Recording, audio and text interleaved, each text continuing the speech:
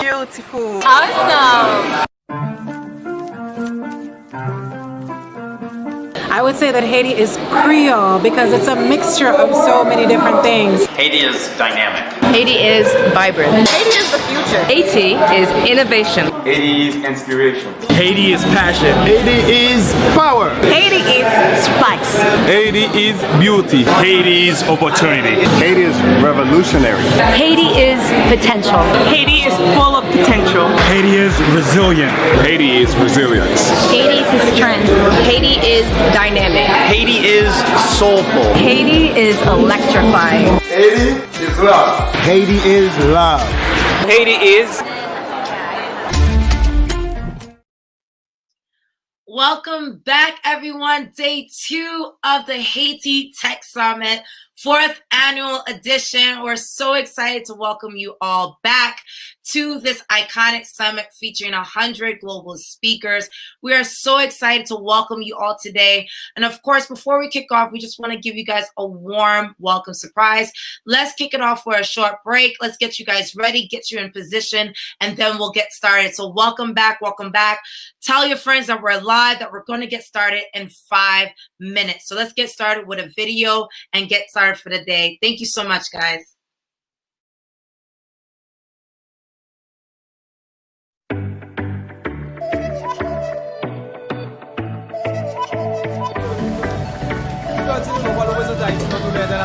Ça représente pour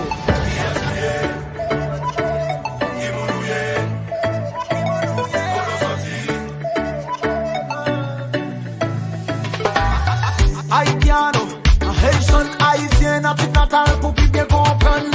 Qui me lève tout ça qui pas fait comme yo. Ça pas garder mon compte qui a ce qui fait action yo. C'est moi qui j'ai péria, ça comme les Haïti péria. Tout pour les masser yo, moi bon moi ça dans toute la ria. C'est pas bon pour l'hôpital canapé vert. La musique ça m'a confirmé pour tout ça pas de quoi les amis. Wow wow wow wow. On va réveiller happy wow wow wow. Faut qu'il décolle pour nous tout à enjoy. Haïti c'est pas non, lève maintenant là yo mandé. Haïtien maye maman. Haïtien maye papa. Haïtien sorti pour lui, m'a fait mourir par le mis pour la vie. Haïtien maye maman. Haïtien maye papa. Haïtien sorti pour lui, m'a fait mourir par le mis pour la vie. Moi de ce troubadou, moi de ce rara, moi de ce rabodaï, qu'on dans ses compas. Et puis carnaval la belle, moi songe black là. Et Richard musique qui devant nous love là. Qu'aime pas sauter, l'enfant des monde qui parler. Des peaux noires, des peaux rouges, des peaux vertes, des peaux bleues, des peaux 10, des peaux d'arc.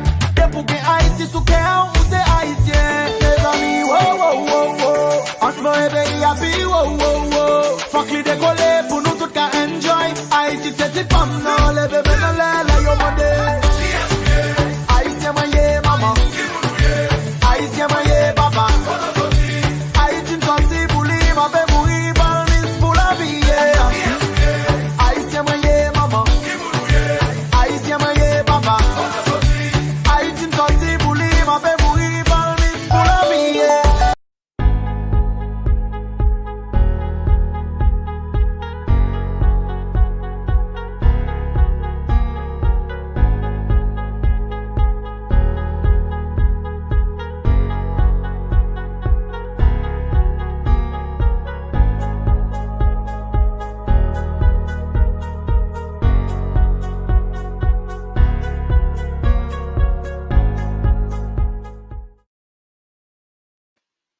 Well, there you have it. Welcome back. Day 2. Just want to make sure you guys were energized and ready for day 2 of Haiti Tech Summit.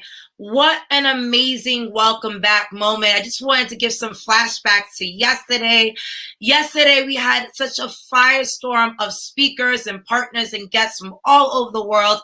We had a Creole conversation panel powered with 2 social media influencers from the local diaspora and the international market as well, from Johnson Napoleon to Kyle. Such a dynamic conversation that had such a real powerful engagement around what's happening in Haiti right now, especially when when it comes to tech and business ecosystems. Of course, we had amazing panel sessions and fireside chats live from Haiti, powered by Group Bank, engaging with individuals about what the state of banking and the future of digital age looks like from a Haitian perspective. Really powerful experiences live from Haiti. And of course, we had our international community on live talking about entrepreneurship and tech ecosystems, having engaging dialogues with our media partners, and of course the U.S. Embassy talking about the future and dynamic conversations about what's happening in business and compliancy. So the 4th annual edition of Haiti Tech Summit yesterday was very, very highly charged with energy, information. We had music, we had compa. So hopefully you guys are ready for day 2. We had 8 hours of streaming content and engagement yesterday. Today, we're back at it again with 8 hours of more heartfelt, fun, engaging conversation. Now, of course, many of you are aware of our vision and our mission for Haiti. We are on a 13-year initiative to really catapult Haiti and change the narrative around this country and really build a tech hub of the future. We're really proud of the work that we've done over the past couple of years. It's something that we know as pillars in really engaging and leveraging technology on entrepreneurship and employment and education. It's really a testament to the work that we do here. And as we build, of course, we have stats and data on the work that we've done, the impact that we've made in the past 3 years in engaging the Asian community, and also engaging the global community when it comes to Haiti and the state of its tech and business ecosystem. Of course, there's still a long way to go, but in the past 3 years, from the millions of media impressions that we gained by putting a spotlight on Haiti in a completely different capacity and bringing all these partners and ecosystems together to really build a newfound vision for this country. And of course, as you know, what's different about 2020 is really the fact that, we are undergoing a global pandemic. This is why this is the first time in Haiti's Tech Summits multi-year edition that we are virtual, and we're engaging 100 global speakers and 4,000 guests from around the world. We actually doubled the amount of views yesterday, and I think we crossed over 7,900 live viewers who were engaging with the content. Of course, in multiple media impressions, of course, we reached millions of media impressions yesterday alone, but it's just a testament to the reach that we can have about these conversations regarding Haiti. And the theme this year is the 2020 Great Reset on behalf of the World Economic Forum. How do we digitize a nation's future and really leverage technology to make the ecosystem more inclusive and accelerate activities within the country? Of course, you know that we've engaged many different thought leaders and partners for the program. We had several headliners join us yesterday that really shocked the ecosystem in terms of the caliber of guests that we invited to the program.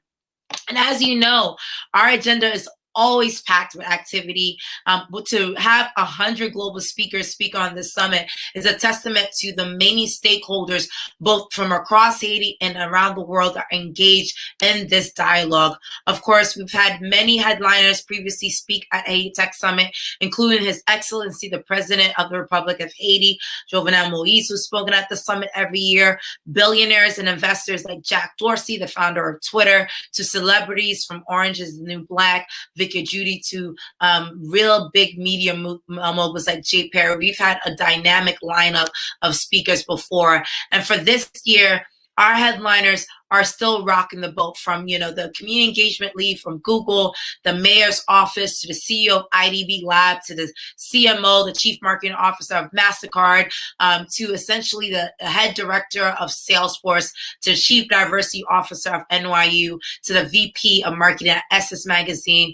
The caliber of dialogue that you had just yesterday alone is a testament to our commitment to bring the best of the best stakeholders to have a genuine conversation of Haiti.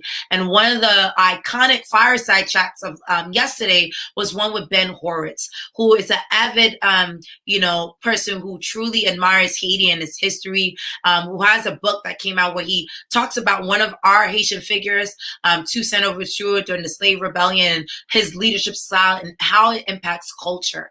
And there was a big conversation around business culture during this fireside chat. And of course, again, without further ado, I do want to again thank the U.S. Embassy for support as a platinum sponsor of the Haiti Tech Summit again. And of course, we had our Deputy Chief of Mission, Charge d'Affaires, Nicole Theriot, speak at the program. So it really was a pleasure to welcome her yesterday as well. And today, you'll be hearing from Irene Hoffman. She's an amazing, dynamic woman who is really passionate about innovation and impact across the Caribbean market and around the world in emerging markets. The CEO of IDB Lab will be joining us today as a keynote, joined by Raja Mahar, who's the Chief Marketing Officer of MasterCard. As many of you know, the payment sector and the healthcare industry around the world has truly been one of unique caliber. So it's been a really amazing opportunity to engage speakers like himself to join us. And of course,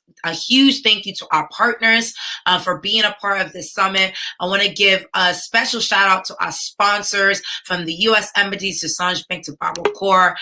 First off, a huge round of applause and thank you to our platinum sponsor, the U.S. Embassy of Haiti. Of course, our gold sponsor, Songe Bank. And just to make sure that you get a sense of who Songe Bank is, here's a quick promo clip. Monde lan ap bouje chak jou pi plis. Bezwen yo, attente yo, ap chanje. Et puis tan nou vin important en pile. Non Songe Bank, nou kon sa. Et chaque jour, nous travaillons pour nous offrir un meilleur service, capable de gérer tant ou pi bien en toute sécurité. Non Songe Bank, nous engageons pour nous rendre plus confortables dans la relation avec banque. C'est pour ça, nous avons toujours utilisé technologie Internet pour services nous disponibles pour sous téléphone, tablette et ordinateur. Comme ça, nous avons assuré que tout haïtien sans distinction a accès à services nous chaque jour, 7 jours sur 7, 24 heures sur 24.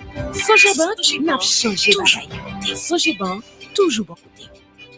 Again, a huge thank you to our gold sponsor, Songe Bank, for being a part of this program.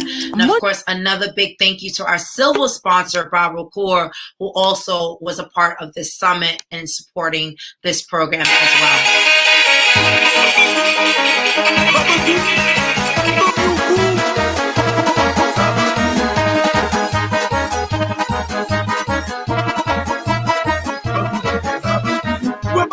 C'est normal, son beau produit national, son ambassadeur, PIA, pas beaucoup original. Nous satisfaisons les couilles nationales, nous l'inspiration,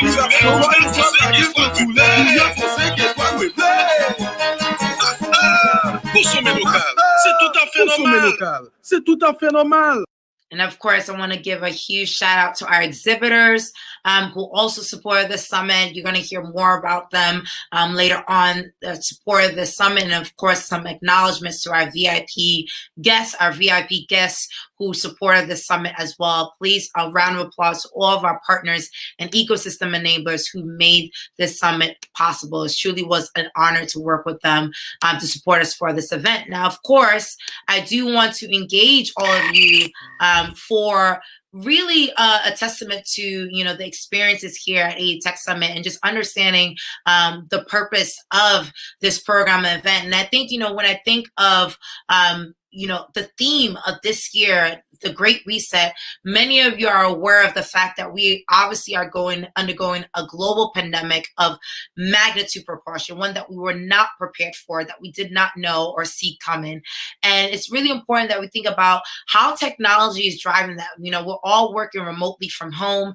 We all now know the power and the use of the internet. And so countries like Haiti need to really take a forward step in understanding the importance of this. I know back in 2017, again, when we called this program the Haiti Tech Summit, it wasn't something that really made sense at the time. And this year, technology has been at the forefront of every conversation. And it doesn't matter what generation you come from, whether you're young or old, or what culture you come from, there's a unified code and conversation around technology. The future is here now, and we need to respect that, and we need to be prepared for that. And I think of, this whole conversation around AI and automation and people being fearful of their jobs. If I say this in Creole, konan pil moun pe, like, ba changement yo a fait rapide.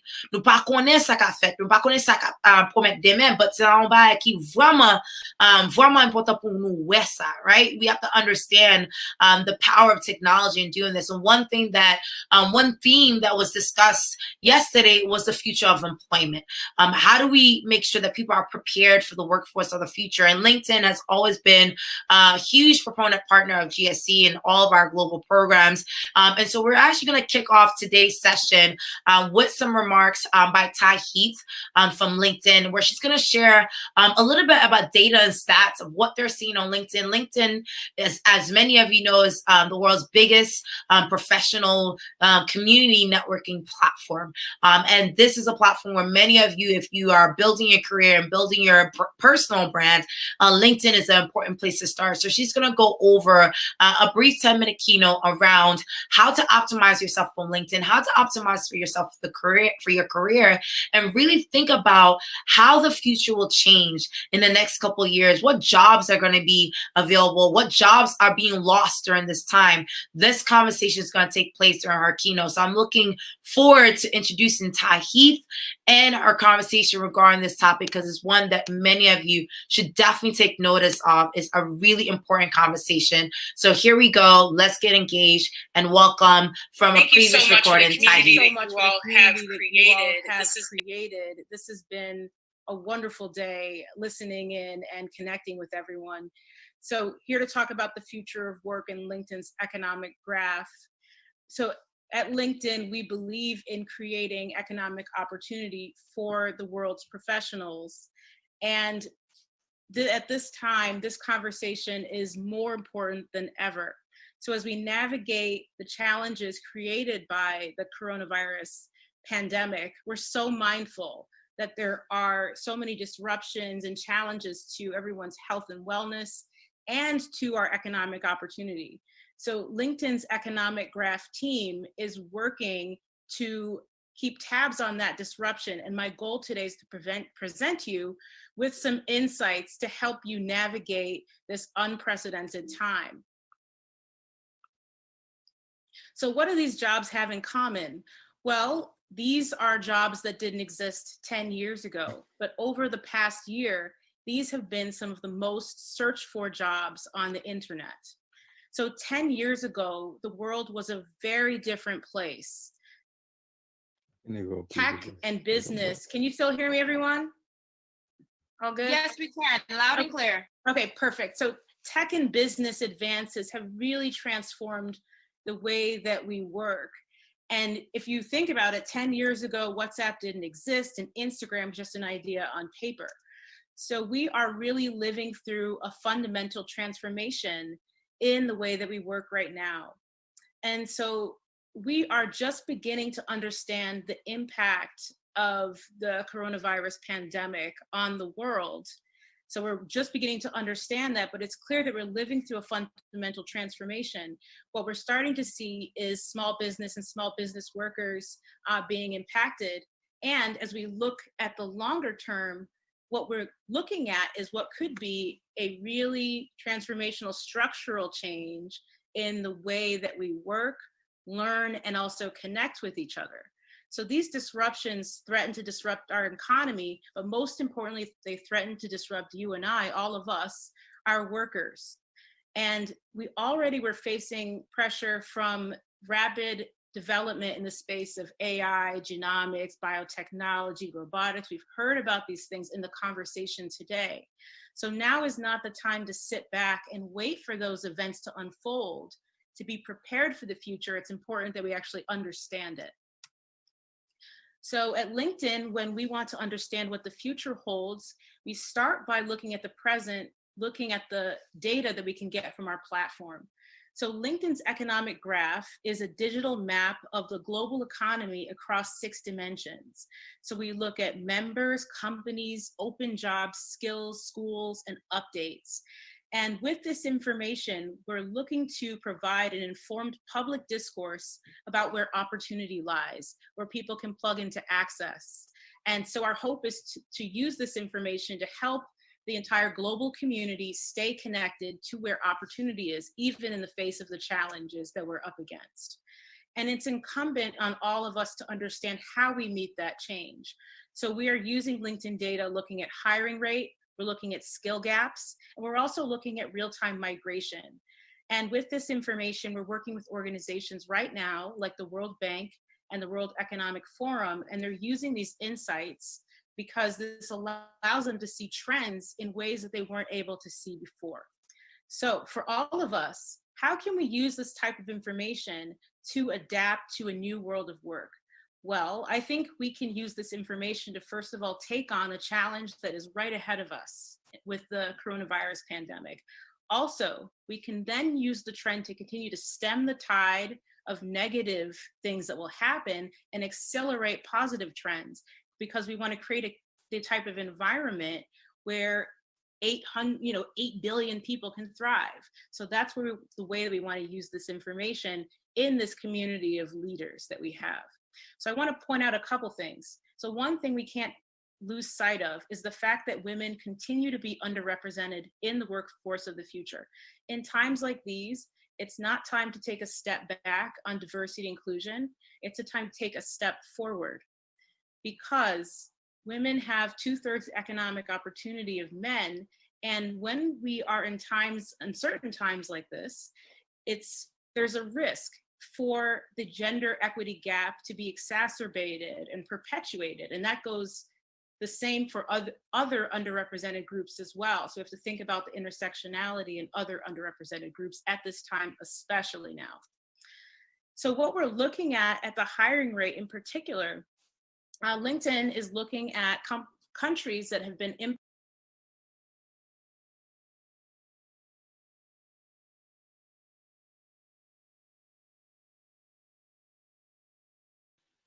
All right, I think there's a cutoff from Tahit there, but as you can see, she was talking about LinkedIn and the work that they do. I think she's going to come back on again. But as we wait for her to come back on live, I do want to stress again that this is one of those conversations that I think needs to happen regarding the future of work, regarding how we're able to really connect with thought leaders of every kind. And I think what she does a great job of is really just engaging us on what jobs of the future will exist. And something that I've always asked our attendees to consider when it comes to these thought leader conversation is, what jobs scare you, right? What jobs do you believe will still exist? What jobs do you believe will not exist? And many people are saying, well, coders are going to be in effect, designers, data analysts. We're seeing a huge rise in engagements around certain type of fields, even design, become more of a forefront of conversation right now in terms of jobs that people want to engage in and talk to regarding the future. So it's really a great opportunity for us to hear what LinkedIn is working on in terms of their thought leadership on this. So I am going to bring her back to continue the call. I think she should be fine to be able to communicate this, because this is a very pertinent conversation. So without further ado, thank you so much for the community that you all have created. This so welcome back, everyone. A wonderful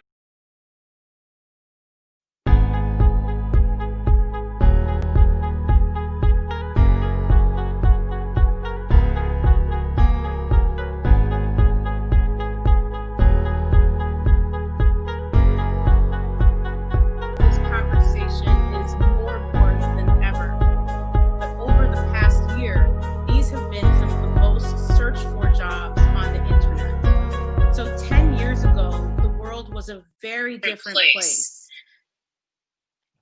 Tech and business. Can you still hear me, everyone? All good? Yes, we can. Loud and clear. Okay, perfect. So tech and business advances have really transformed the way that we work. And if you think about it, 10 years ago, WhatsApp didn't exist and Instagram was just an idea on paper. So we are really living through a fundamental transformation in the way that we work right now. And so we are just beginning to understand the impact of the coronavirus pandemic on the world.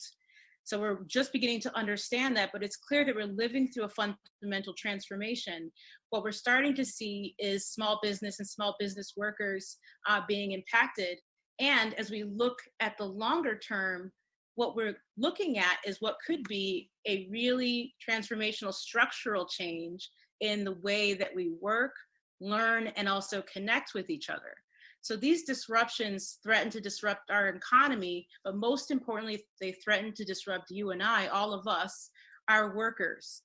And we already were facing pressure from rapid development in the space of AI, genomics, biotechnology, robotics. We've heard about these things in the conversation today. So now is not the time to sit back and wait for those events to unfold. To be prepared for the future, it's important that we actually understand it. So at LinkedIn, when we want to understand what the future holds, we start by looking at the present, looking at the data that we can get from our platform. So LinkedIn's economic graph is a digital map of the global economy across 6 dimensions. So we look at members, companies, open jobs, skills, schools, and updates. And with this information, we're looking to provide an informed public discourse about where opportunity lies, where people can plug into access. And so our hope is to use this information to help the entire global community stay connected to where opportunity is, even in the face of the challenges that we're up against. And it's incumbent on all of us to understand how we meet that change. So we are using LinkedIn data, looking at hiring rate, we're looking at skill gaps, and we're also looking at real-time migration. And with this information, we're working with organizations right now, like the World Bank and the World Economic Forum, and they're using these insights because this allows them to see trends in ways that they weren't able to see before. So for all of us, how can we use this type of information to adapt to a new world of work? Well, I think we can use this information to, first of all, take on the challenge that is right ahead of us with the coronavirus pandemic. Also, we can then use the trend to continue to stem the tide of negative things that will happen and accelerate positive trends, because we want to create the type of environment where 8 billion people can thrive. So that's where the way that we want to use this information in this community of leaders that we have. So I want to point out a couple things. So one thing we can't lose sight of is the fact that women continue to be underrepresented in the workforce of the future. In times like these, it's not time to take a step back on diversity and inclusion. It's a time to take a step forward, because women have 2/3 economic opportunity of men. And when we are in uncertain times like this, there's a risk for the gender equity gap to be exacerbated and perpetuated. And that goes the same for other underrepresented groups as well. So we have to think about the intersectionality and other underrepresented groups at this time, especially now. So what we're looking at the hiring rate in particular, LinkedIn is looking at countries that have been impacted in this time of uncertainty. So looking at China and Italy, for example. And what we noticed is that immediately after quarantine measures were put into place, hiring rate plummeted. That said, we are starting to see some early trends in China where the hiring rate is starting to increase, which leads us to some hope that after the virus is contained, that we can return to economic activity. So this is something we may see in countries around the world as countries take measures to combat the challenge ahead, and that there is some hope to return to that economic opportunity. That said, we need to get creative, because the conversation around where jobs exist in the future of work often focuses on where jobs are being lost rather than where jobs are being created.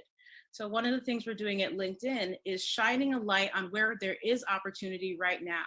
So if you have been impacted by the pandemic, there's information on LinkedIn as to where the most in-demand jobs are and who is employing right now. even beyond this, as we look to the future, we have to understand that just because we're facing these challenges right now, don't mean that there's still not a need for information, goods, and services. We just need to figure out how to pivot to take advantage of those opportunities, doing things like reskilling workers, doing job sharing, and taking care of the communities that need support. So we're clear that there are industries that are going to be completely impacted. So we have to be thoughtful and creative about how we support those people and move forward in the future of work, looking at where the opportunity lies. So we're continuing to monitor how that work is evolving, and we're seeing some really promising things all over LinkedIn. I'm seeing master classes in leadership, from people stepping up to companies stepping up. I'm seeing people doing conversations on Zoom. I'm seeing people's pets. I'm seeing people's families. And so one of the things I hope that we continue to do, even after we move through this challenge, and we will move through this challenge, is take care of each other and take care of each other's humanity and recognize the humanity in all of us and that we're all connected, because this is likely to be a permanent shift in many ways. So we do need to constantly evolve. We need to rethink education. Our education system does not work for the future of work. There are kids that are graduating that'll take on jobs that don't currently exist and for which their education has not prepared them. Our social safety net was built for the industrial era, so it doesn't work for the future of work. And then there's an opportunity for us to continue to invest in the freedom and flexibility that helps parents be great and that supports remote working and opportunity globally, making sure people are connected to that opportunity with more freedom, flexibility, and a recognition of our humanity. So that was advice at the business and company level. I would also say, for a personal level, thinking about yourself now, honing your unique human skills during this time can be really valuable. Companies are looking for both hard and soft skills, which I call human skills. These are some of the things that companies are looking for. This is an investment in your future career and your future opportunity when you build these skills, because they're unlikely to be disrupted by AI. And then we need to get ready for lifelong learning. So we can't go to college and then say, all done. We have to continuously learn. So with tools like LinkedIn Learning and other educational opportunities, there's an opportunity for us to continue to refresh our skills. And then finally, I would just encourage this community to build your network, build your brand, because one thing that will never change, virtual or not, is that relationships matter. So it just means we need to pivot the way that we're connecting with each other. So to think about how do we cultivate relationships virtually in this time of physical distancing? It's totally possible. And it's totally possible for all the leaders on this call to share the valuable information you're getting with your community, share knowledge. Let's support each other. So the next 2 decades promise a full-scale revolution in our working lives. Let's work together to ensure the best and most inclusive outcomes for everyone. Thank you, everyone. Again, my name is Ty Heath. Here are some information and resources that you can connect to learn. There you have it, Ty Heath on the future of work on behalf of LinkedIn. I know that was a short presentation, but hopefully you were able to get real knowledge and expertise on that conversation, because again, it is a really pertinent conversation about the future of work. We all know that LinkedIn is a very, very important tool for really connecting and building your network over time.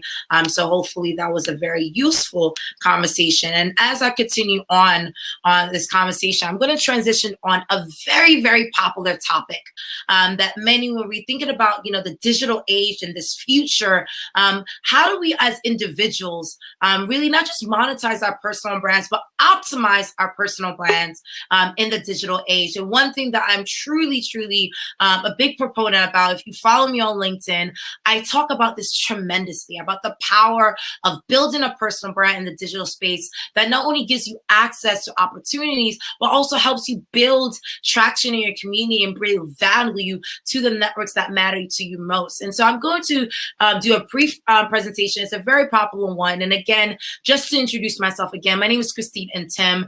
I'm the Chief Marketing Officer of the Global Startup Ecosystem. We run many global programs around the world. We are actually the world's first and largest digital accelerator. We've been running digital accelerators for years.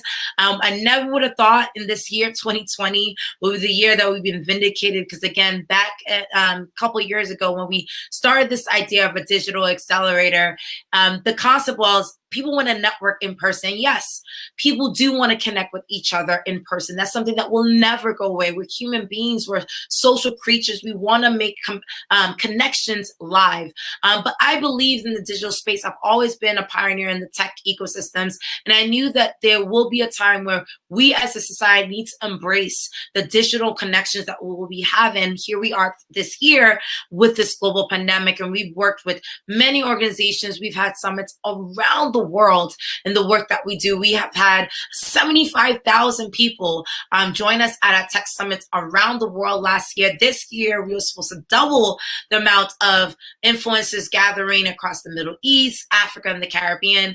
Obviously, we're doing this virtually. Here we are for Haiti Tech Summit, virtually engaging, but it's something that we I've always been a big proponent of when it comes to gathering tech ecosystems and building tech ecosystems of the future in a very unique way. So we're very, very proud of these dynamic ecosystems, especially when you think about emerging markets like Haiti.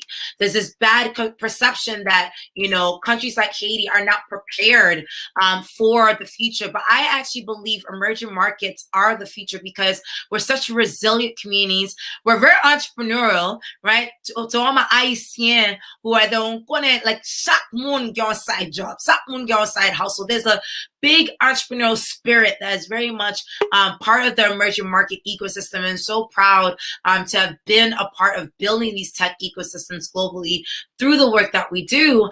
And I want to give us a reality check, right? If you think about your personal brand, if you guys are there with me on the chat feed, engage with me. I see a lot of comments coming in right now across LinkedIn, Facebook, and Instagram.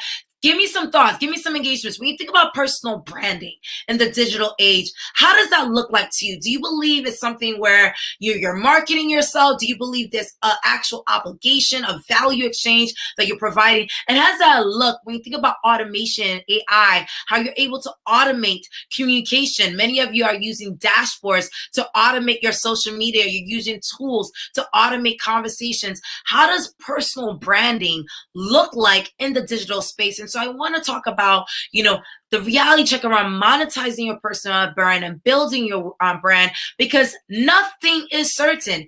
We live in a time where everything is changing at a rapid scale, and the only thing that you could truly hold on to is really your brand value.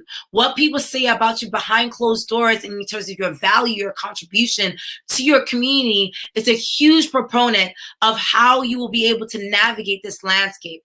And one thing I would say, when I think about the benefits of personal branding, engage with me on the chat feed. Tell me your thoughts on this. What do you believe is the benefit of personal branding? No, it's not social media, features. No, it's not media. No, it's not the money. Yes, there is a superficial element to personal branding that I believe too many people talk about on a regular basis. When I think about personal branding, I think about the value and the independence it gives me to, yes, create creative wealth, to create multiple streams of income. Yes, the speaking engagements, the contract, the sponsor deals. Yes, there's a lot of different beneficial, wealthy components of building a personal brand. But I think about the influence that comes with building a personal brand, the people I'm able to connect to. I've met with politicians, heads of states, celebrities from all over the world due to my work in my personal brand, my commitment to my community. And that leads to the impact. What legacy am I going to leave behind? Because I said this before, I'm not only an entrepreneur and a tech ecosystem builder. As individuals, we're human. We come with multiple titles as soon as we are born. We are daughters, mothers, fathers. For me, I'm a wife, I'm a mother, and I'm many different things. I'm even a sister to a younger brother. I'm wearing multiple different hats. And I am a proud Haitian American. You could hear my American accent, so you see the New Yorker in me, right? But I'm so Haitian, I'm proud Haitian as well. And I'm proud of, the background that I come from. So we think about building your personal brand in the digital age, think about the benefits outside of what you've been told, and think about how you're able to take that independence and that influence and make an impact. And those are the things that you need to think about when you think about all the changes that are happening. And especially when you consider this pandemic, I think there's a lot of fear in the world, a lot of fear around what does the future hold? How do I rebuild my career? Nothing is certain. So I think people are now understanding that they do need to build a personal brand, whether you're in the corporate ecosystem or entrepreneurial ecosystem.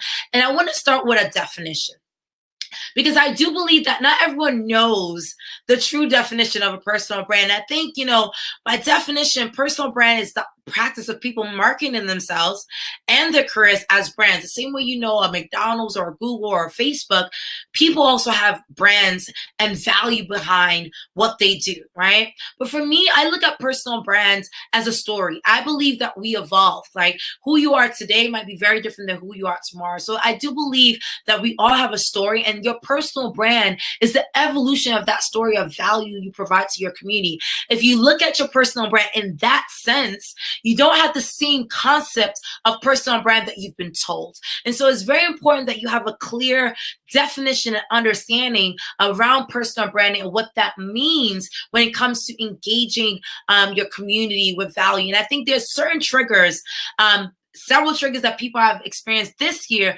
as to, okay, how do I craft my personal brand? Because we all know we have a reputation, but how do I craft and mold it? Many are going through career transitions. Maybe you are an author and now you're going to be a teacher. Maybe you're a dancer, now you're going to be an engineer. So there's a transitional branding trigger. Like, that's something that's triggering you to be more purposeful about your personal brand.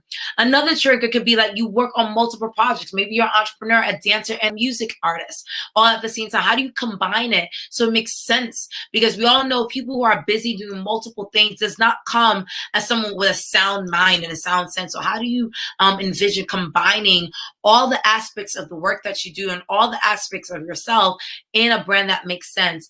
And finally, this is what a lot of entrepreneurs struggle with, is this concept around personal branding versus your business brand. What is the difference? Do you build a business brand or do you build a personal brand first? It's a concept that's very, very important that you're aware of when it comes to building personal brands, right? So how do you do one before the other simultaneously? These are the different triggers. And one thing I will say is you need to know your level, right? Where are you on your personal branding journey? If I usually do a poll.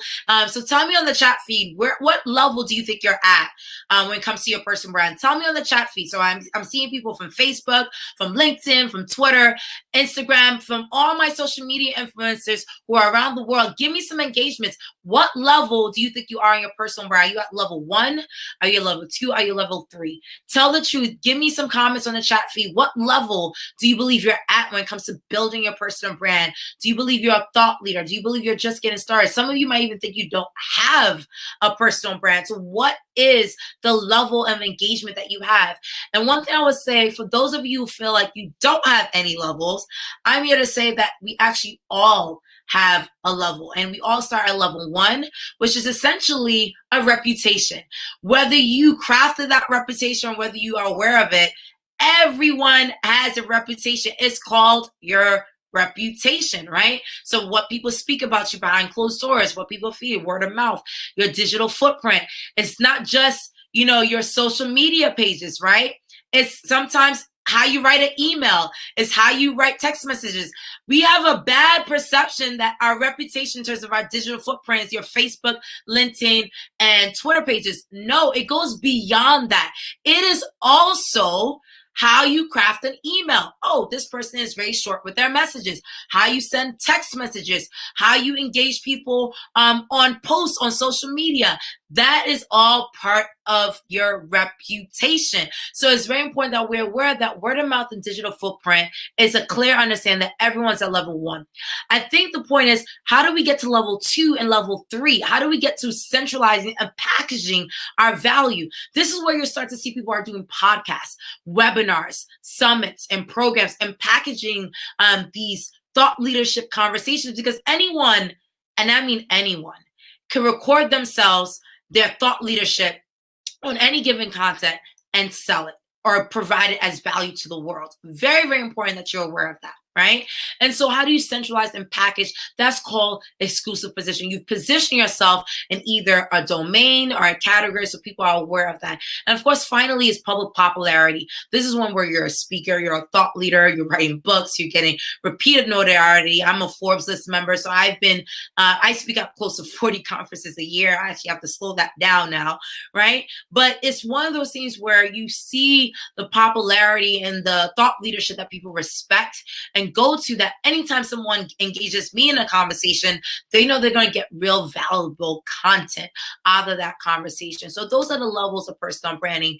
So now let's think about this age of AI and automation. I'm very fascinated by artificial intelligence and the ways that we're engaging in technology on an exponential curve, just because things are moving faster and just because technology is cheaper, it's more accessible. We could process more data in real time a lot faster than before. For those of you who think that AI is coming, AI has already been here. You're already using tools that leverage automated intelligence already. So it's very important that you understand, in the age of AI, as technology accelerates and continues to grow, how do you become a AAA threat? Where when you're building your personal brand, you continuously attract people to your brand and your value.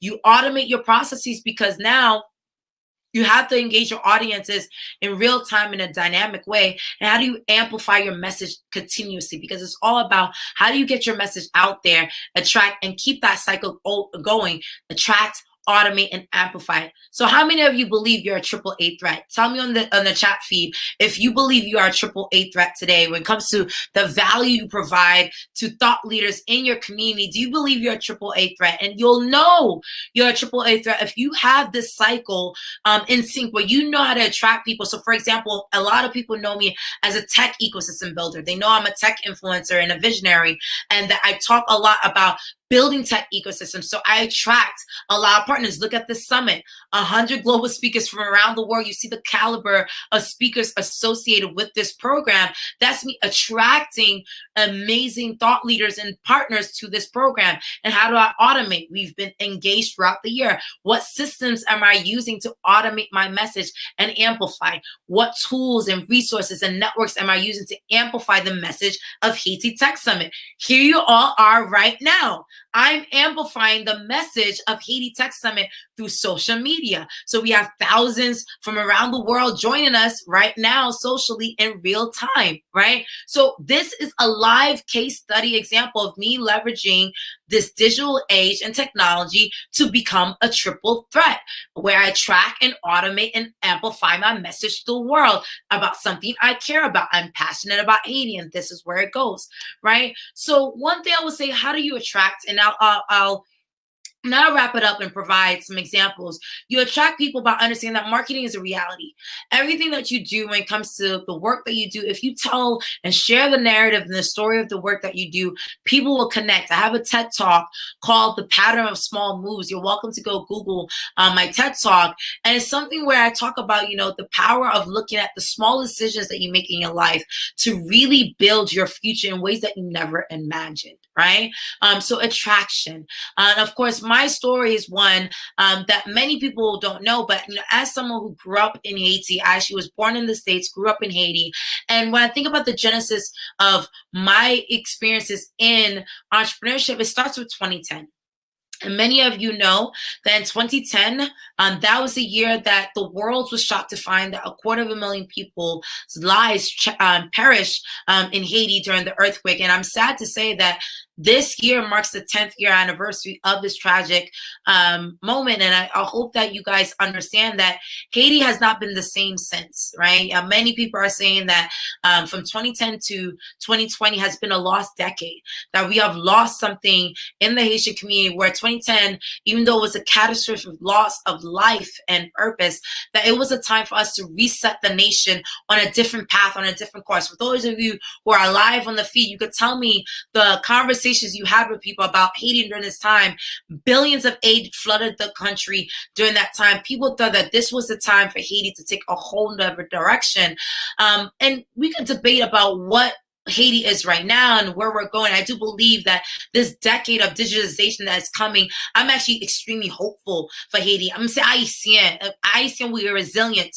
We are very, very persistent. And I do believe that there's a future for Haiti in a way that people are not going to see coming. And I think when you look at history, the underdogs are always underestimated for a reason. There's no way that Haiti could be the first Black republic and have gone through so much strife in 215 years of history and not leverage this tech revolution in a very unique way.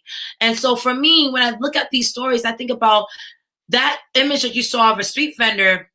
I see the resilience of my people, right? If you notice, she took the basket as a street vendor of her work and put it on top of the rubble because she went back to next day like business as usual, right? And for me personally, I also grew up as a street vendor. Many of you probably are not aware of this, but I used to sell on the streets with my parents and my family, as a mashan, right? I come from 3 generations of street vendor. My grandmother was a rice farmer. My mom learned from her and started selling on the streets. And even though I personally have an Ivy League education, I have a full ride. I went to an Ivy League school that was completely sponsored by Bill Gates. And I appreciate the Gates Foundation for sponsoring my entire education. Just because, I have a shiny degree doesn't mean that I don't, want to connect back to my roots. I actually started street vending myself. And I started to understand the power of technology and how do we connect street vendors to technology around the world. And that started my entrepreneurial journey of seeing the power of technology to really tackle challenges. And when you're crazy about something, everyone knows I'm very strong-minded and focused when it comes to my vision and my passion for the communities that I serve. People start to, you attract people. And so I get to meet a lot of celebrities, from the President Obama to President Clinton to Richard Branson, to influencers from around the world about this work. And so I think this transition, you attract people, but what do you do with that engagement? Because I believe engagement has no closing hours. So I'm constantly engaging with my community with value, and I'm constantly figuring out how do I amplify my message, because you can never be an army of one. No one can lead a revolution without an army, right? And I think that, Haiti is going to undergo a tech revolution that people have never seen. In 2017, when I talked about, Haiti and building a tech summit to gather the stakeholders around leveraging technology to move Haiti forward, I know a lot of people thought that it was a crazy thing at best. But in this age of AI, when you think about your personal brand and what you could do to amplify your message, I really think that it's important that we as a society really build on the future and really think about the power of the digital space to really build a future that is really powerful and one that's memorable. And when you think about this pandemic, I'll end here and say that this conversation, this keynote I provided was really to challenge your thought leadership around what the future holds and your position and your role in society. As stated before, this program, this Haiti Tech Summit, the theme is around the Great Reset. And it's a global conversation around how do nations reset themselves and prepare for this decade of digitalization. And that starts with our citizens, like you, like me, my Haitians, my global diaspora, my global network that's on the session right now. How are you making a vision and a roadmap for yourself to really change the paradigm? And we truly have the power to do that, because now with technology, you have Wi-Fi, your heart, and your mind frame. That's all it takes. You now have the same platform that corporations and governments have. We're all on the same platforms now. The playing field has been level set. And if the playing field has been level set, what is your goal? What is your next step? Because there has to be a point where we change the paradigm in a way that we've never expected before. So for concluding thoughts, definitely check us out at Global Startup Ecosystem. You can follow me on LinkedIn. I'm very, very, very active on LinkedIn. I drop videos and talks about this all the time. And hopefully you found this useful as content to really prepare yourself for what's to come, because I'm truly passionate about how we're able to embrace the future and how we're able to connect. And with that, for concluding remarks, I do want to engage you guys to enjoy the next promo break as we transition to our next speaker. Coming up next, we're going to welcome the CEO of IDB Labs to give an amazing presentation on what IDB is doing, not only across the Caribbean, but around the world, especially during this pandemic. I'm looking forward to introducing Irene Hoffman next on the lineup here. So don't go away too soon. Definitely grab some water, grab some some drinks. I know I have my water bottle right by me, and we'll see you right here, right now in the next couple minutes. Enjoy the break, everyone. We'll see you right here soon.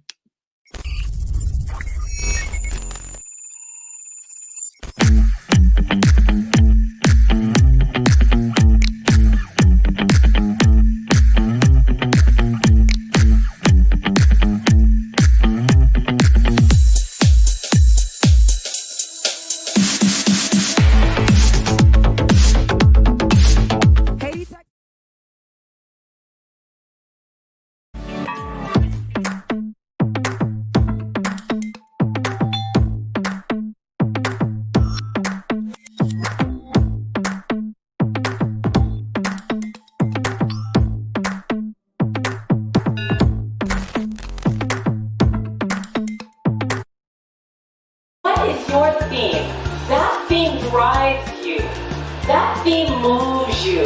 1, 2, yes! They're gonna hold it up. 1, 2, yes! And you're gonna go right through. And then you celebrate!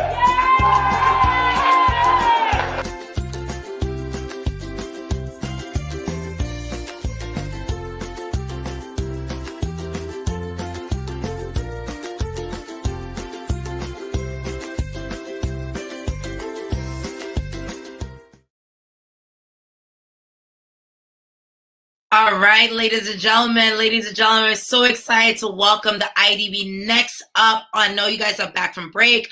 Hopefully you guys enjoyed that first session of the day. And of course, we had some remarks from LinkedIn on the future of work. We're gonna now transition to our next speaker. Please give a warm welcome to Irene Hoffman, CEO of IDB Lab, is gonna come right on live to engage all of you with her session. We're so excited to welcome her back. Of course, Irene Hoffman is an amazing influencer that we truly are excited to work with. So let's get ready to get excited for her talk. And she's going to give, again, a presentation about what IDB is doing in the ecosystem. So we're going to do a quick countdown message. And let's get ready to welcome Irene Hoffman, our next speaker on the session lineup. Let's get the energy up, everyone.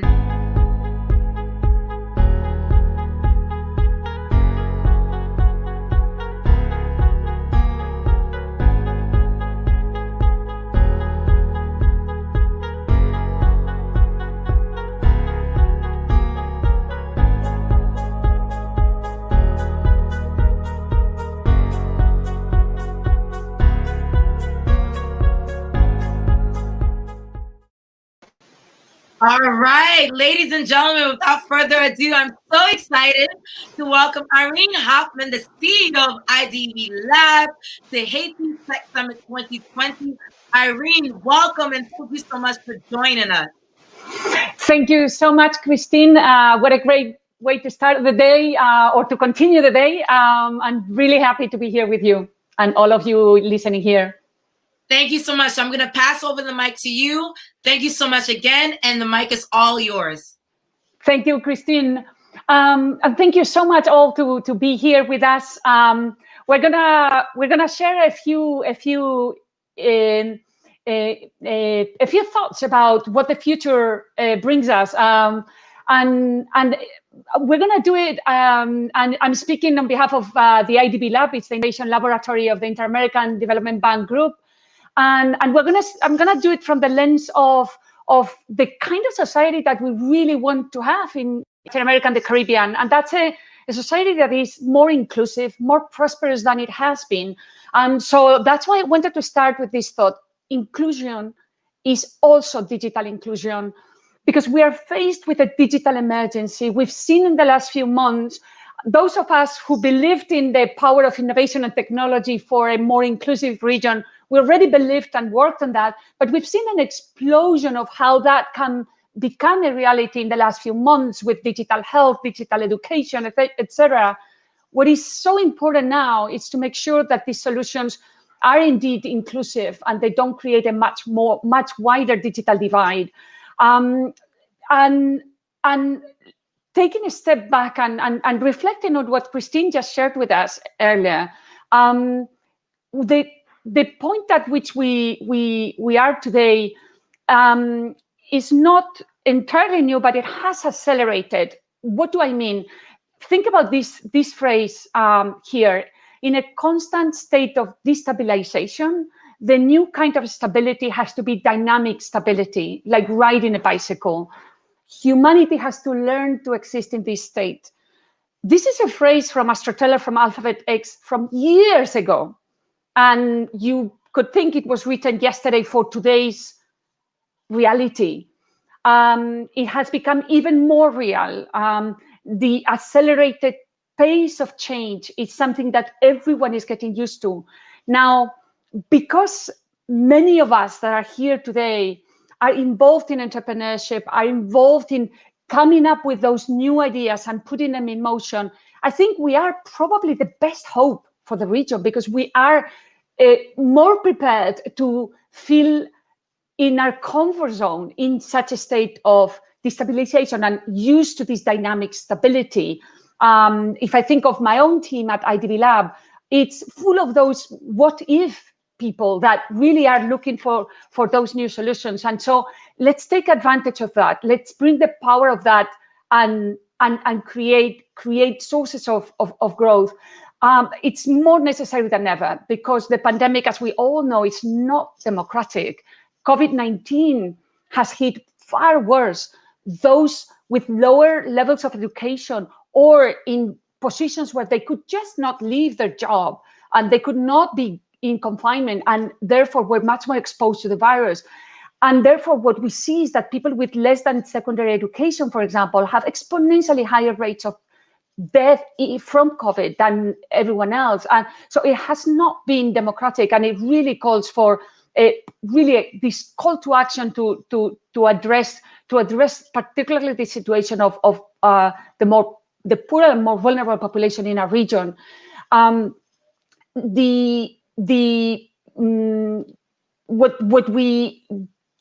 we see and in front of this reality is that the same solutions that we used to try to provide before are not going to really change the reality the way we need to. And therefore, as I said, we do rely on this amazing abundance of innovative ideas and entrepreneurial talent that the region has. But what's the state of it? How has COVID-19 itself affected global ecosystems? And what we see is that globally, almost 75% of the companies, of the startups in the world have seen a drop in revenue, and really a little bit, just more than half, have received any sort of cushion to soften this blow. When we looked at the numbers in Latin America and the Caribbean, the situation is slightly similar, and in some cases it's even worse, where we do see that almost 85% of them have seen a drop in cash flows. Now, again, I mean, entrepreneurs by nature are ready to pivot. They're very cash flow conscious, and I do think that there is an opportunity, and there have been even some where, for a lot of the digital startups, the pandemic itself has created a space for accelerated growth. We've seen it in health tech, we've seen it in some of the logistics platforms, etc. And let's really take a look at what the future could bring from the entrepreneurial ecosystem.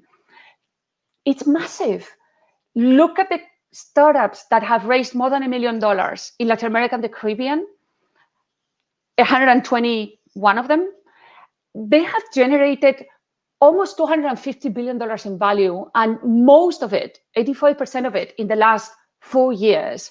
So entrepreneurs out there who, if you're listening and you look at the power that you have to create value, this is just the beginning.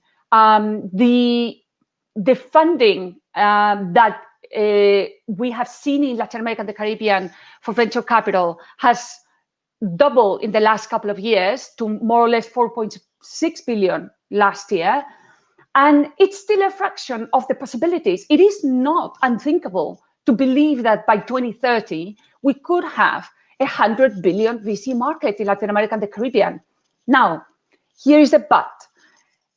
90% of this value that has so far been generated is concentrated in startups in Argentina and Brazil. So how do we make ecosystems like Haiti flourish?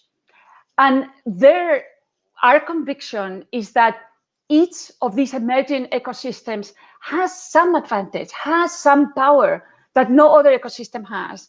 And that also not all the traditional tools, like pure traditional VC, is the answer to generate the growth of that ecosystem. It's the combination of actions, and it's the creation of a more articulated ecosystem, which is why I think this Haiti Tech Summit is so brilliant to bring us together and make that possible. It's going to be something that could really create an explosion of the key drivers of the digital economy, which we all know. Christine just mentioned, the power of data. We live in an age of access and experience, of the power of the crowd and the cloud, of open innovation, of infinite computing, which is allowing a lot of solutions that were available just for 1% to be available for even the more poor and vulnerable population, even the smallholder farmers today, to become much more productive and generate much more value, improve their lives. And finally, the rise of information, again, data. And this is really something that will be at the heart of what we all do going forward. And that also relies on more and more workers in the world and in Latin America and the Caribbean to be employed either independently, self-employed, or in digital job platforms.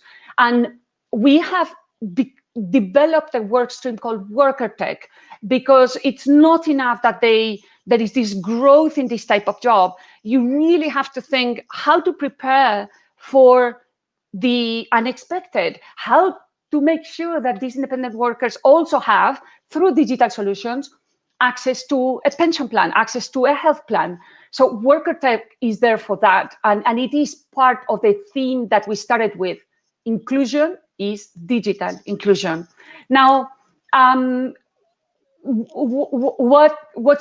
this is really at the heart of our purpose as the Innovation Lab of the Inter-American Development Bank Group. We use technology and innovation for inclusion.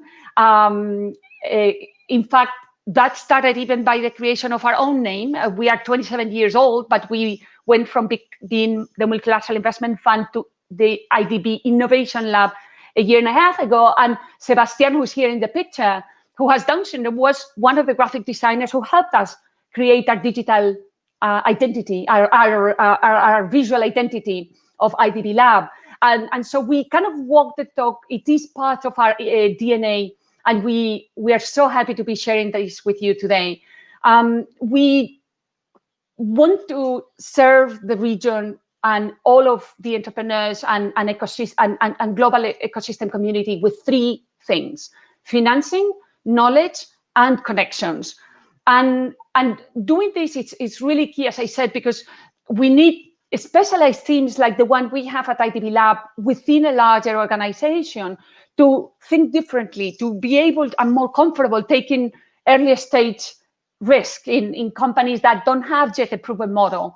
And now, how are we applying it? Well, preparing workers, for example, for the 21st century market opportunities. That's one big area in which we are deploying the financing, the knowledge, and the connections. We've supported more than 25 skills for the future projects in the last few years, and more are coming, and they are coming, forming a community around this particular theme. Let's take a look at some close to you now. One in Suriname with the Polytechnic Institute, which is transforming the creative industries through digital skills, training in robotics, in AI and algorithms. Let's take an even closer look in Haiti. No Code. No Code is an amazing discovery, by the way, that we identified at the Haiti Tech Summit last year. So thank you, Christine, and the whole Haiti Tech Summit team. They are focused on high-level web and software development services, and through coding bootcamps, they can really prepare people for the jobs of the future. Now, We also believe that it's really, really important to channel technical and financial support to entrepreneurs and young businesses through ecosystems organizations. We won't do it alone. We deploy a certain amount of dollars every year, but it is much more important is the mobilization and who do we do it with and all these partnerships that we build along the way. So again, let's take a close look at the Caribbean. Nexus Hub is one of these amazing partners. They support, as you probably all know in Guyana, the ICT developer community to generate viable technology solutions. They do hack solve on social issues that impact the population. Or, of course, TechBeach, that many of you probably know, have been to Montego Bay and some of their other events and encounters.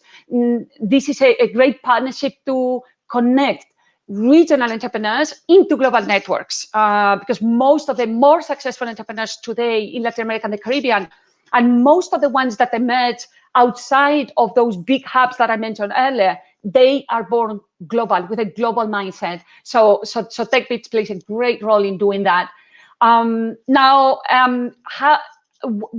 This became an absolute explosion of connections between new ideas, entrepreneurs, and those seeking desperately those new ideas during the pandemic.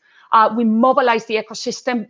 In 2 weeks, we had 500 proposals from the innovation ecosystem at the beginning of the COVID-19 pandemic to look at solutions that could address the medical emergency. Here is the result. These are the top 20. They're already working. They're doing amazing things in diagnostic, in the detection, prevention, recovery. They are really at the forefront of innovation globally. Diagnostics, for example, like Unima in Mexico, or again closer to the region, a telemedicine solution like MD-Link out of Jamaica, or an inventory management system for critical supplies, Dimagi, are some of the solutions that you see that we were able to support very quickly within just a few weeks of the pandemic with a prototype in partnership with many of the local players of the ecosystem in these different countries. And of course, looking ahead, not just beyond the medical emergency, what are the worst hit sectors? Well, tourism, of course, is one of them, very extremely relevant for the Caribbean. So we developed a Beyond Tourism challenge with the World Tourism Organization, and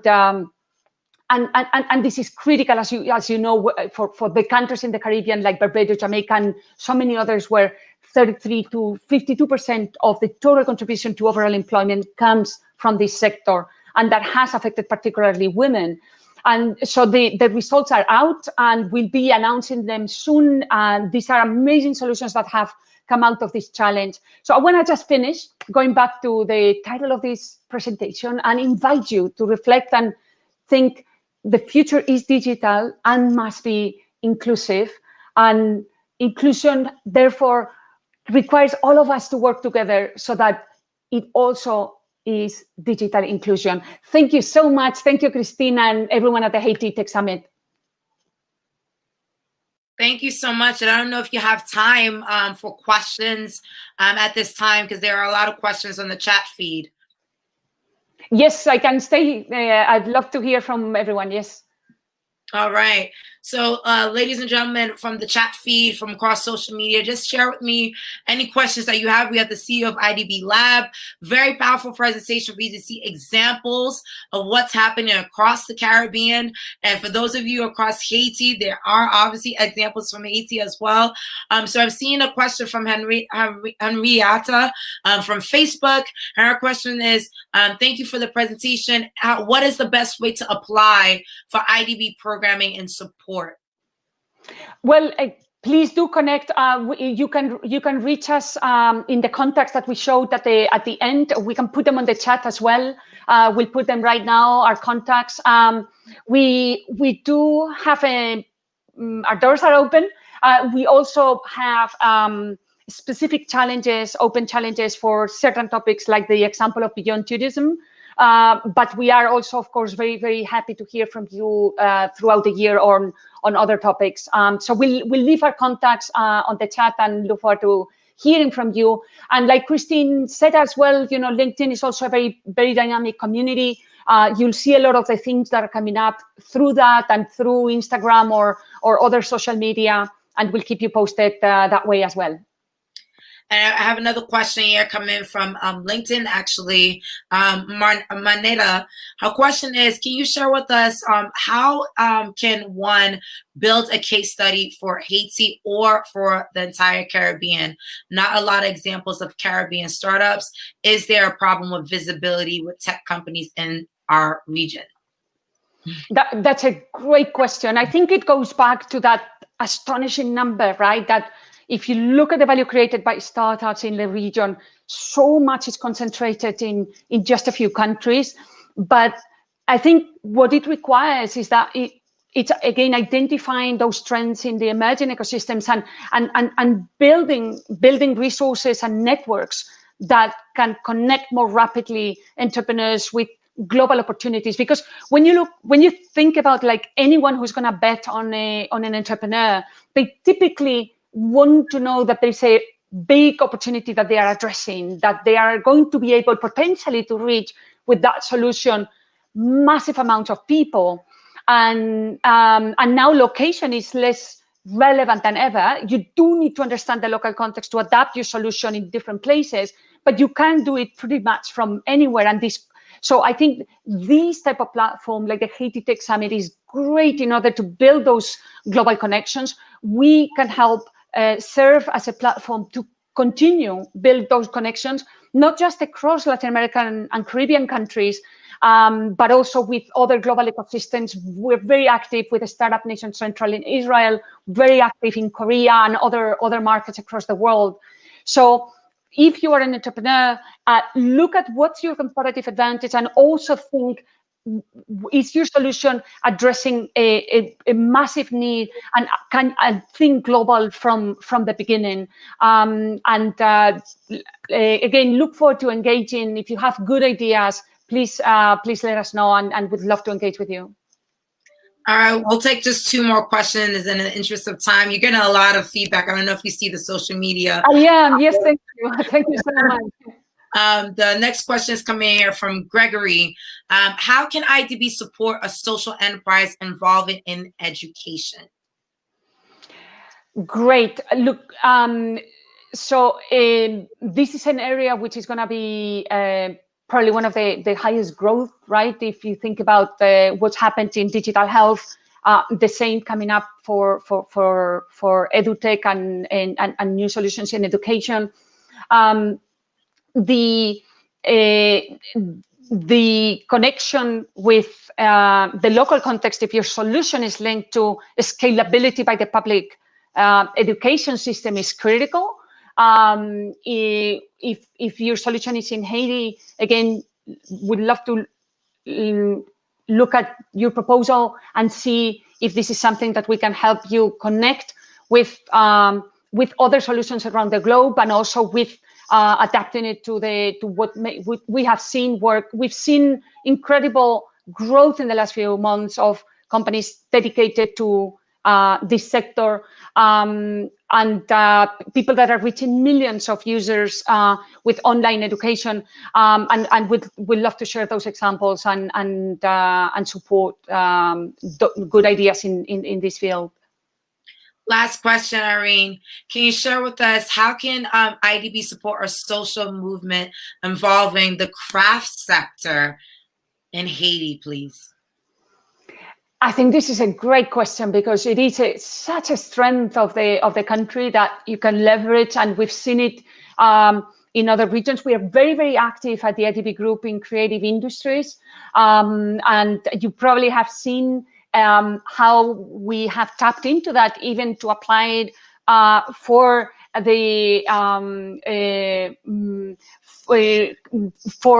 other sectors. So this cross-pollination of sectors, we're no longer just talking about traditional craft, but is how to use that and cross-pollinize with other sectors, like, for example, gamification for edutech solutions that rely on the creative talent in countries. And there are amazing startups all over the region. You have Creana, for example, out of Peru, has already become regional, and it's a bit like the Coursera for creative industries, but with the content that is being produced by creative talent. This is the concept of prosumers, no?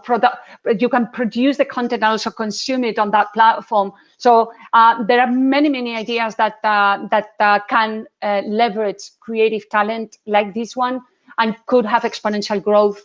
Again, think about how your idea can address a global and a massive need, and how your idea can be global from the start, and we'd love to help you.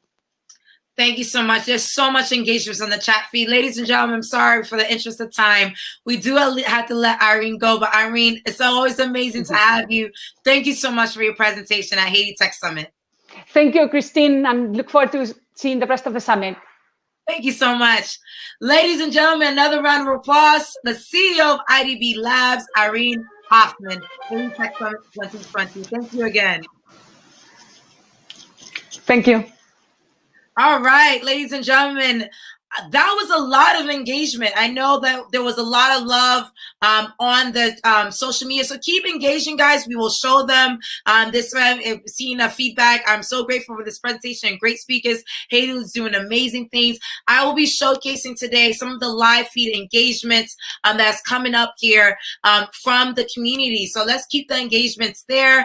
I'm seeing a lot of you are really excited to be here. Thank you so much for that love and energy. And of course, you know, as we transition to the next speaker, the next couple of minutes, we're going to actually welcome Claire Cowles from the UN Global Compact, who's going to be speaking with all of us here today. I'm so excited to welcome her. The UN Global Compact has been a big part of GSC programs, and I've heard a lot of great things about Claire. So she's going to give you guys a brief presentation in the next 2 minutes. So get ready, get excited, and keep the energy up. We're taking questions directly from social media from all over the world. So let's get that energy, let's get that commitment up. And please feel free to send your questions and use hashtag Haiti Tech Summit in your dialogues as we get ready for this. So we'll see you right back here in the next 2 seconds to welcome Claire Cowles. Haiti is life. opportunity, Commitment. Innovation. Haiti's wholesome. Special. Phenomenal. inspirational, Colorful. Powerful. wonderful, Beautiful. Awesome. I would say that Haiti is Creole because it's a mixture of so many different things. Haiti is dynamic. Haiti is vibrant. Haiti is the future. Haiti is innovation. Haiti is inspiration. Haiti is passion. Haiti is power. Haiti is spice. Haiti is beauty. Haiti is opportunity. Haiti is revolutionary. Haiti is potential. Haiti is full of potential. Haiti is resilient. Haiti is resilience. Haiti is strength. Haiti is dynamic. Haiti is soulful. Haiti is electrifying. Haiti is love. Haiti is love. Haiti is All right, welcome back, ladies and gentlemen. Welcome back. We're going to continue this engagement. Again, 100 global speakers from around the world for the 4th edition, the digital edition of Haiti Tech Summit. As many of you know, Haiti Tech Summit is usually live in person where the world flies down to Port-au-Prince, Haiti, to engage on building this 13-year initiative to build Haiti for the future as an international tech hub. And when this pandemic hit, we say, for the 4th edition, let's bring Haiti to the world. And here we are gathered together, 100 global speakers, 4,000 guests from around the world to engage on tech ecosystems, business, impact, innovation. So let's get that energy up. Let's get that excitement because this is a dynamic, impactful conversation. Haiti has been doing a lot of great things. And many of these speakers are speaking from their personal experiences and their thought leadership of what's to come. And I'm so excited to welcome our next keynote speaker to the session here, Claire Cowles from the UN Global Compact is going to be joining us in the next 30 seconds. So let's get the countdown ready and let's get excited. Let's get the energy up and give her a warm welcome as we introduce Claire Cowles to the session today, guys.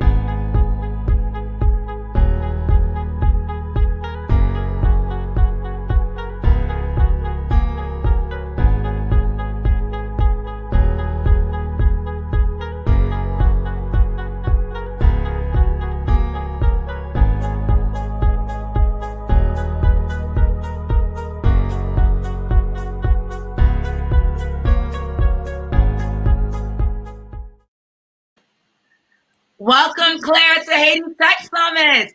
Hi, thank you. I love that countdown. I feel like I'm on a rocket launch. Well, that's the energy we like to bring. And of course, I know this is your first time speaking with us, but it's truly an honor and a pleasure to welcome you. So thank you so much. The floor is all yours. Fantastic. Thank you. And likewise, it's a pleasure and honor to be invited and to speak to your amazing audience. So I'm from the United Nations Global Compact. We're the UN's corporate sustainability initiative. And we work with companies to help them take action on societal goals. And the way that societal goals are defined right now is through the UN Sustainable Development Goals, the SDGs, hashtag SDGs. You hopefully have heard about them, but they are a plan outlined in 17 goals to create the world we all want by the year 2030. So covering everything from eradicating the worst forms of poverty, solving world hunger. Shout out to the World Food Program, who just won the Nobel Prize for Peace today, part of the UN family, to creating a more just, sustainable, equal world, combating climate change, all the things that we want collectively as a society to achieve. The UN has a plan for that. To achieve these things by the year 2030, everyone in the world has to have, has a role to play and has to take action, including business, including big business, small business, entrepreneurs, startups. Everyone has a role to play.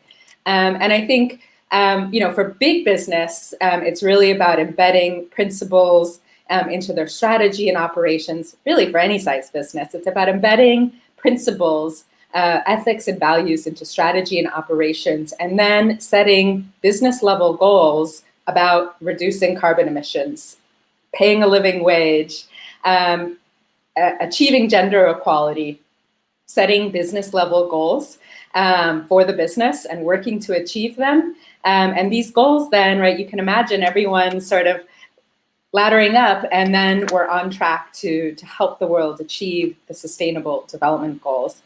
So that's what businesses can be doing. And we have lots of tools and resources available from the UN Global Compact to help companies figure out how to do all of this. I think for entrepreneurs and startups, innovation is so critical. And right now, the world is not on track to meet the SDGs by the year 2030. Progress was already slow and behind the mark. And of course, the COVID-19 pandemic has set this fragile progress back. So we need transformation, we need innovation, we need new products, new services, new business models, new ways of working and living our lives. And innovators, entrepreneurs, startups, tech stars, they are going to be the ones who can help us create these leapfrog inventions and innovations and these transformations that will help the world achieve the SDGs by the year 2030. And so using the Sustainable Development Goals as a lens for innovation, what are we innovating for? I think innovation is great, but it has to have a purpose. So what is your innovation? What is the purpose of your innovation, your startup, your accelerator? If the purpose is aligned to the Sustainable Development Goals, then you have the world's purpose embedded in your business and your idea. So I think embedding the Sustainable Development Goals into your innovation and your purpose is a way to help us achieve all of this work. And we, in fact, run a program called Young SDG Innovators that's designed to help young professionals come together as a cohort and join this accelerator program and learn from mentors and guides and coaches to understand how to apply the Sustainable Development Goals as a lens to drive innovation and create these leapfrogs, these transformations that will help the world achieve the SDGs by the year 2030. So we're all about embedding the core values and principles of the United Nations, human rights, labor, environment, and anti-corruption into your work as a business, and then taking action, taking innovation to help achieve the Sustainable Development Goals. So yeah, here's a few slides about the Global Compact. We were founded 20 years ago by Secretary General Kofi Annan. We work on 10 principles. We've grown over the past 20 years. We're really excited to have celebrated our 20th anniversary this past year. In the next slide, you'll see how we connect the 10 principles to the SDGs. I think the principles, it's how you do business, and the SDGs are what you're working towards. One way I like to think about it is for students, right? Students, your goal is to get a good grade, but how you get there is just as important. The principles you have, respect your teacher and your fellow students, and respect your classroom, and don't cheat, and all of these things are the how, and then the goals are the sustainable development goals. Let's see what's in the next slide.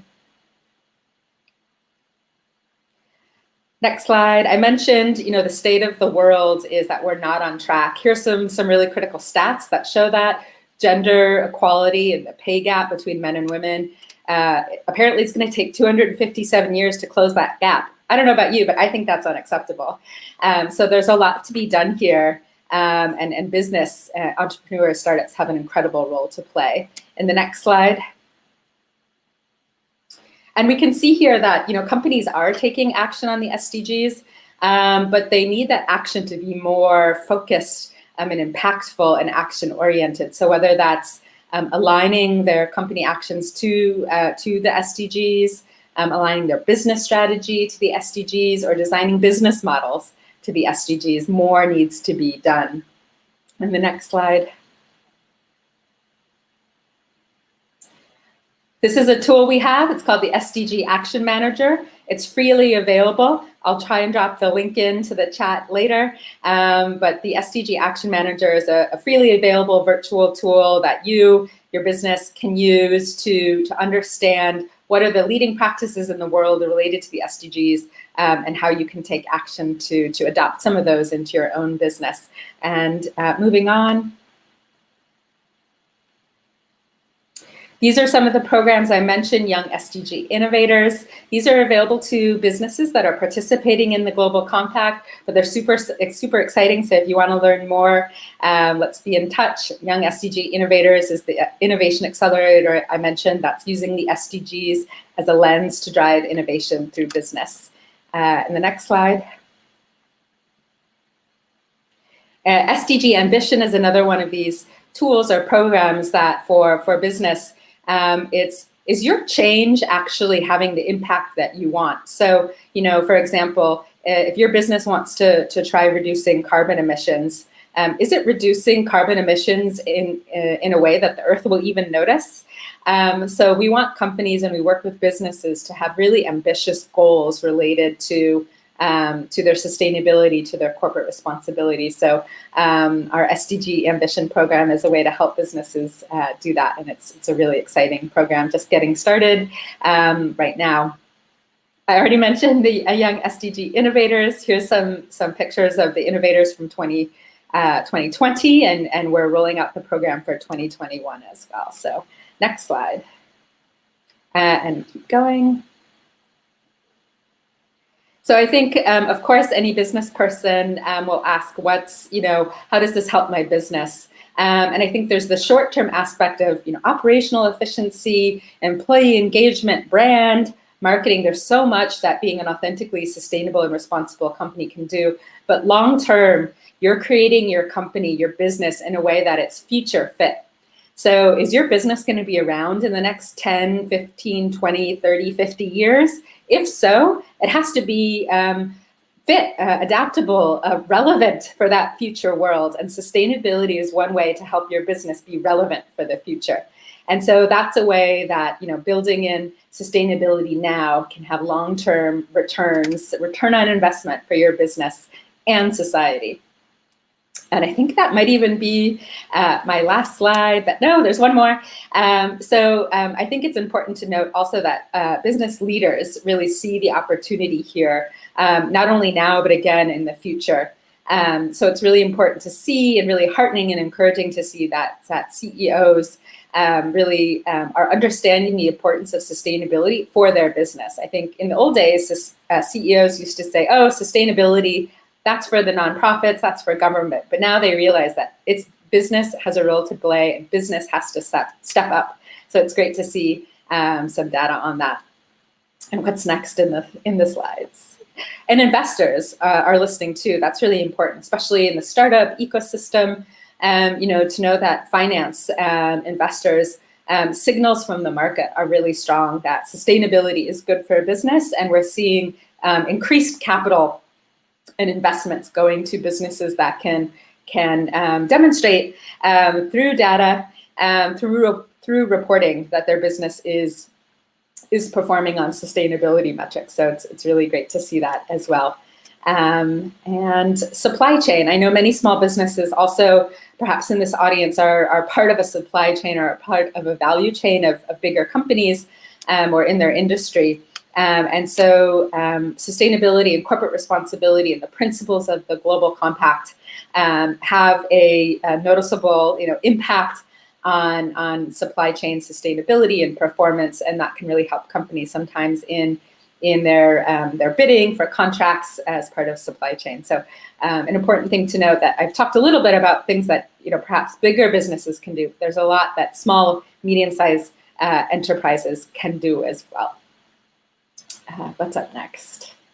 Great, that's it. So that's me and the work of the UN Global Compact. We're here to be in touch. I'll drop some of my contact information in the chat and some of the links to some of the tools I mentioned, but we're here to help business be more responsible, be more sustainable. We have some of the tools and resources for you. And so we're here to help you, and hope that you're interested in joining our community of businesses around the world that are taking action on sustainability. So I don't know if there's any questions from the chat, from the moderator, anything like that. I'd really be happy to answer or talk more about any of the particular issues or tools or resources that I've outlined. Yes. Well, first off, thank you so much for your presentation. Definitely very helpful. I think a lot of people, when you think about the United Nations, they think of heads of states and politicians. So it's really great to hear about how you're engaging with local stakeholders and corporate stakeholders and entrepreneurs. That's something that we always try to showcase to our audience, the breadth of audiences that this organization is working with. And to that point, there are several questions, but I know from the interest of time, we'll probably take 2 or 3, if that's all right with you, because there's a lot of reactions in the chat feed. First question on the feed is from Saba.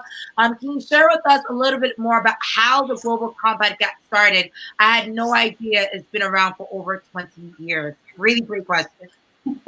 That's a great question. I love telling this story. So our founding executive director and the Secretary General at that time, Kofi Annan, went to the World Economic Forum at Davos, that big fancy event that takes place every January in Switzerland, all the leaders coming together. And Kofi Annan was going to give a speech. And he said in his speech, we call on you, business, and you, government, to come together and create a global compact for creating a more human face for globalization. And, it was just going to be a speech. But then the next day, businesses, some CEOs who were there called back basically and said, how do we sign up? So from there, they figured out, okay, we actually have to, do this and make this Global Compact a reality, an initiative, a platform. And so that's how it started. There were only 40 companies when we got started, and now we're at over 10,000 businesses around the world. So that's a little bit of our founding story. Wow, from 40 to 10,000, talk about scale. That is definitely a story to hear from there. It's a great question from Saba. Next question we have here coming in from Greg, a more specific question. How can we apply the SDG principles, in your opinion, in a startup such as in the agricultural sector or any vertical sector, really? Yeah, that's a great question. I think really in any sector on any of the SDGs, and there's 17 of them, I think the first thing to do is really identify where the most impact is or where the most need is. And then by identifying the impact of your business or the need you're trying to meet, you can identify, all right, I'm having this impact. How can I maximize the positive and minimize the negative? So I think that's a generally good place to start. I'll admit I'm not an expert in the agricultural sector. So I can't give too many specific examples, But I think definitely I'd be interested in following up with that person and sharing more resources. I know, again, I shouted out the WFP, World Food Program. They won the Nobel Peace Prize today. I'm sure they have some great resources. But I think in general, there's 17 SDGs, probably no hunger, no poverty are really relevant for the agricultural sector. And so there's a great way somehow there to connect to supply chains. And I think one thing I'll say quickly is that, a lot of bigger businesses are making commitments on the SDGs, making really ambitious commitments. And they realize when they do that, they need all of their partners, their supply chain, their suppliers, everyone in the ecosystem to contribute to that. So I think if you're a small business or a startup, if you can demonstrate through data, reporting, metrics, how you're contributing to sustainability, I think that will make you really attractive to some of the bigger businesses who need your help, need your innovations, need your thinking in their supply chain or in their industry. And last question here, Claire, and this one is coming from Narola. And her question is, can you share with us the best way to get involved? Is it a high requirement as a startup to join the United Nations Global Compact? Great question. So actually for smaller businesses, there's no financial cost. So I would hope that's not a high barrier to entry. For companies to participate in the Global Compact formally, it's a commitment from the CEO, whomever that may be, to sort of uphold these principles and values. So beyond that, those are that's the commitment, is that, commitment letter. And can share more details about that, but it's pretty straightforward to get involved. And a lot of the tools that I mentioned, SDG Action Matter and Manager, and I'll share the link, are accessible, freely available on our website. So you can even just get started using some of those tools and starting to think about how to apply them for your business. Well, thank you so much, Claire. It's a pleasure to welcome you to Haiti Tech Summit 2020. And thank you so much for sharing the story and the information around the UN Global Compact. It was very helpful for our audience. Fantastic. Thank you so much for having me. Oh, ditto. It was a pleasure. All right, ladies and gentlemen, let's get the energy up. Of course, we have the one and only Claire, who came here to speak to you all about the UN Global Compact. I know there's a lot of questions. We already shared with you her social media feed on LinkedIn, so that way you could be able to engage and connect with her later on today. Now, just want to transition. We're going into a break for like 2 quick minutes. And the next speaker we're going to welcome is the Chief Marketing and Communications Officer at MasterCard. So get ready to get engaged with that. We're so excited to welcome him next as our next thought leader speaker. But in the meantime, we want to make sure that you guys are engaging. And here's a quick clip of a former Haiti Tech Summit experience that, for those of you who are around, just to bring back some good memories. Haiti Tech Summit 2018, this is the second year. As you guys are aware, this is a 13-year initiative. So we're doing this every single year till 2030. So this is a long haul, so welcome to the family. Now, why are we doing Haiti Tech Summit? Do you guys know why you're here? We're gonna catapult Haiti to the forward, right? Gonna change how people see Haiti, right? Can we do it? Can we do it, guys? All right. Now, Haiti Tech Summit was founded on the premise that Haiti can truly be a place of tech and innovation. This year, we highly localized the agenda to showcase the fact that it's not only internationals coming in to make this an international hub. We need to make sure that the local experts are being seen as well. So we have a lot of very amazing local partners, local speakers, local experts who are doing amazing things. Shout out to the local partners who made this a reality, from the media team, our sponsors, our speakers. The showcase, we have it here too. Our vendors, everyone who is local here. You probably have heard this before. Last year, we had over 83 million social media impressions, right? And that really changed how people saw Haiti in those images. We're gonna do it again. Welcome, guys. Thank you so much.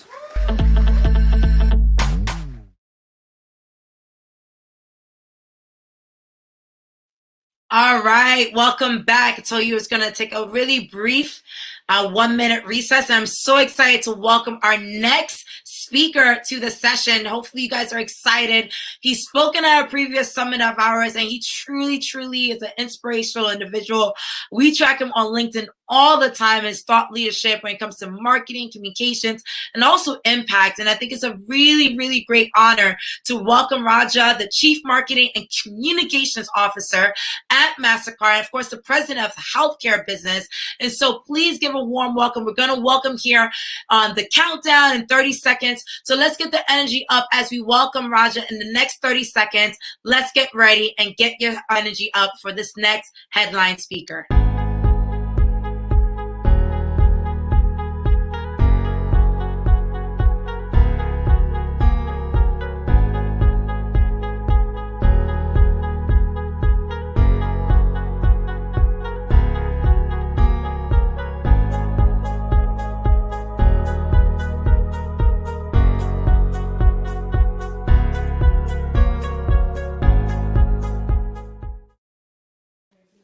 All right, ladies and gentlemen, please give a warm welcome to our next speaker, Raja. Welcome to Haiti Tech Summit. So excited to welcome you back. How are you? Wonderful. Thank you, Christian. I really appreciate having me here on your event, and delighted to be here for the second time.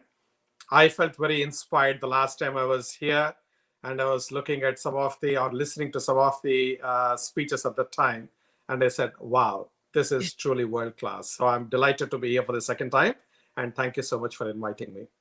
Thank you so much. And without further ado, the mic is all yours. Thank you again. It's a pleasure to see you. Wonderful. Thank you so much. I just wanted to ask you one quick question is, how long do you want me to go for about 20 minutes? The time you have it, 15, 20 minutes is perfectly fine. Perfect. So what I thought I'll do this morning is to share with you some thoughts about crisis management, particularly from the point of marketing, but also a little bit more general. The unusual thing about coronavirus at this point in time is that it is not just one crisis, but it is a multitude of crises which are happening at the same time. The last time there was a global financial crisis, that was just one crisis, financial crisis, in 2007, 2008, it took the world about 18 months to recover and then start back on the path to normalcy. Now, this time, unfortunately, we have got obviously the health crisis because of coronavirus, obviously. We don't know if there is any cure to it yet. Vaccines are being talked about. And even if a vaccine is discovered, is it going to be available to everyone in a reasonable period of time? Because when I speak to some companies, pharmaceutical companies, they say there is no way that this that the vaccine will be available to everyone on day one. It'll probably take an year and a half. I don't know. Second, is this virus going to remain the same, or is it going to mutate? Just like flu virus every year mutates, and you have to take a new vaccine. So how is this going to work? And because of the accelerated process, is this vaccine going to remain for a long time or not? In terms of effectiveness, there have been all kinds of fake news around vaccine, that effectiveness, when they will be available. So you really don't even know what to make out of the whole situation. So we are relatively in an uncertain, uncharted territories. And just as we speak in the US, we are seeing that the number of coronavirus instances are actually going up as we speak today. So I don't think we are out of the woods at all, but people are getting a little comfortable, and therefore they are able to freely move and do things, which probably might bring us a second wave or even a third wave in some places. Europe is already seeing an uptick. So this is just one crisis. Then you got the second crisis, which is the economic crisis. Unfortunately, millions and millions of small businesses have closed down around the world, and millions of people have been laid off or furloughed, which means now they don't have any income stream.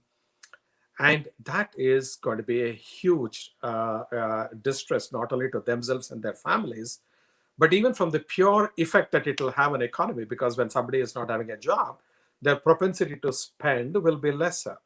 And when the propensity to spend is lesser, the economic activity is less. And if the economic activity is less, the manufacturing reduces. The companies are having less profits, which means they may lay off more people. So this can be a vicious cycle. We don't know how exactly it is going to pan out and how long it will take for it to come out of it. Industries have changed permanently. Like travel is not going to be the same. Right now, there is a reduction of about 80% plus of all travel. Domestic travel is happening in some countries to some extent, but otherwise travel is come to a standstill. Whether it is airlines or it is hotels or it is the taxi companies, they're all really struggling pretty badly. And the tertiary industries or the secondary industries that are focused on tourism, for example, the museums, the zoos, the shops which actually survive and thrive based on the traffic into the museums or into the zoos, no, or into other attractions. These are all under such a tremendous amount of unfortunate pressure. We don't know when normalcy, if at all, will come back. That's the second part of it. Then the third, there is a social crisis that we have got. In the United States, it's much more pronounced, but there are things which are simmering in other countries too. And at this point in time, I think the society is finally paying attention to the fact that certain communities and certain races have been suppressed, and they have been ill-treated. They have been treated with not equal opportunity at all. And, that it's coming up now after God knows how many hundreds of years. And hopefully the momentum will sustain and there'll be a real change that would take place in the society. The companies are jumping in, but hopefully the companies are not jumping in only for being politically correct, but they mean that their heart is in the right place and that they are going to actually jump into really make a difference, starting with their own practices. It's easy to preach to somebody else, but are you practicing what you're preaching is a question. The point is, there is a lot of turmoil and chaos that we are in. We don't know how long it'll take for us to come out of it. As companies in general, and as marketers in particular, what should be done?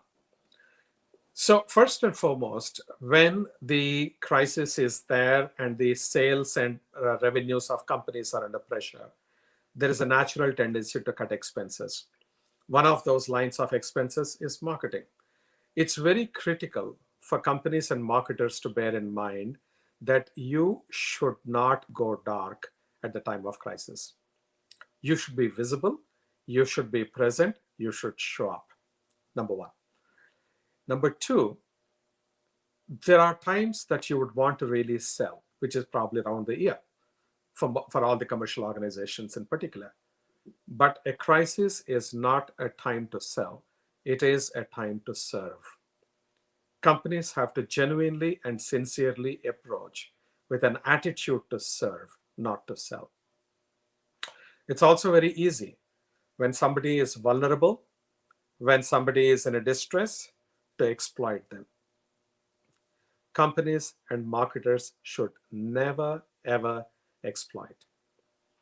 It can give short-term gain, but it is a slur and a mark on the company's name, on the trust that people place in the company and its brands, and it is also simply not a decent thing to do. Before you are a company employee or before you're a marketer, it's important that you are first a decent human being. So you're not like a vulture who exploits, who preys on the helplessness of your victims and suck the last drop of blood from them. Never, ever do that. And that's very critical. And the reason why I say it, while it might seem blindingly obvious, there are companies which are not practicing it even today. And I gave my own personal example multiple times. So if you're hearing it for the second time, forgive me for that. But, I was trying to buy a stand for my iPad from a reputed online retailer. And the price was $61. Normal times, that $61 is fine. Even now it's okay, I guess. I said, okay, fine. But when I went to check out, it said the shipping price was $211. 3.5 times the price of the item is the shipping cost. Normal times, any bill that is more than $25, they just ship it free. But because somebody wants something and they are the only people who have got, or only entity who has got that particular item, they're gouging. Price gouging is the worst thing that you can do to your consumer. You break the trust once and for all with that consumer. You may not care, then you're not a good marketer, and as a company, you're short-sighted. And most importantly, you're not a decent entity or a decent human being. The point is, it is at times of crisis when people need your help. help them. Don't exploit, don't sell to them. That's very, very, very critical. And if you try to fake it, and if you try to put on a facade, oh, everyone talks about Black Lives Matter, so let me also talk about Black Lives Matter. Don't be opportunistic again. Okay, if your heart is not in the right place, examine that and get the heart in the right place, as opposed to doing something for political correctness. People are not idiots. They see through you from a mile distance. If you are faking it, if you are pretending, and if you are doing things for political correctness, they will either throw up on you or they will reject you as you deserve to be. So the key thing is be authentic to your brand. Be sincere about your intent and communicate that you are there for your customers and for your consumers during this time of crisis. So, for example, they say management is a high touch sport. So you have to be in touch with your customers, with your consumers, and your people too. And when you're offering to help, and if they take you up on the help, follow through. Otherwise, it just becomes a lip service. Don't just pay lip service. Follow through what you want to serve. But if they are saying, hey, help me in this particular way, please go ahead and do that. That's extremely critical. Now, the other one I would also say is that, creativity at these times is absolutely critical for your brand, right? Because not every company is a philanthropic organization. The intent is charitable, but you also have got commercial responsibilities. So the key thing is, how do you manage and merge both of these is very critical. Innovation and creativity are going to be extremely important. Now, suddenly, in an odd way, the coronavirus phenomena has resulted in several new opportunities for enterprising minds, for people who can think out of the box. There are new opportunities. Just take, for example, we have got the video Zoom conference, or whatever is the platform that we are using. And there are a lot of these platforms that are coming. Each platform is very different, and they have got their own unique offerings. The key thing is, I haven't yet seen something which has got virtual reality as well in it. So you wear the virtual reality glasses or Oculus Rift or whatever, and if you see turn left, you see the participants on your left and participants on your right. It makes you feel as though you are immersed in that particular environment. How cool will it be? Should we look at things like that? Or events. Now, in many parts of the world, still, events are not happening. Everything is virtual. And the key thing is, can this virtual event become more realistic? Can your trade conferences or your trade shows where you're displaying your products and explaining, can they become really phenomenally virtual? I have seen already a lot of examples of that, of those virtual, virtualization of trade events, which is pretty good, but we got miles and miles to go before it becomes really as good as being there. Concerts, sports. There are so many areas where virtual reality, I think, can play a significant role. Augmented reality can play a significant role. Digital payments have become a phenomenon. No, in fact, many people don't have a choice now because they're not leaving their homes and they have to buy items. They shop online. So when you look at online shopping, what happens? People who never tried e-commerce before have started trying e-commerce. Can this be an opportunity where startups can come in with new and breakthrough solutions and take the entire experience to a different level? Remote learning. Now, I have my son, for example. He studies, but he is now doing it from home. All his classes are at home. And that experience is not really great on the phone, on the computer screen. The key thing is, if remote learning is going to be here for a long time, can somebody come up with better solutions? So what I'm trying to say is that every problem comes with opportunities. Every problem comes with new opportunities or new problems, which in turn create new opportunities. So you should really take advantage of these and come up with solutions and then be there. Likewise for charity and philanthropy, right? At this point in time, like for example, you got dog shelters or animal shelters. Now, are they getting funding at this point in time? Can we all do something to help those folks? Or there are many people are actually losing jobs. Is there anything that we can do working together with the governments to help these folks? Now, I know, for example, in the advertising and marketing industry, there are so many creative people, they don't have jobs. So what are they doing? Now they're taking up delivery of Amazon products and things like that, which is such a pity in terms of losing that creative talent from the industry and they themselves have to now do things which they're not utilizing that skills that they have got. Instead, they are doing other things to just live and get by. Now, we should be thinking something about this, saying that are we, as a group of companies or a group of entities, doing anything about it at all? Are we even thinking about it? And I think these are the areas that we have to really start focusing on.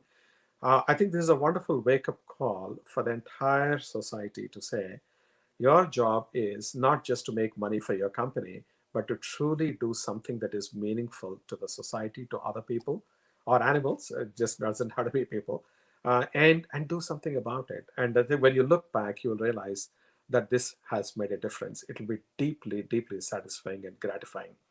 So that's one thing I would say is, which I feel very strongly about. And the last point I would also want to mention, and I'll just take a quick pause there to see if you have any questions. The point I wanted to make was that it is in times of crisis that your talent is challenged the most. Because your situation, every single thing you have to reinvent, reimagine, and rethink, right? It's interesting, actually. A few months back, I started writing a book. That book is called Quantum Marketing. And that quantum marketing is about a new way of marketing. Just like quantum physics was a new field of physics, which really is now the basis for everything that we do in the world of physics and electronics and so on. In the same way, I'm saying the old way of doing marketing is dead.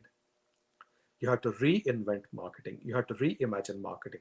Purpose has to be at the center of marketing.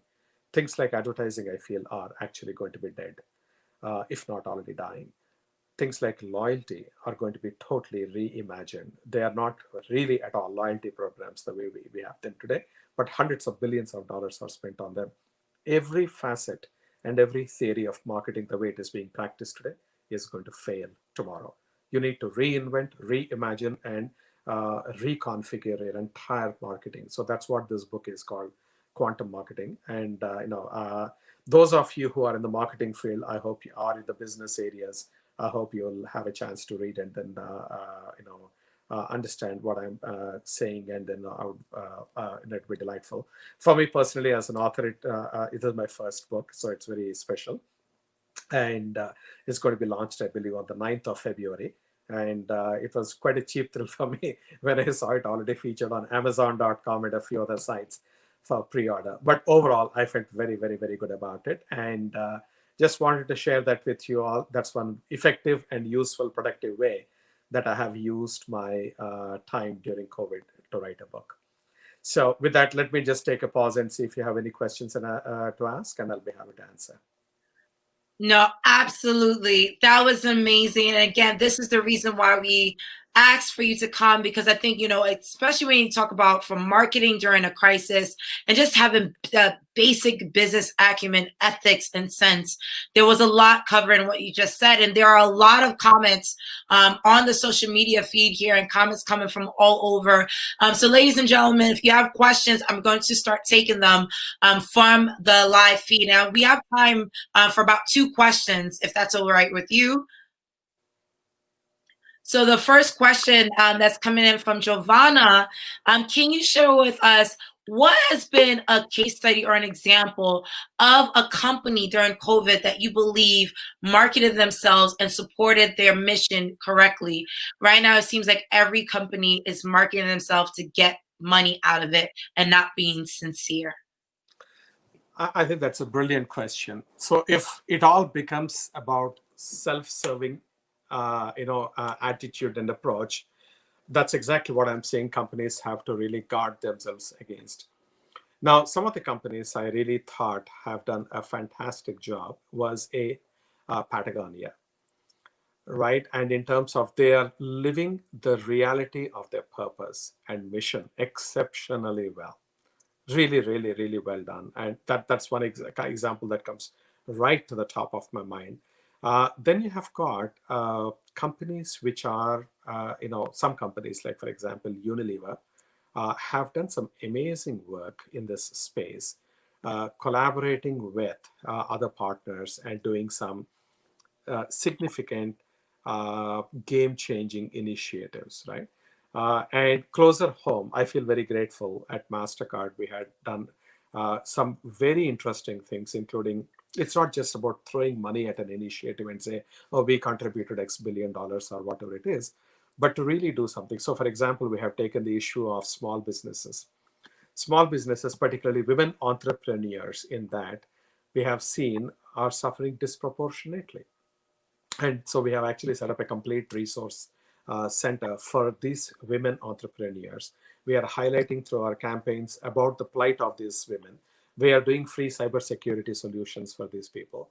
We are trying to connect them to their funding resources, potentially where they can get working capital from. And then we are providing them mentorship through various people who actually have got their heart in the right place and are support. So we're trying to do stuff like that, which is making a difference. And again, you might not have read about it because we are not advertising. The key thing is this is something which you do truly to make a difference and not in a self-serving fashion. Some things I just wanted to highlight, yeah. And the last question we have here coming in from LinkedIn, share with us your next steps and a little bit more about the book. Can you share how you came with the thought idea of the topic and what will be the best way to apply it to a startup company, not a corporate? Yeah. In fact, thanks a lot for asking the question again. If you look at the world of physics, and I'll just connect back to marketing, in the world of physics, what is physics? It's a subject which allows you to comprehend what's going on around you through a series of laws and theories and theorems and concepts. So you got law of gravity, law of magnetism, law of electricity, etc. So this was called classical physics, which was good for centuries. Everything was going well. But when we gained new insights into, for example, looking at the outer space, laws of physics don't work. If you look inwards into small subatomic particles, classical physics doesn't work. And if you want to study these objects which are moving very close or towards the speed of light, classical physics won't work. So Max Planck came up with a new branch of physics called quantum physics, which would explain the new phenomena we didn't understand or we cannot explain through classical physics. And that has formed the basis of all modern science. So whether it is theory of relativity or controlled explosions, call it whatever, or space travel, all these have been enabled by quantum physics. In the same way, marketing is dramatically changing. With so many new technologies that are coming at us, like artificial intelligence, augmented reality, virtual reality, 5G, 3D printing, robotics, connected cars, autonomous cars, Internet of Things, wearables, it's crazy. They're like, no, dozens of these new technologies coming at us, and that is going to dramatically change people's lives. When people's lives change and the way they interact with the environment changes, classical marketing will not work. It's already beginning to fail. So what I said is, therefore, you need a new branch or a new way of marketing, which I'm calling quantum marketing, that will help you navigate this brave new world and win. So that's a whole concept and why I have written that book. And this is something imminent. And the good thing is, this is not just for large companies. Actually, the world of marketing has become very democratized. A small startup somewhere can give hell to a gigantic corporation through their creative excellence, innovation. They are hungry. They are non-bureaucratic. They're hungry for business and success. They are non-bureaucratic. And that's all that they do single-mindedly day in and day out. They don't believe in Saturday, Sunday, night or day. They are really out there on a mission, right? Now, corporations don't have that level of passion. I'll absolutely tell you that. And in fact, most of the top innovations I have seen have come from entrepreneurs. And that this is something which will really help as well to understand, okay, this is the mindset with which we have to go. These are some of the tools and the techniques. Like if you look at artificial intelligence, you would think that a large company like an IBM or Microsoft or some of these companies, they will use it. No. Today, artificial intelligence has become so democratized. It's available as AI as a service. If you deploy AI as a service all the way from finding insights, or it's about creating ads very rapidly, or putting RFPs together. Whatever you want to do, there is so much that the AI can do today. And you can absolutely get your, marketing act going with cheap, cheerful, effective. So I would say that this is going to be game changing. And I think all the big companies better wake up. And the small startups, this is your time to really go and kill as in win big time. And I really hope that happens that way. On that note, Raja, it was truly a pleasure to have you at Haiti Tech Summit 2020. I mean, this was really dynamic. I mean, there's still a lot of energy. We're sharing your LinkedIn feed on the chat feed. So thank you so much. It was really a pleasure to have you at Haiti Tech Summit. Thank you, Kristen. Thank you so very much. Much appreciate having me. All of you stay safe, and I hope to be with you all sometime soon again. Thank you so very much. Bye-bye. Thank you so much. Ladies and gentlemen, there you have it. Our keynote speaker, Raja from the MasterCard. I mean, I think, the dynamic reactions that I've seen, this was intense. Marketing during a crisis and seeing how businesses need to really apply real business ethics, but also your strategy is no longer artificial. We need to really market with purpose and really connect in a unique way. And hopefully you guys, we shared the book information on the chat feed, so get ready for that. And as we transition to the next part of the summit, we're actually going to kick off the Haiti Career Accelerator graduation hour. We're going to have speakers from the Career Accelerator engage with you and talk about their experience with the program. We're going to have some graduates speak about their experience. So this is going to be a power hour conversation about Haiti's first Career Accelerator program that went digital this year for 2020. We're so excited to engage all of you about this program, to share what has happened over the past couple months with this Career Accelerator, tackling unemployment in Haiti and becoming a case study for the entire region in many different respects. So again, my name is Christine and Tim, and I'd like to walk you through Haiti's first digital Career Accelerator program. It's something that I am truly proud of. I have one of my amazing partners who is here on the session here that's going to be engaging with you about her participation in joining this initiative with me, because this is a challenge that I believe that we truly need to tackle when it comes to unemployment. And with this pandemic, especially with what was happening over the past couple months, it has become an unemployment crisis of massive proportion. And our youth are the ones that's definitely disenfranchised when you think about unemployment. And so we launched this initiative where we thought about how do we engage youth with really a program that could accelerate their careers. What is the best way to give them access to resume writing, cover letters, training, access to leadership, access to corporate communications? Because we know in the Caribbean, especially in emerging markets, it's not sometimes about what you know, it's about who you know. And it's really not a fair structure where we have amazing talent in Haiti, but because they don't know so-and-so or some influencer, they don't have access to the right jobs and opportunities. And this year, with this pandemic, in every crisis, there's an opportunity. And one opportunity that emerged is that we no longer need to define work the way we used to before. We can go remote with opportunities where Haitian citizens can not just work with their local entities, but they can work with companies in the diaspora, companies from around the world. So we were able to create a digital accelerator program where for 4 weeks, 9 hours a week, 200 Haitian citizens were selected to undergo a program where they would be taught remote work skills. There was boot camp fundamentals about how to work in a remote age. And of course, we partnered with a lot of different companies for this initiative. And this digital experience welcomed over 20 different speakers from across Haiti and across the diaspora and around the world. And it truly was amazing to partner with all these major organizations to make this happen. This is a screenshot of our cohort engaging on that 4-week digital accelerator program. Now, of course, you have to apply what you learn.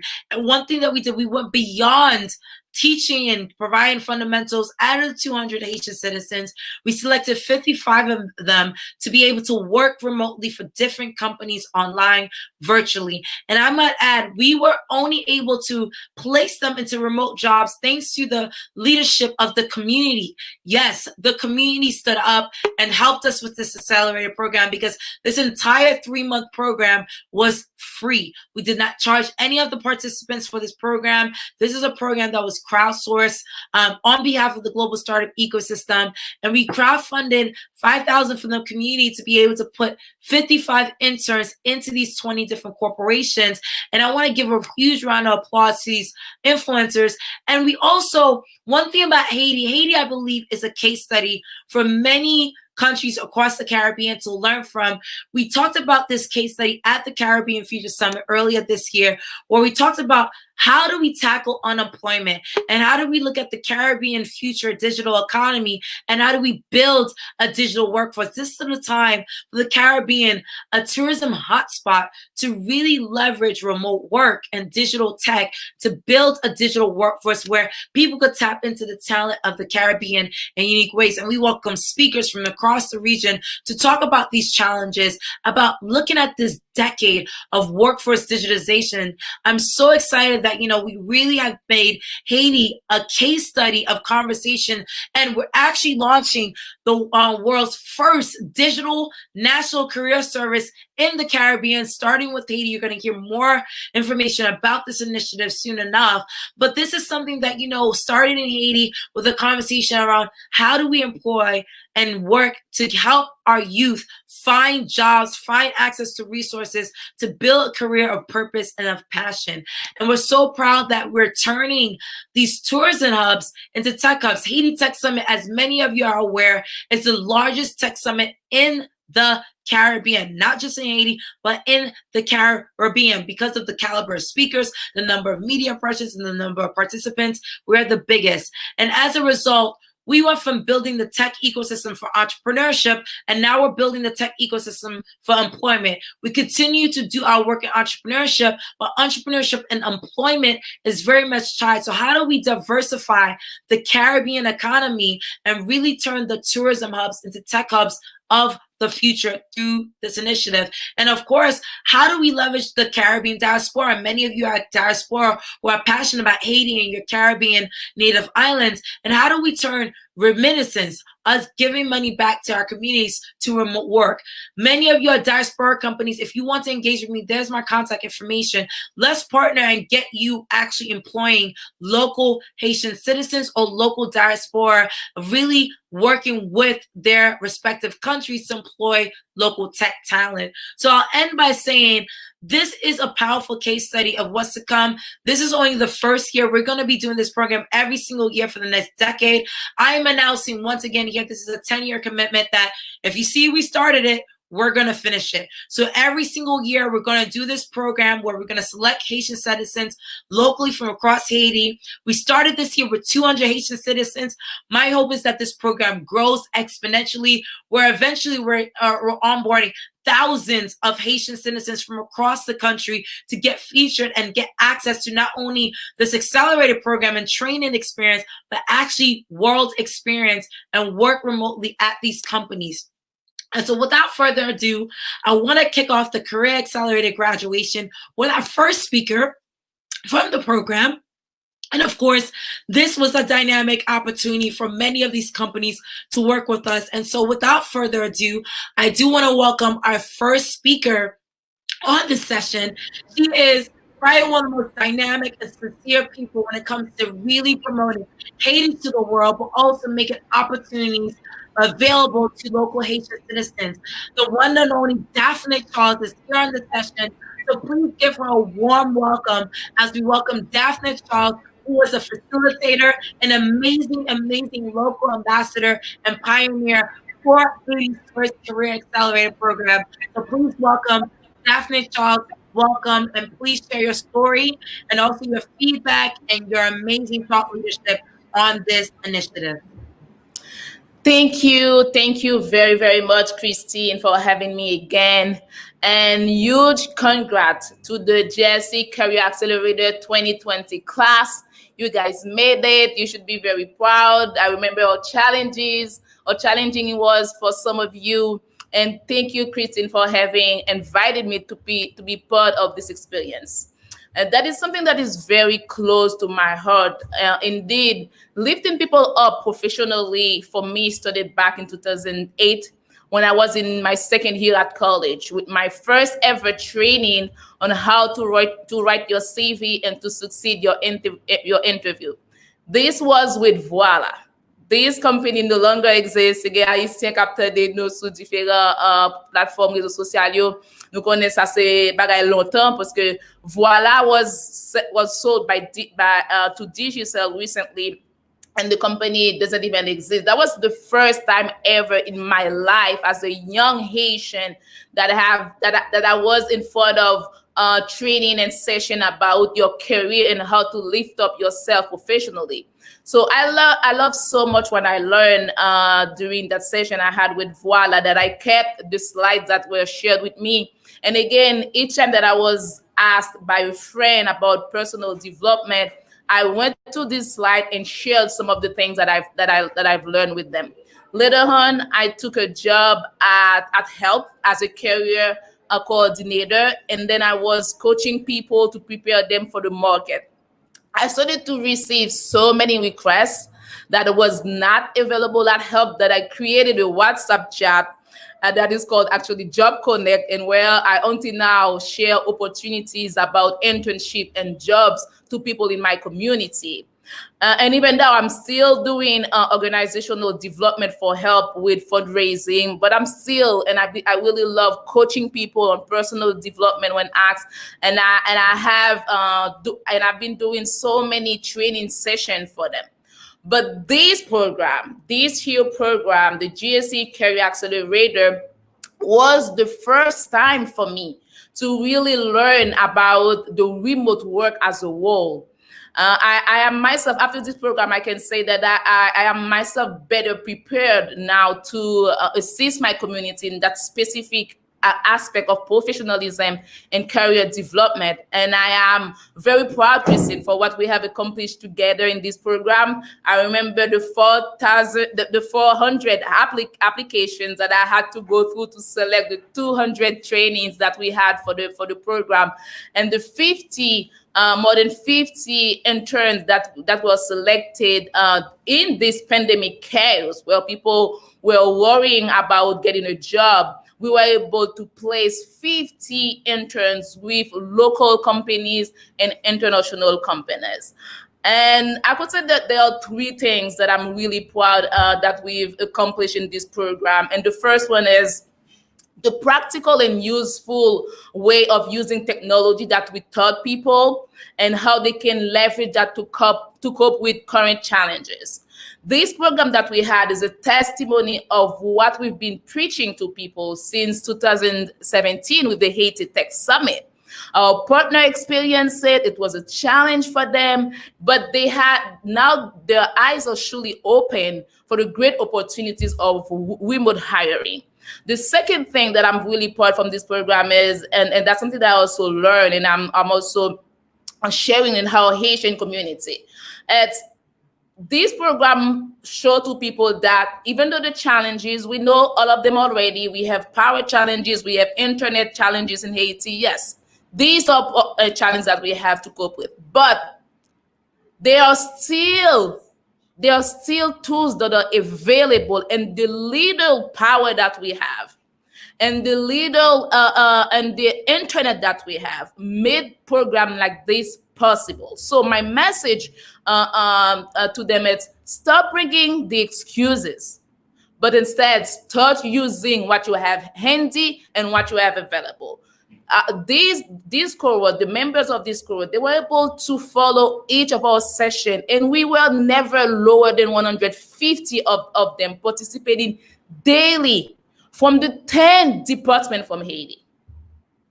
I was myself, when I was questioning them about where they were tuning in, some of them were from Jacmels, they were from Jeremy, they were from Lekai, and they were all tuning in for this program that we had for them. And later they were placed with remote internship, and they were able to deliver to their employers. And some of them are even looking forward to hiring some of them.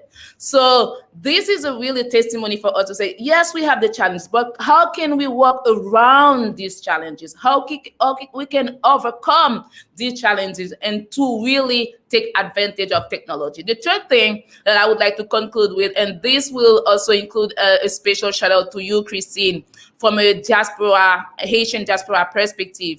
how people in the diaspora can try to help the community behind the remittances. You said, Kristen, that you're always very proud to be Haitian and how you love Haiti. But for me, and to have been able to work closely with you in that project really proved this to us. Because I know the time, the resources, the energy that you put in this program. That was free, by the way, for everyone that participated. So, and I think this is also a very inspiring model that other people in the diaspora community who are looking for ways to help Haitians.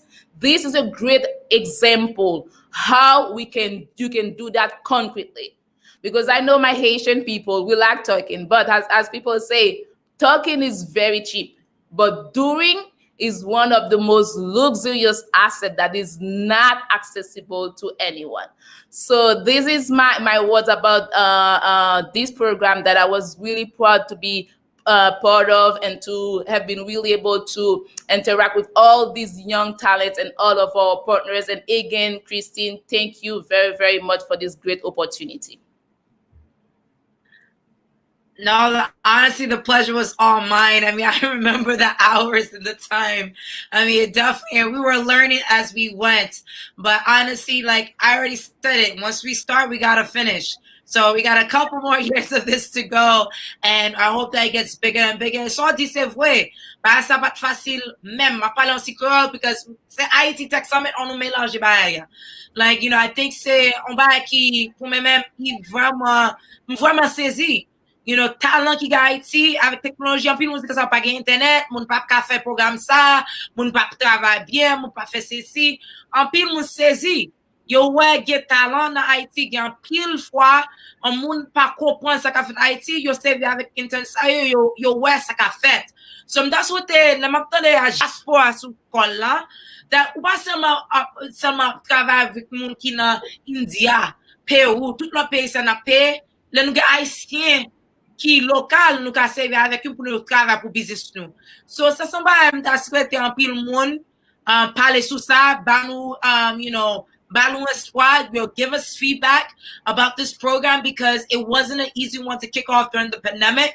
And you're right, we put a lot of resources into it, a lot of time and a lot of resources. Daphne Bablia, you took time off to even be able to support that. So I said, l'argent qui n'en poche. Oui, c'est vrai. You know, so there was personal commitment. Even me, I did not take one client that I really needed that month pour me faire ça. Et puis l'offre y a un bagay ou fait. And so je voulais applaudir tout le monde qui participait dans ça, tout you know, partner qui fait ça possible because l'on commence à les petits dans le beginning, but les a grandi.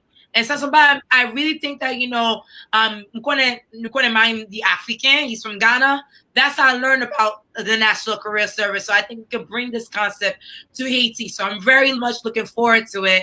And with that, I want to thank you again, Daphne, for all that you do. We'll welcome you back for the graduation. Salut en pile. Merci en pile, Daphne. All right, ladies and gentlemen, Uwa Daphne. You know, again, she was a big part of this conversation. Of course, as we transition to now welcoming our speakers who are company partners for this program, please give a warm welcome to our first speaker, Patrice Bayard, who, of course, let me just make it very clear, since the genesis of IZ Tech Summit, Patrice Bayard was there. So he's like a family of Haiti Tech Summit till this program and initiative runs this course for the rest of the next 13 years. So I want to give a warm welcome to Patrice Bayard for being a friend to Haiti Tech Summit, a supporter to Haiti Tech Summit. So of course, when we were thinking about this initiative of launching a career accelerator, the first person we thought of was Patrice Bayard. So on behalf of Access Haiti, I want to thank you again for being a part of this. And I want to pass it over to you for the next 5 minutes to share your experience on being a part of this program. Merci en pile, Patrice. Always a pleasure to have you. Thank you, Christine. Thank you, everybody who's following. Je salue tout le monde qui est sur live là, qui suit le programme ça. Vraiment, Haiti Tech Summit, it's what's driving us right now in Haiti in the tech age. I absolutely love the panelists. Raja was truly, what an amazing person. It's the first time I've heard him, and his concept of the quantum marketing is very much in line to what we believe in at Access Haiti. And I actually believe that we're in the quantum era. So that being said, the quantum era for us, it's about technology, it's about information, it's about authenticity, and it's about truth. And when Christine presented to me this opportunity to work with these young men and women who are driven and savvy about tech and about this era that we're living in, of course, I jumped to the occasion. As personally, as vice president of Access Haiti, I've never dealt directly with interns, but these interns coming in, they came in prepared for an adventure, prepared to deliver. They came in really with an open mindset. And that being said, they were ready for the tech age. Whatever we're going to throw at them, they were going to deliver. So that being said, I took this challenge personally because as a leader on the market in Haiti, providing internet services and providing technology in Haiti, we have to change our mindset. Like Raj said earlier, it's when you're in times of chaos, we have to think about serving. So our business models have to change. And like our CEO, Alan Bayard, said yesterday, and he announced that we renewed our engagement with the government for another 15 years. So that comes in with a lot of perspective, a lot of devotion, a lot of reflection of what is it that we can bring to this market, to our people, to help accelerate them into this digital era. So once I decided on taking on this project with these fellow compatriots, the first thing I did was I did a training with them. I did a leadership training about entrepreneurship and about authenticity, about valuing your own capacities, your own gifts, your own talents. And then once I was able to give them that perspective, I put on the table a project. And this project was really about a market study for them to open. It was an opportunity to help us better understand market needs and help them understand the perspective of the market on technology. And throughout the period, what I really enjoyed about this program was that we had a connection every week between the company and the global ecosystem, global startup ecosystem. So a meeting with Christine, Daphne was on the call. So the entire administration had a collective meeting every week on updates, what's going on, and some training, might I add. Yes, I got schooled regularly. So, but it was fun. It was very driven, and it definitely helped me connect to the program, helped me connect with the I want to say the kids every time. I'm feeling so old. My gosh, 42 years old. It doesn't feel like 42 anymore. It's the new 30s. So yeah, and working with these interns on definitely weekly basis, consistently finding out how they're progressing on their agenda, on their weekly agenda, on their deliverables. And and what was the beautiful part about it is that they were able to set an agenda, have weekly objectives, and meeting them. And at the end, the most surprising thing is that when they came in so confident and so focused and so driven, when they delivered that presentation, you could feel that it was something that came from their hearts, from their hard work. And there was nothing left but congratulations and huge applauses for that group, and because it all came together. So I feel very honored to have been a part of this initiative, especially the first one, because we are a company of firsts, may I add. And yes, they delivered, and I'm very proud of the entire team, of the entire experience, and it'll be part of the best pages of my memory for years to come as we continue to participate. Hopefully, if they can continue sending us these interns, but we definitely look forward to continuing our participation in this program. Thank you so much, Pashis Bayar. And of course, there was a lot of reactions. I don't know if you saw the pop-ups coming up, but people were just excited to see you. But thank you so much for sharing your experience. Of course, for the interest of time, we're going to move to the next speaker. But thank you for sharing exactly what you did, because obviously more companies want to join. We hope that you come back in 2021. So I'm taking that as a commitment. We're going to have you again next year. And thank you got it. so much. Thank you. Good job. Ladies and gentlemen, I see a lot of engagements on Patrice Bayard. I know you guys know him very well. We're going to welcome our next speaker on the session, Danielle from Smart Farm, who also was a company partner that had interns. So I won't take any of your time, my dear. We know you very well. You're a pioneer, ambassador for women across Haiti and around the world and across the diaspora. So it was a pleasure having you as a company partner for this initiative. Without further ado, welcome, Danielle. Please share with us your experience and your thought leadership on the program. Yes, it's a pleasure to join you this morning, and I was there yesterday and also this morning, so I commend all the speakers, all the sponsors, and IT Tech team, because it's a huge effort, this continuing, journey, and I'm so thrilled to be part of this 13 years journey. And you remember when I joined 2 years ago, I was IT illiterate, technophobe. I was thinking that to be a tech expert, you have to be male, young, and good in science. And now, thanks to this family, I'm not a tech expert, but I can tell you, I'm a tech user. And it improved my life, my personal life, and my work. And it has been really a big pleasure, opportunity to participate to the Haiti Accelerator Program. And I had welcomed 2 remote interns. And in fact, one of them coached me more than I assessed them.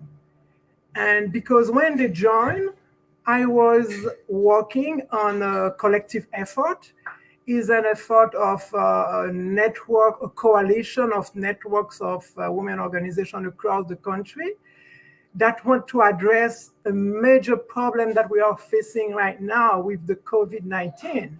Because as we can see, we have only 229 official deaths, while the Cornell and Oxford experts were expecting 20,000, worst case 20,000 deaths in June and August. So we have been really resilient, and we can say it's kind of miracles in Haiti that's happening in Haiti.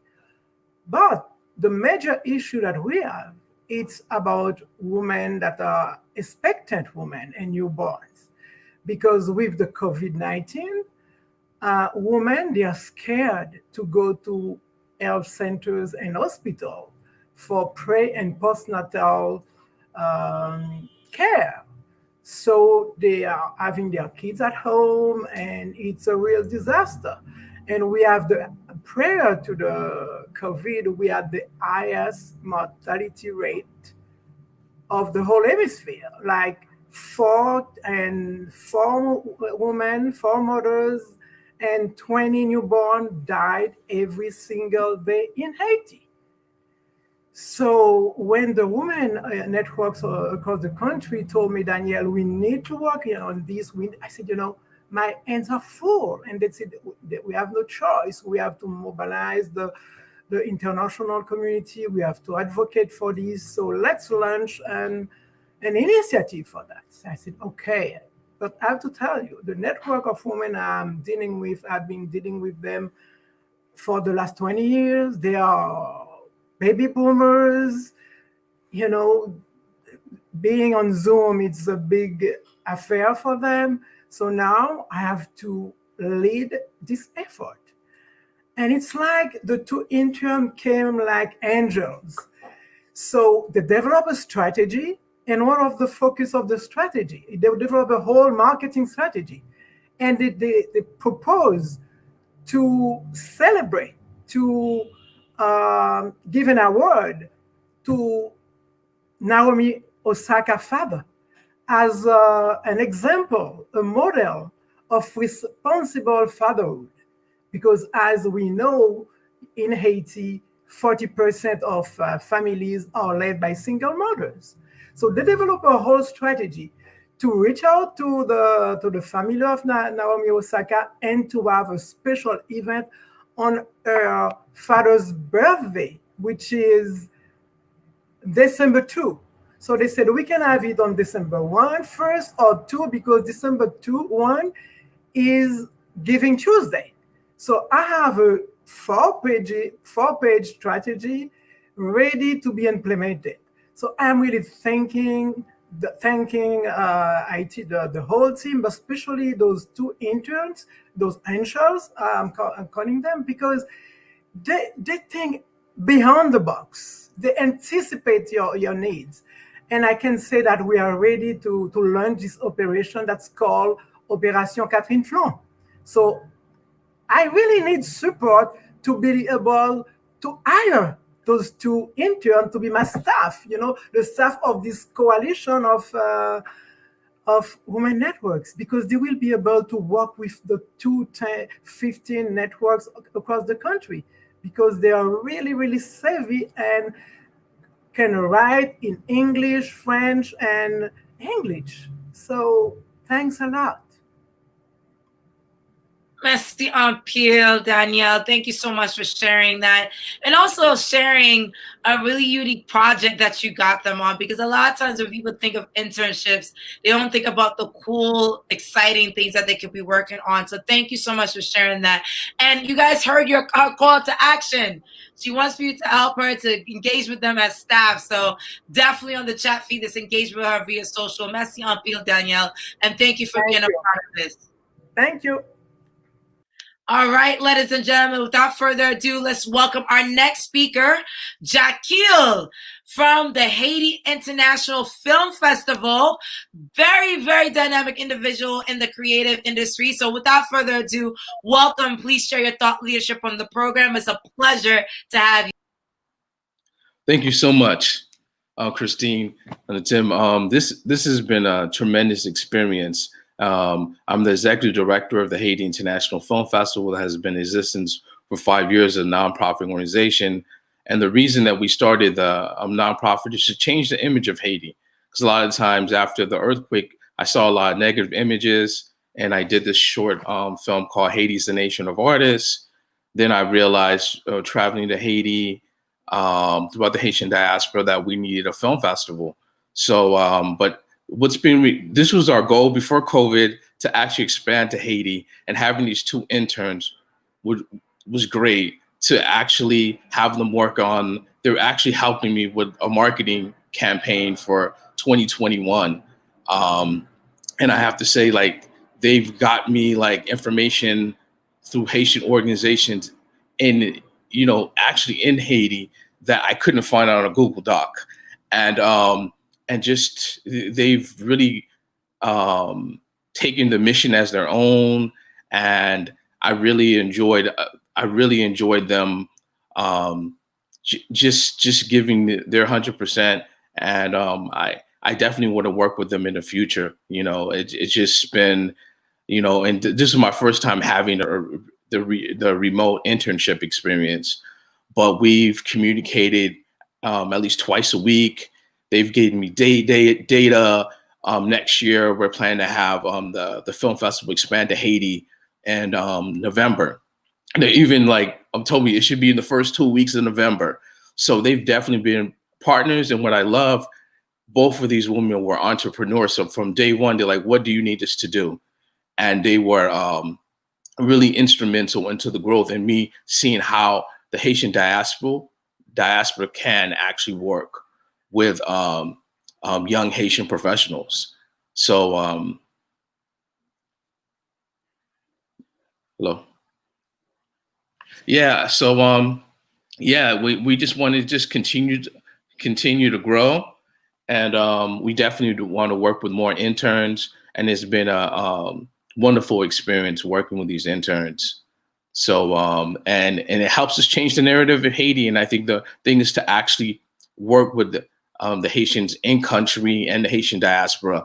So for me, running a film festival, it's just great to see this, because you have these ideas in your head, but once you see them implemented, they're your dreams. This is what we really want to see it happening. Then to be help training other Haitians, because I'm a professor too. I pass in City College, but it's great to train the next generation of professionals. Well, with that, I want to say thank you so much for sharing. Also, I'm looking forward to hearing about the local edition of the film festival, because that will be a really exciting time to see it in Haiti as well. So thank you so much for sharing your experience with the interns. And we will definitely be connecting back with you again for 2021, Jacquiel. Thank you so much. Thank you. All right, ladies and gentlemen, without further ado, we're going to go to the next speaker, Maritza Adonis, MTA Vision, Global CSR and Government Relations, who was able to engage with us for this program. Without further ado, give her a warm welcome, and thank you so much, and share your thought leadership on the program. Hi, thank you so much, Christine. It is truly an honor and a pleasure.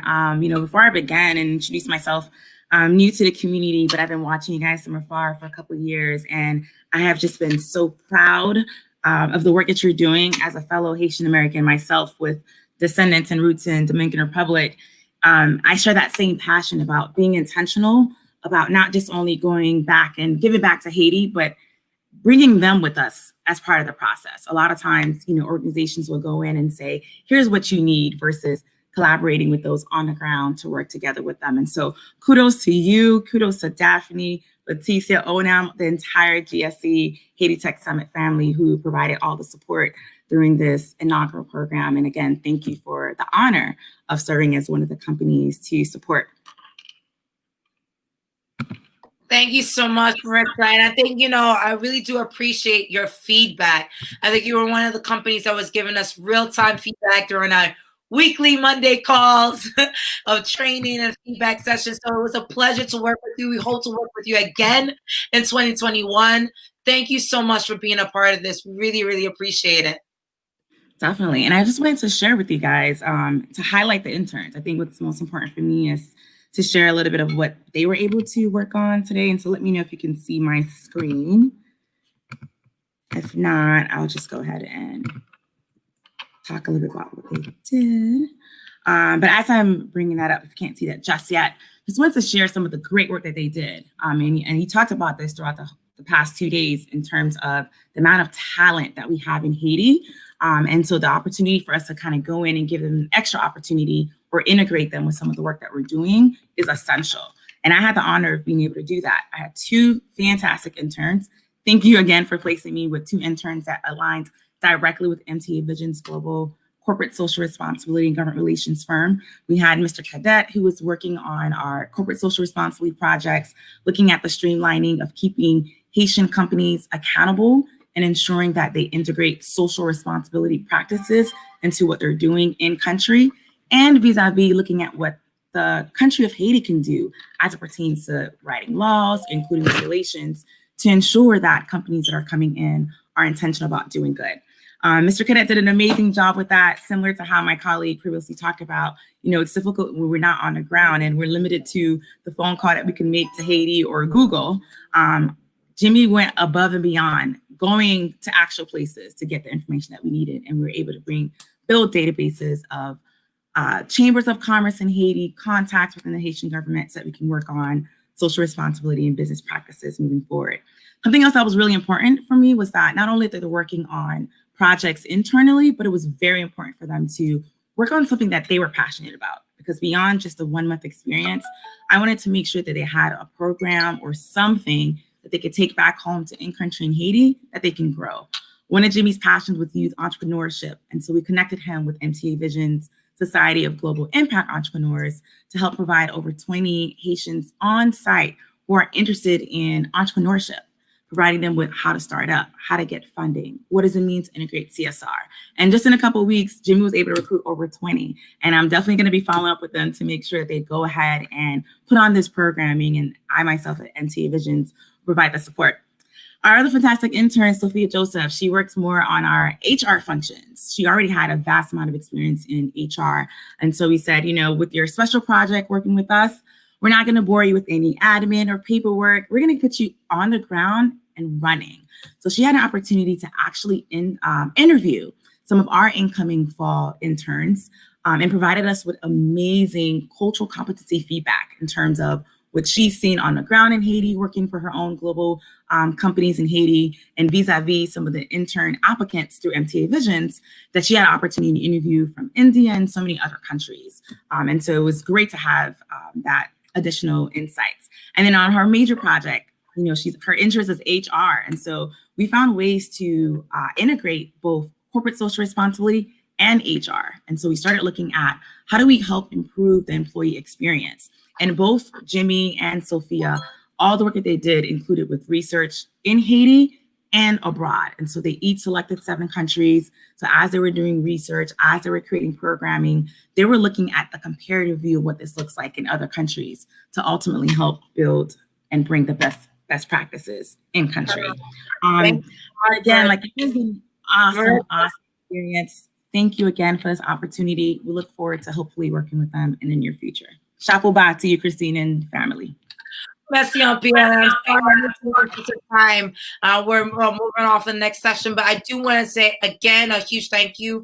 I wish we had more time to hear more in depth about what happened, but thank you so much for being a part of this program. As always, you look lovely and ready, and thank you for the time that you committed, because I know it wasn't an easy one as well. So thank you so much, Marissa. Absolutely, it's an honor.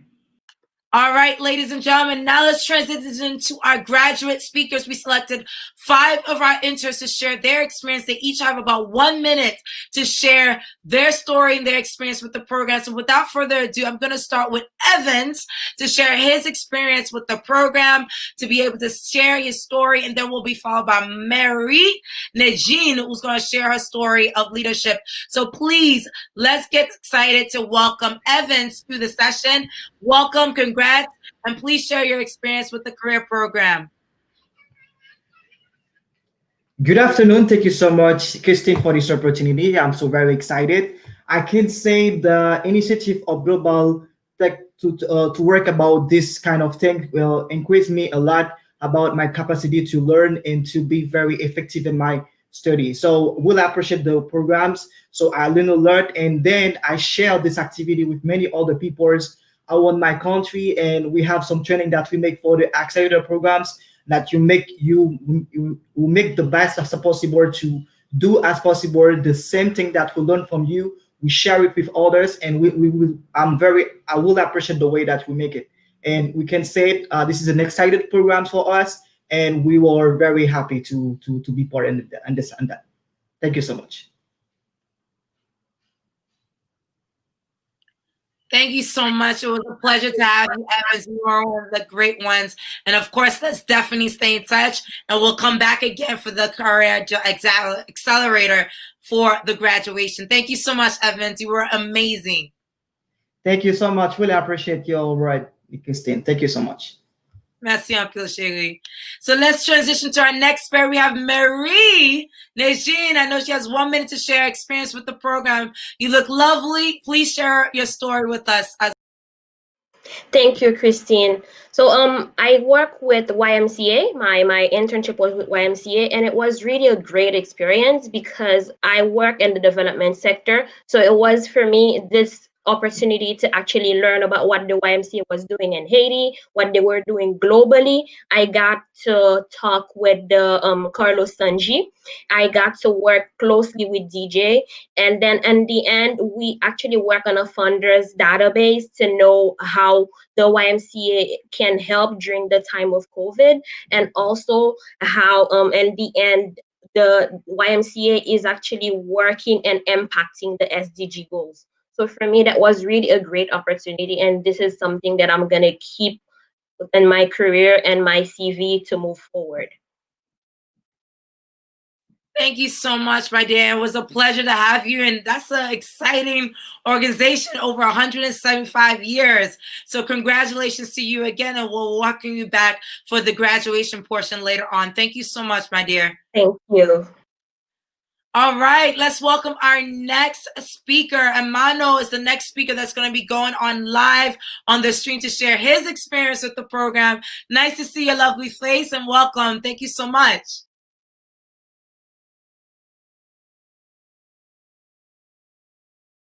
Amanda, I think you're muted. Try to see if you can unmute your mic. Just take off your headphones and come back live. Guys, let's get the energy and the engagements going on. Our next speaker, Amano, feel free to speak. Go ahead.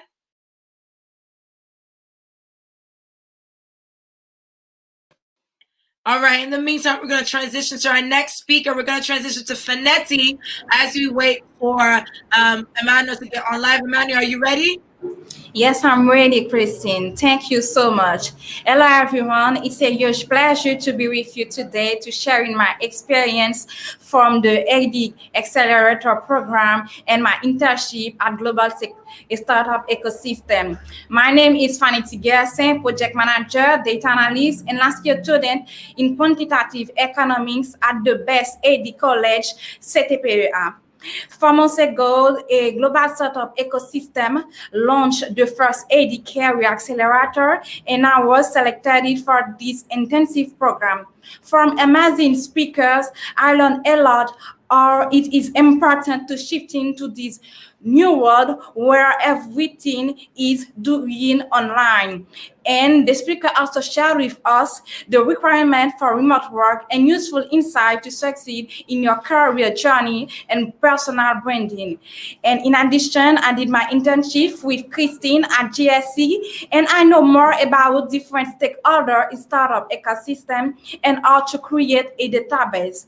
Thanks to this program, I am more self-confident and I am more engaged with my community. So I would like to thank GSC for this amazing experience, and special thanks to Christine and team and Daphne Charles for their unconditional support. Thank you so much. My dear, it was a lovely pleasure to have you. You're definitely a dynamic powerhouse, and we see you here today. Thank you so much. It was a pleasure to welcome you to the program. Thank you, Christine. All right, let's bring Amano back on. Our last speaker. Are you ready to go? Yeah, I think so. Can you hear me now? Hear you loud and Good. clear. Last one. Yeah, thank you, Christine, and hello everyone. I'm Romano. So I was delighted to take part to the Haiti Career Accelerator program, and it's a pleasure for me to share with you my experiences.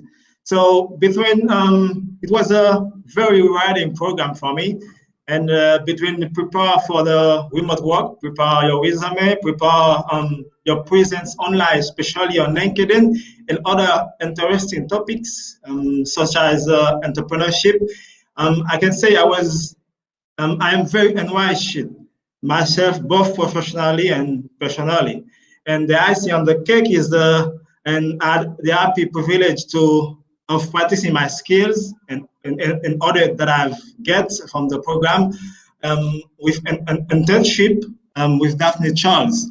And we're working on building a platform, an online archive library, Archive Avonai, and it was completely online, completely remote. So we have online meetings, emails, WhatsApp messages, feedbacks, and we iterate over and over to succeed. And it was very, very, very interesting and very useful, and a big thing for me in my personal life and my professional life.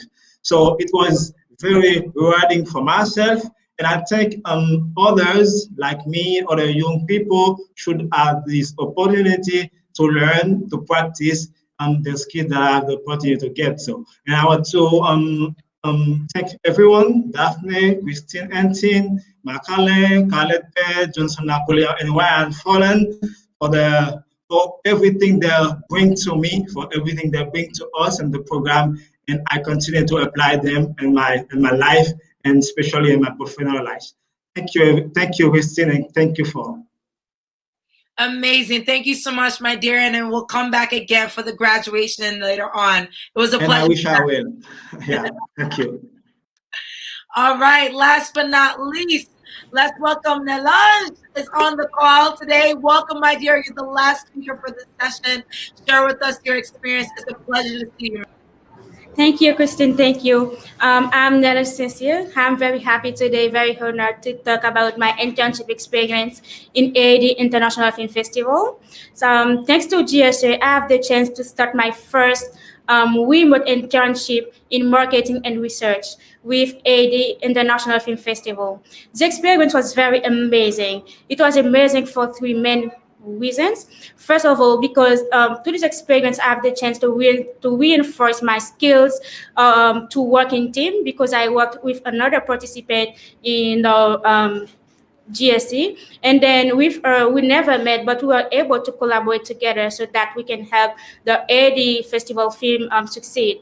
And secondly, this experience helped me to grow my network, because I contact a lot of sponsors for the festival film. I contact a lot of people, and with that, now I can say that I have a lot of contact.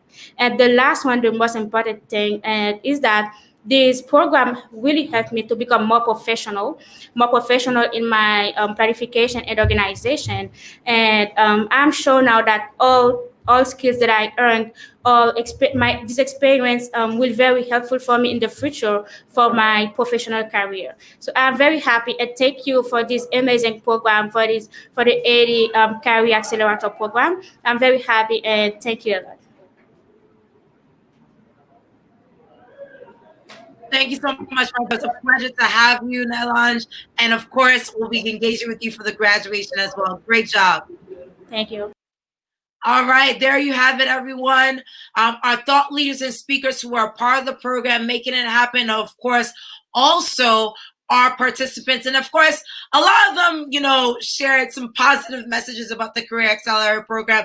And yes, it was an impactful program, a very powerful program. But I want to iterate that it was also difficult. It was the first time, the first time is not easy. So I want to again applaud them for their participation and thank every single person, both the participants from the cohort, the companies involved, the speakers involved, for just still sticking by us and being a part of it, because anytime you go for something the first time, it's not easy. So please, another round of applause to all the partners and stakeholders who are part of Haiti's first Career Accelerator program. And I'm so excited to have kicked off this initiative this year. And you'll be hearing more about the second edition next year and more to come. So now, as we transition to the next part of the program, ladies and gentlemen, I'm excited to kick off Haiti's Startup Lab Accelerator Demo Day.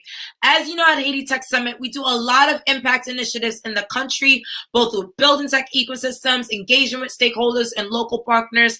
And also, you just saw our Career Lab program with the Career Accelerator. We also do the Startup Lab Accelerator program every single year. And so with that, I'm going to take a brief 30-second recess before we welcome our member from the U.S. Embassy to kick off this session today with you all. So please, ladies and gentlemen, let's kick off with a brief break and engage and get excited for the next session.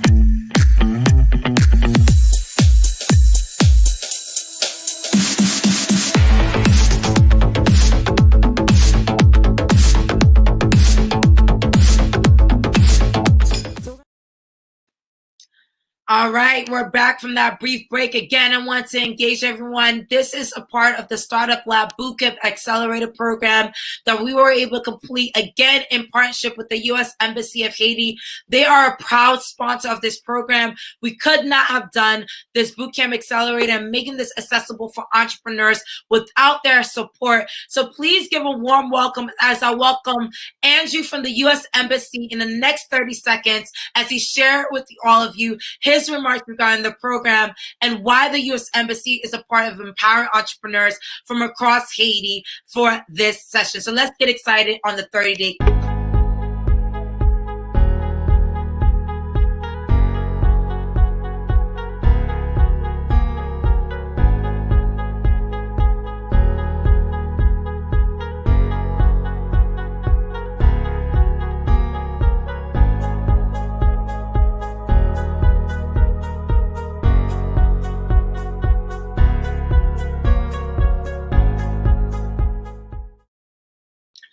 All right, ladies and gentlemen, please give a warm round of applause and please a warm welcome to Andrew Dilbert from the U.S. Embassy of Haiti for opening remarks to kick off the Startup Lab Graduation Demo Day. Thank you so much, Andrew, and welcome to the program.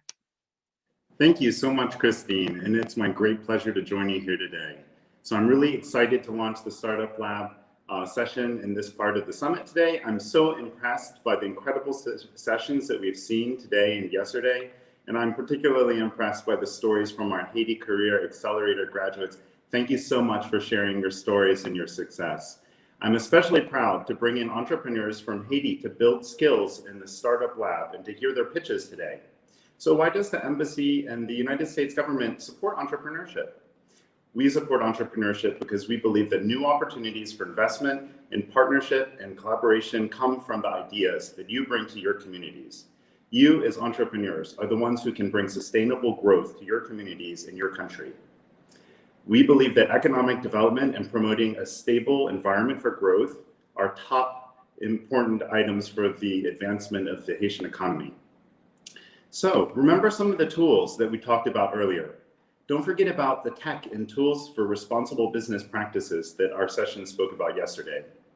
And I'd also like to remind you that there are ways to connect through networks, through the US government provided resources, such as the Y-Line network. And I will drop a link in after I'm done speaking so that you can see what I'm talking about. You can participate in the network that's free and be able to reach out to other entrepreneurs throughout the hemisphere.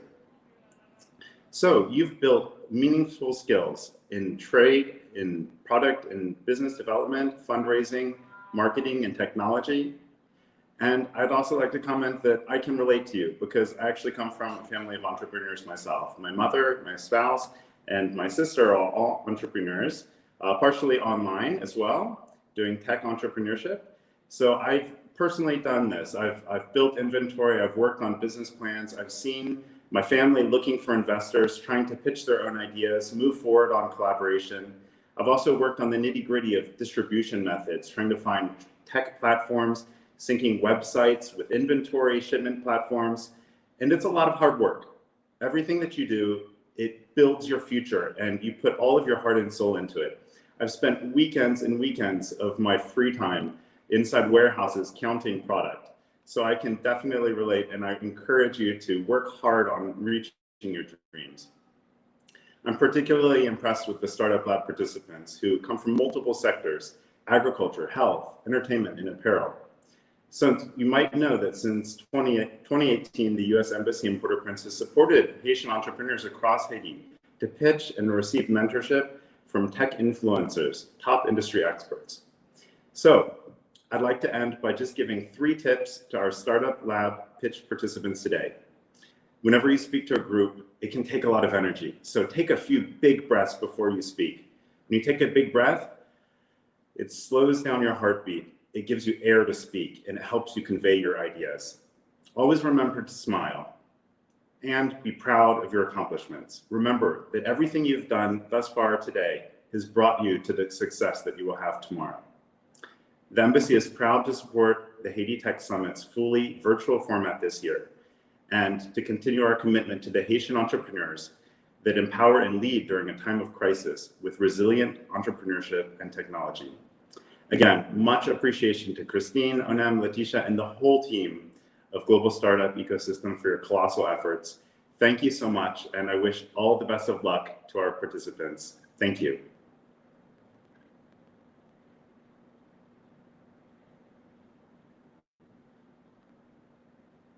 Thank you so much, Andy. It's just a pleasure to have you. And thank you so much for those warm words and also expressing such great pitch presentation and tips to the entrepreneurs. They're going to go live now. So without further ado, ladies and gentlemen, please give them a warm round of applause. And again, a huge thank you to the U.S. Embassy for making this possible. We could not do this without your support. Thank you again for powering this program. All right, ladies and gentlemen, let's kick off and get ready. So let's get the countdown going. Let's get some energy. Let's get a brief reset, some remarks from Jack Dorsey about entrepreneurship, and then we'll kick off the Startup Lab. A lot of entrepreneurs I meet outside the United States have this notion that in order to succeed, they have to move to the United States, they have to move to Silicon Valley. Even in the United States, people in New York think they have to move to Silicon Valley and San Francisco to build a successful company, and it's just not true. If you become dependent upon that idea of the only way I'm going to be successful is to actually move my location, it really takes away the potential of serving the market in a unique and differentiated way.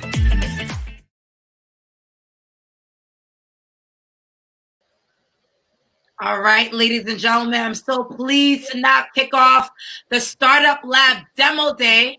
And first, before we even kick off this Demo Day competition, I do want to welcome Christina Glancy from GST, who's going to kick off this session. She's going to be reading out each one of these startup companies' name. They have 2 minutes, ladies and gentlemen, 2 minutes to share their startup pitch companies to be able to kick off here. So Christina Glancy, without further ado, let you do your opening introductions before we kick off the session. Thank you, Christine. I appreciate it. I'm so excited to be here, everyone. I'm so excited to introduce all of these amazing panelists so that we can pitch. I've been a part of the GSE team for about a few years now, and I have grown tremendously, and nothing ever phases me. Everything is always greatness. But I'm so excited to start to introduce everybody on the pitch. And I want to say good luck to everybody, and 2 minutes is really a thing. So I'm going to cut you off at 2 minutes, and let's do this. So the first person that I would like to introduce is Evans from Medu Cloud Inc. Good afternoon. It's a pleasure for me to be here. So I would like to ask, my name is Evans Peterus. I'm the founder of Medu Cloud. I would like to ask some questions. Did you know that a teacher nowadays takes one time to prepare courses, makeshift attendance in classes, and for school or university to take control of grade notes? We make Medu Cloud, an online innovations program that brings the education of the future. Imagine in one click, you can have access to your school or university, wherever you are. A teacher right now can easily connect with students, prepare his classes, post online assignment, and much more. How fun it is for a student to study. You can find online courses, interact in real time with teachers, increase the knowledge for better academic results.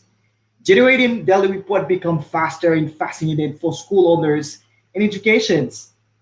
In addition, they can have this possibility to share events, activities, jobs, track online certificates, admissions, payments with QR code, attend this with GPS localizations and IP addresses, etc., and much more. Your interest is welcome. You can join us by changing swift and innovative strategy to serve institutions in the learning aspect. We have the plan to attend more than 1,000 schools and universities around the world. We have a great plan. Please join us in this activity. Connect with us on Facebook and Twitter and LinkedIn. We can write out as cloud at meducloud.com and your website meducloud.com. So we will launch their website in January. So thank you so much for this opportunity. Join us for this goal activity that we have for the One Award. Thank you so much. Thank you so much. All right, thank you for your pitch. Next person up is Levant Angelica from Influencer Inc.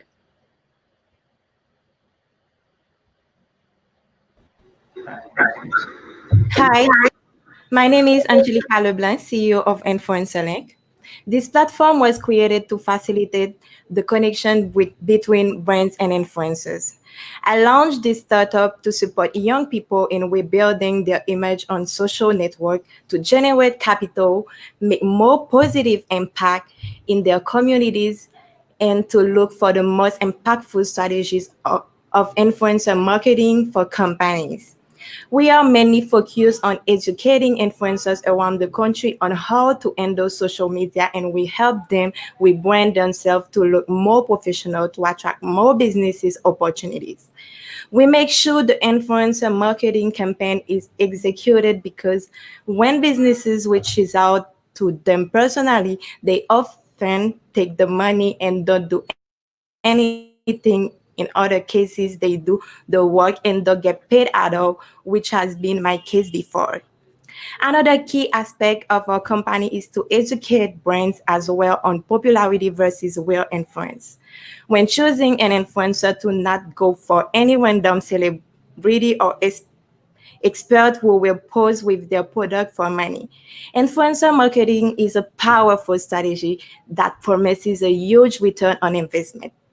We are a young and proud company that is already providing value to young adults. The journey just started, and we already have a reach of 100,000 people that is constantly growing.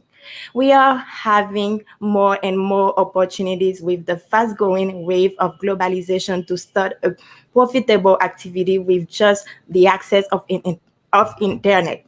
And we believe that the Asian youth can be a part of it. Thank you for this opportunity, and I'm looking forward to seeing you again. Thank you very much. It's very important to bring a light on influencer marketing. You did a good job. Thank you.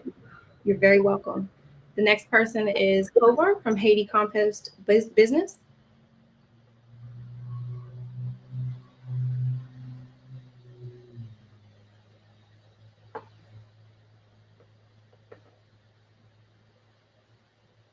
We could go to the next one.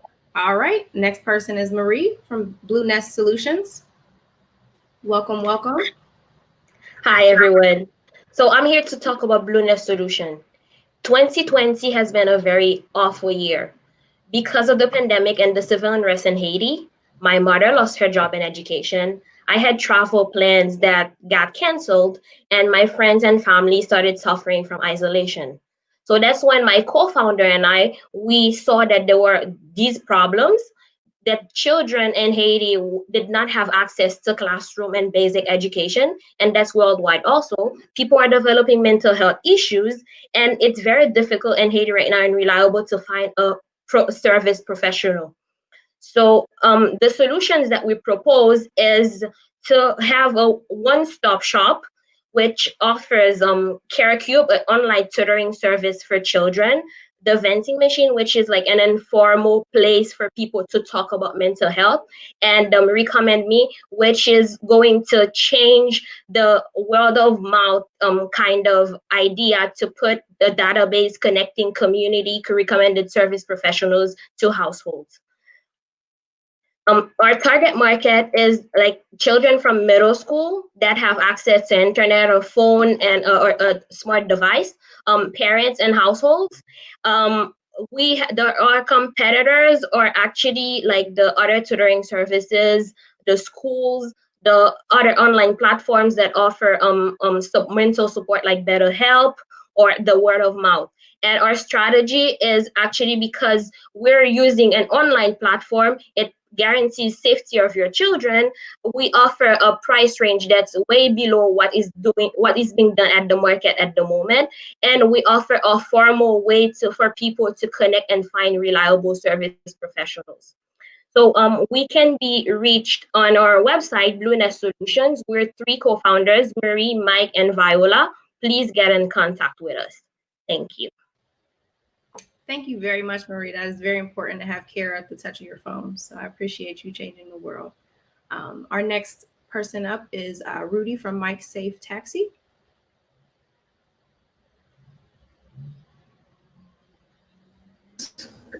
Would you have? Hello. And I'm the co-founder of Mike Safe Taxi.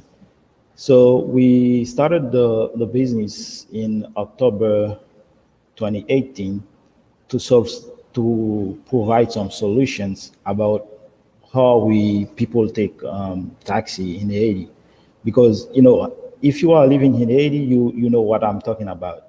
So the one of the big problems we have is when you take a taxi, for example, people are there is a lot of other people that came in the taxi. So we want to change that. So with Mike Safe Taxi, we offer different services as a taxi services. Like if you take a taxi, for example, you will be only you in the taxi. Nobody else will come unless you invite them. And also we offer um, so if you speak English or Spanish, you don't be you will be able to communicate with our drivers. Also, we offer security guard services when you take a taxi. If you are a VIP and you want to visit the country, so there is a lot of things we offer as a taxi services, and I think we will change the way people will take taxi in Haiti. Thank you. All right, thank you very much. Safety is always important. I appreciate you shedding light on that. Our next person up is Sean Lee from Boost Tech Media. Welcome, welcome.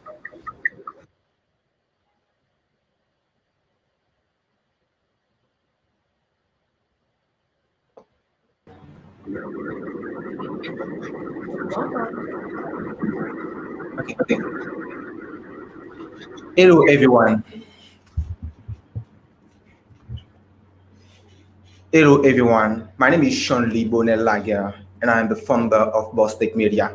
We are working to embrace AD to the technological and entrepreneurial revolution to an online media platform specialized in the production and transmission of information and training related to technology, entrepreneurship, and personal development. Let me tell you my story. 3 years ago, in 2020, let me tell you my story. 3 years ago, in 2017, I was working on a project as part of an international program related to my career. I needed to a lot of information about technology as it relates to AD. Unfortunately, I couldn't find it on the web. I was stuck in doing my work, and I missed the opportunity. Sometime after, Sometime after, I realized that he was not the only one with this problem. There are fellow students, professionals, and even institutions that often encoded it. I've come to understand that there is a clear lack of information related to technology and entrepreneurship and AD. That is why I created Boss Tech Media. It is a platform where people can find articles, videos, audio podcasts, graphics, and photos to inform and educate them about technology, entrepreneurship, and personal development. Content is available in Creole and French. Our goal is to promote IT through content based on the people, initiative, and institutions that are evolving in the information fields. We offer people content through which they can grow with us and explore the opportunity that exists that fears. We need a great partner now to grow better and continue to make more impact in this community. Follow us on social network and visit our website now at bosstechmedia.com. Thank you so much for your attention. Thank you so much for this opportunity. You're very welcome. Thank you for tying together information that the world needs to hear. Everybody show them some love. We're going to go on to the next person. We're going to talk to Pierre from Jeremy Breadfruit Flower and Nursery. Welcome, Pierre. Thank you. Hello, everyone. My name is Pierre Moïse Louis. I'm going to talk about Jeremy Breadfruit Flower and Nursery. Jeremy Breadfruit Flower and Nursery is a processing company located in Jeremy, Grandance, Haiti. This company was created in 2012 and has 5 employees with full-time and several workers with part-time working. This company allows to highlight the breadfruit flower and fruit trees. So the company is made up of a board of administration. In this administration, there is the director, the administrator, the logistic manager, the marketing manager, and the production manager. Our product is breadfruit flour, which is a product, organic product, gluten-free product, rich in fiber, and compared made with breadfruit flour in our bakery. We have bread made with breadfruit flour in our bakery, breadfruit trees and fruit trees.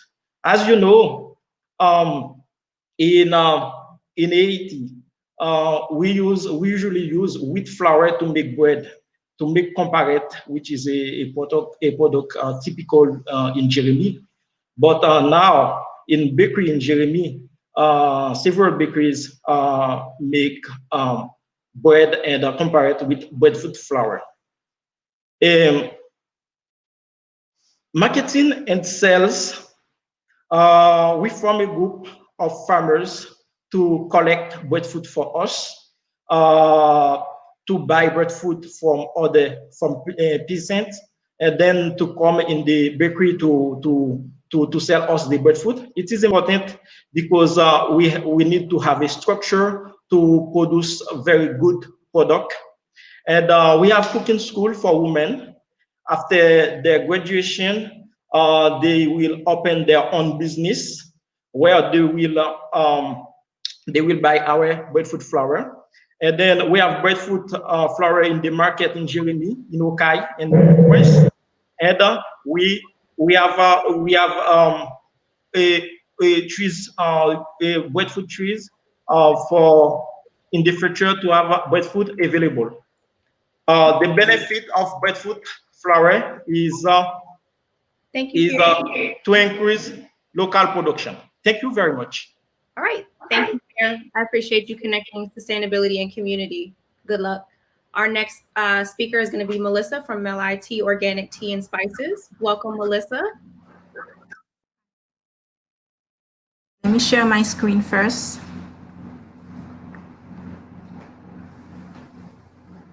No need. We're managing the screen for you. Go ahead, Melissa. Just pick. Okay. Hi, I'm from a small town in southern Haiti where agriculture is the main source of income for most families, including mine. So I grew up experiencing how rural women like mine struggle with food insecurity and poverty because they were desperately trying to make ends meet by farming in a deforested environment with inadequate financing opportunities. My name is Melissa Sanon, and I'm on a mission to provide decent economic opportunities to the 90% female Haitian farmers who work in agriculture and make less than $2 a day.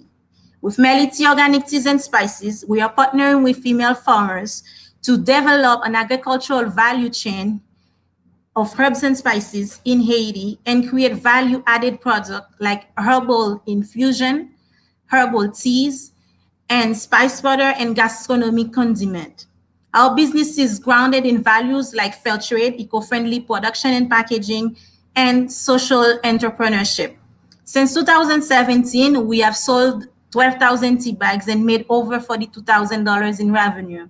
Now we need $20,000 to upgrade our production and processing facility to effectively increase production, hire more people, increase the supply chain to 60 additional female farmers, and meet the high demand for herbs and spice products, which is estimated globally at $65 billion. We have a team of 5 people that are highly qualified and with a combine of 15 years of experiences in agriculture business and social entrepreneurship. Please join MLIT on this journey to make Haiti known as the best herbs and spices producing country in the world, while you empower Haitian female farmers. You can reach us at spicemelity@gmail.com or reach us on Facebook at MLIT Organic Teas and Spices or follow us on Instagram at Spice Melity. Thank you. Haiti's future is herbal and green and female. So please join us on this journey. Support us. Thank you for that. You just told me something, so I appreciate you. Give everybody some love. We're gonna go to our next person, which is Alamou from the Connecti.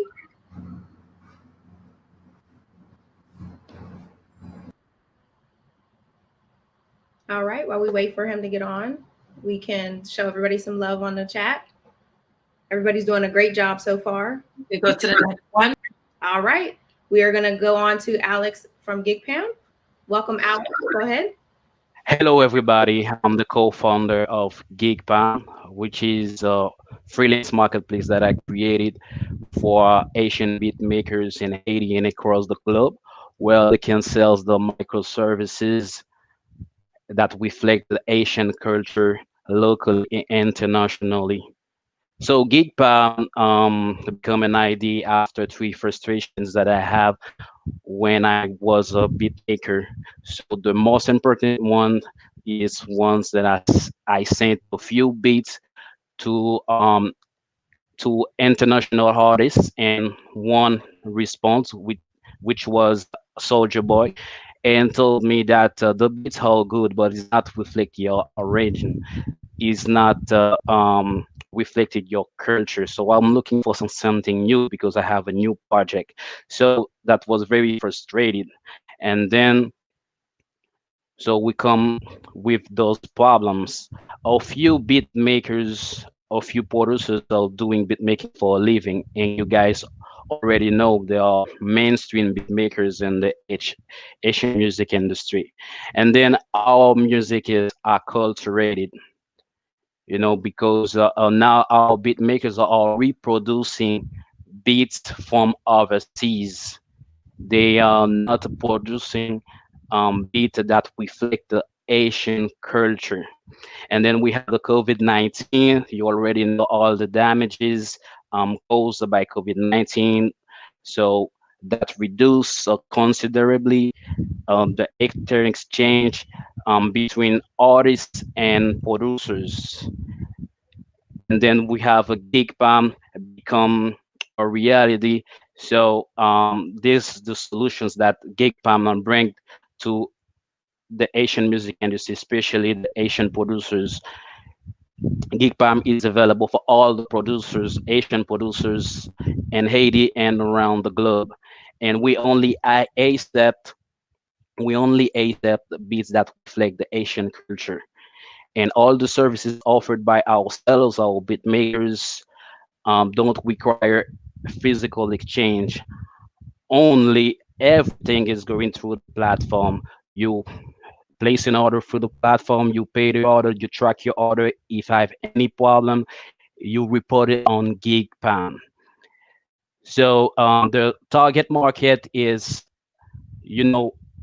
Haiti got a lot of talent. We have a lot of artists in Haiti ready to collaborate with GigPam, and any media individuals, any a marketing director which is interested in instrumentals and a beats will be welcome on a GigPam.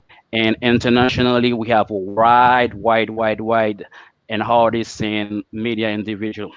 So if you want interested to collaborate with GigPam, feel free to contact us with all the information that you have in front of you. Thank you so much, Haiti Tech Summit, GigPam, Musique Sans Frontières. À la prochaine. Thank you very much, Alex. Everybody show all of our pictures a round of applause. Show them some love in the chat. It's not easy to come up here and pitch. So we just appreciate you all for sharing our time and space. Well, first and foremost, thank you so much for moderating that. That was lightning speed pitching. It was not easy. And I want to reiterate again that these entrepreneurs are literally sharing their entire business story literally within 2 minutes or less. And hopefully many of you engaged with them. I want to give them another round of applause. I want to put their profiles back up here again, because this was not easy. This demo day is one that really we are excited to always welcome people to this. So please, if you can, just reiterate the 10 finalists once again. because they curated a community of like thousands of people to vote for them to be on this session. So with that, Christina, I'll let you take concluding remarks before we transition to the next session. All right, thank you. So everybody again, show a round of applause for Evans, Angelica, Hover, Marie, Rudy, Sean Lee, Pierre, Melissa, Alami, Alex, everybody. They did a great job. Thank you for sharing time and space. You did a wonderful job. We are looking forward to, figuring out who's the winner. All right. And without further ado, ladies and gentlemen, please give a warm round of applause to Christina Glancy from GSC for moderating and facilitating this lightning round Startup Demo Day from the Startup Bootcamp Accelerator. Thank you so much. You're welcome. Thank you for having me.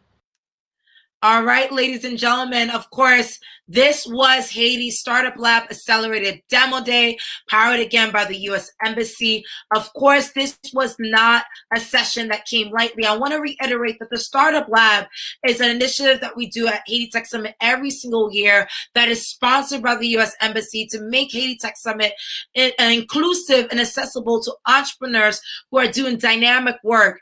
As part of the Startup Lab, keep in mind, it's very competitive to be selected for this program. Essentially, hundreds of entrepreneurs from across Haiti applied to this program. 100 Haitian citizens from across all 10 departments of Haiti were selected for the Startup Lab Bootcamp Accelerator, and they had a private bootcamp right before Haiti Tech Summit to prepare for this program. And these speakers were from SAP, LinkedIn, and many of our other partners. So again, this demo day was not just something where we announced to the public. This is something that we were working with for several weeks to make sure we get entrepreneurs engaged and ready. So again, a huge round of applause to our 10 finalists. And again, please join me in a virtual round of applause to Evans from Medical, LeBlanc from Influencer Inc., Harvard from Haiti Compass Business, Marie from Blue Nest Solutions, Rudy from My Safe Taxi, Shawnee from Boostech Media, Pierre from Jeremy Breadfruit Nursery, Melissa from Elite Organic Tea Spices, Alami from L'École Connectée, and Alec from Gig Palm. And if you notice, every single one of these 10 finalists were covering very different industries. Some of them are in food, some of them are in beverage, some of them are in music, some of them are in transportation, some of them are in crafts. I mean, a very diverse lineup of industries was represented from this session. So with that, I want to again thank you again for enjoying this demo day. Please track them. We are announcing again links to their companies. There's going to be an email blast about their companies shared with the general public, because again, this was a dynamic group of really top pioneers. And that concludes Demo Day. We're now going to transition to a break, and we're going to welcome the graduation, where Daphne Charles is going to welcome back, the conversation around our career lab and announce our graduates that will be graduating for program and giving some remarks. So please enjoy the music as we engage for this 5-minute break session.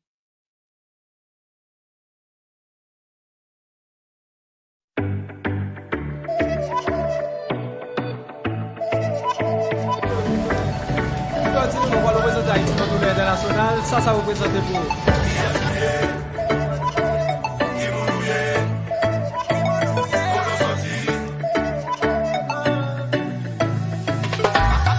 Haitiano, Haitian, Haitien, Afrique natale pour bien comprendre. Qui me lève tout ça qui pas fait comme yo. Ça pas garder mon compte qui a ce qui fait action yo. C'est moi qui j'ai péria, ça semble Haïti péria. Tout pour les passer yo, yo bon moi ça dans toute la ria. Ça pas bon prince l'hôpital canapé vert. La musique ça m'a confirmé pour tout ça pas de quoi les amis. Wow wow wow wow. On va réveiller happy wow wow wow. Faut qu'il décolle pour nous tout à enjoy. Haïti c'est pas non, lever maintenant là yo mandé. Haïtien maye maman. Haïtien maye papa. Haïtien sorti pour lui, m'a fait mourir par le pour la vie. Haïtien maye maman. Haïtien maye papa. Haïtien sorti pour lui, m'a fait mourir par le pour la vie. Moi de ce tombadou, moi de ce rara, moi de ce rabodaï, qu'on de ce compas. Et puis carnaval la belle, moi songe black là. Et Richard musique qui devant nous love là. Qu'aime pas sauter Des pour vert, des pour bleu, des pour 10, des pour dat. Des pour que Haïti sous cœur, ou c'est haïtien. Mes amis, wow, wow, wow, wow. Entre moi et pays à vie, wow, wow, wow. Faut que les décoller pour nous tout qu'à enjoy. Haïti c'est une femme, non, les bébés dans l'air, là, yo, mandé. Haïtien, maillé, maman. Haïtien, maillé, papa. Haïtien, sorti pour lui, ma bébé, mourir, balmis pour la vie, yeah. Haïtien, maillé, maman. Haïtien, maillé, papa. Haïtien, sorti pour lui, ma bébé, mourir, balmis pour la vie, yeah.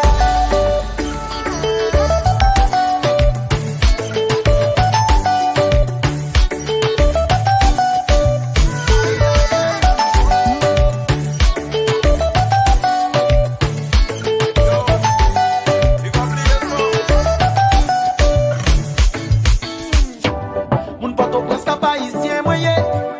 Moun Semak, moun Jérémy moyen. Moun Jacques Bel, moun Gonaïf moyen. Bene ake koto hench, ose Nicolas Levé. Moun Léogan, kwa de bouquet moyen. Moun Pasali, moun Niragwan moyen. Moun Akaye, moun Lagodam moyen. Mi vale wana met kai benos ban for liberté. Moun poto pelas ke obas moyen. Moun Gomon, moun Goay moyen.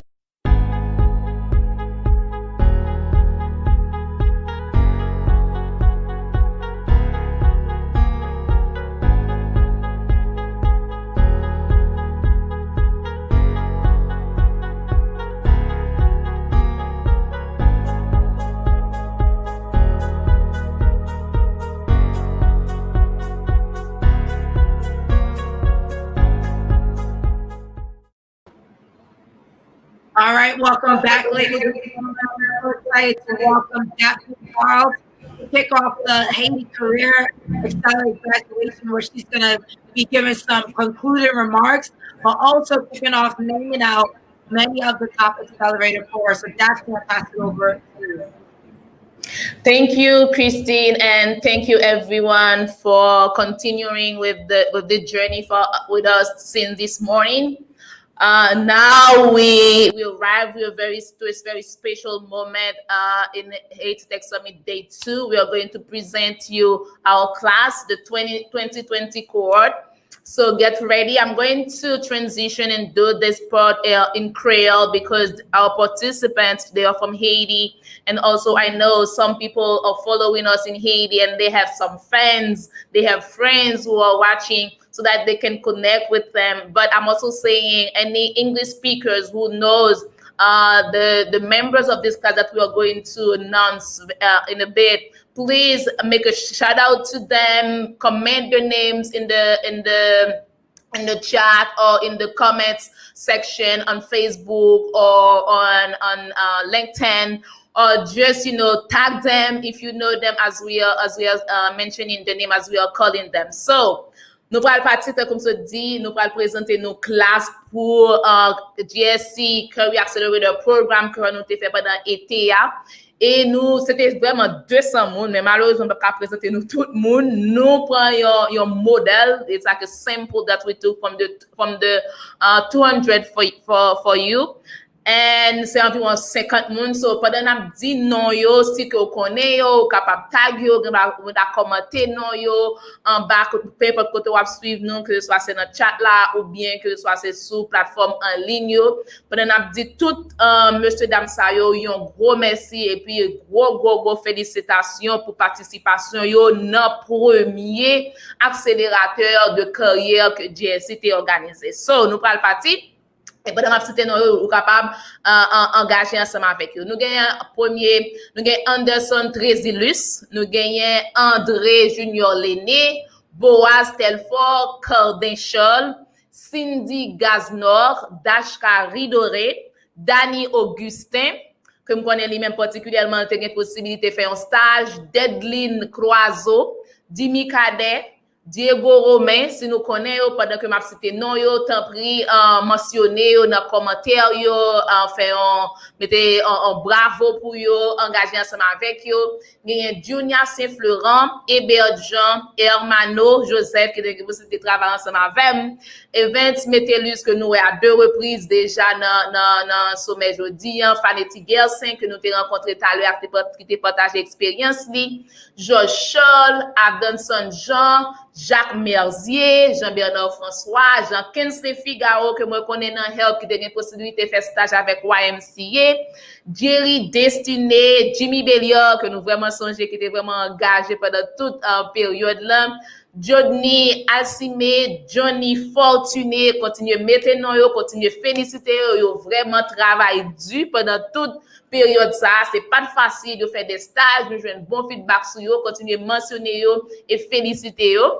Nous gagnons pour nous continuer Jude Zamor, Junior Planche, Léana Scholl, Lawrence Estiverne, McKinley Hippolyte, Marc Nepius, Marceline Espiègle, Trésinger Jean, Yveland Jeudi, Nedine Ducrépin, que nous qui était présenté tout à l'heure, qui c'est tout entrepreneur. Nous gagnons Obed Dorvilus, Patrick Edouard, Paul Israël Pétion, Pétuel Placide, qui c'est un monde qui vraiment engagé dans la communauté, nous en tout, entrepreneur tout, Ricardo Paul, Ricardi Valsin, continuez à envoyer petit cœur pour vous, continuez féliciter vous pour bon travail que vous avez fait dans le cadre Career Accelerator année ça. Wood Jerry beau séjour que m'pas oublié qui était toujours vraiment engagé, toujours des questions. Valérie Alcide, Rosemi Jolie, Ruth François, Samuel Simil, Samuel Darius, Sophia Joseph, Cécile Nelange que nous sommes rencontrés qui gagnait compagnie de les Val Place Entrepreneur tout, Stéphane Blanc et puis en dernier lieu Talcide Mackenzie. Ça, c'est seulement en cinquantaine que nous prenons pour parmi 200 participants qui te gagné dans carrière accélérateur que nous te gagné pour année ça. Donc, c'est premier classe là que nous graduons aujourd'hui. Nous disons toutes félicitations. Nous vraiment fiers de gros travail que vous fait, de tout ça vous accompli. N'a pas de nouvelles parce que moi avec Christine nous toujours dit ça qui vraiment fait nous content, ça qui vraiment fait nous sentir que nous réussi et force ça que nous te mettez dans le programme ça, c'est lorsque nous avons des nouvelles comment vous développer de façon professionnelle ou bien personnellement, comment tout ça yo apprendre dans programme nan yo va le partager avec l'autre monde dans communauté yo monde dans voisinage yo amis yo famille yo façon pour capable continuer former plus monde dans communauté ya. Donc encore une fois nous remercier yo tout qui t'a participé, nous remercier tout partenaire nous yo tout monde qui t'a ouvri porte yo puis t'a fait expérience là avec nous, songe gen un qui t'a réticent mais malgré tout après ça yo t'es vraiment content et yo même qu'on y a yo voulait engager monde ça yo employé de façon à plein temps. Donc, nous remercions toutes pour toute patience. Nous connaissons un pile fois, tout c'était à la dernière minute, de recevoir une série d'instructions. Malgré ça, vous avez venu, vous avez fait ça que vous avez pour faire et vous avez délivré. Donc, nous voulons dire tout, un gros merci et un gros merci, une gros félicitations to the 2020 Haiti Career Accelerator Class. Et bon, nous pour l'année prochaine, pour l'autre classe, et nous tout pour toujours continuer à attendre bonnes nouvelles que y a apporté pour la communauté noire en Haïti. Daphné, merci en pile. Nous sommes là pour te parler pour 5 minutes pour quelques leçons à apprendre pour le programme, qui advice ou bien pour les gens qui ont participé dans le programme, peut-être nous annoncer moun qui te fait internship là, but c'est 200 Haïtiens nous de choisir pour programme là. So, si vous avez quelqu'un give some concluding remarks before we transition to the next panel. So the floor is all yours, my dear.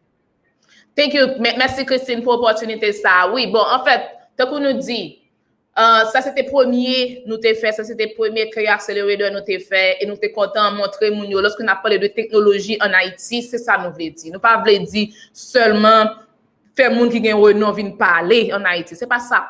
C'est vraiment commencer une conversation parce que c'est comme ça on résout le problème. Donc on doit dire que ou gen problème mais si ou pas chita pour mettre problème dans la tête, pour nous ensemble, pour nous dire mais ça problème nan et mais qui j'en nous ka résoudre pas ka résoudre. Donc vraiment GSE qui gagne Haiti Tech Summit comme une initiative c'est pas seulement parler de technologie mais nous voulons faire action et ça que nous faisons c'est un modèle que nous voulons lancer c'est un modèle nous voulons bailler pour nous dire tout le monde on n'a pas de utiliser technologie pour résoudre problème c'est ça nous voulons dire c'est utiliser technologie pour capable résoudre problème qui gagne rapport avec chômage de et nous te ouais comment plusieurs participants partenaires nous qui sont dans la diaspora yo même qui étaient d'accord pour capable prendre stagiaire ça c'est pas bagage qui facile nous devons comprendre ça c'est pas bagage qui facile parce que nous connaît mais moi même tout me superviser monde des fois on a l'impression que lorsque on monde li devant ou ouais ça la fait c'est laisser sur le travail donc on y a que je pour mettre un système en place côté ou employé a pas devant OK li la caille ou bien peu importe côté la travail là mais pour toujours assurer que il continue faire travail là gens que il doit faire là ou besoin de confiance ou besoin de gagner un bon système en place pour capable monitorer pour capable regarder comment ça va avancer et puis ou besoin tout définir un plan de travail et puis un plan de supervision tout donc c'est tout ça que yo te besoin faire et yo arrivé faire et moi vraiment à encourager tout le monde qui t'a peut-être réticent par rapport avec ça c'est pour partenaire yo essayer moi-même tout m'essayer faire ça qu'on y a moi gagner stagiaire que c'est pas nécessaire il pas besoin venir dans bureau il capable rester la caille il fait travail là et puis nous rester en contact par téléphone par email par WhatsApp pour connaître comment ça va avancer donc moun sa yo nous te gagné Patrice Bayer qui te parlé nous te gagné Daniel Saint-Lô qui c'est moun en Haïti que moun connaît nous que même relais nous même que en Haïti chercher connaître qui j'ont fait comment ça y est qui avantage je joindre là-dedans tout et même moun tout à l'étranger tout capable ban nous feedback sur ça vraiment veut encourager diaspora parce que nous connaît en pile nan nous toujours besoin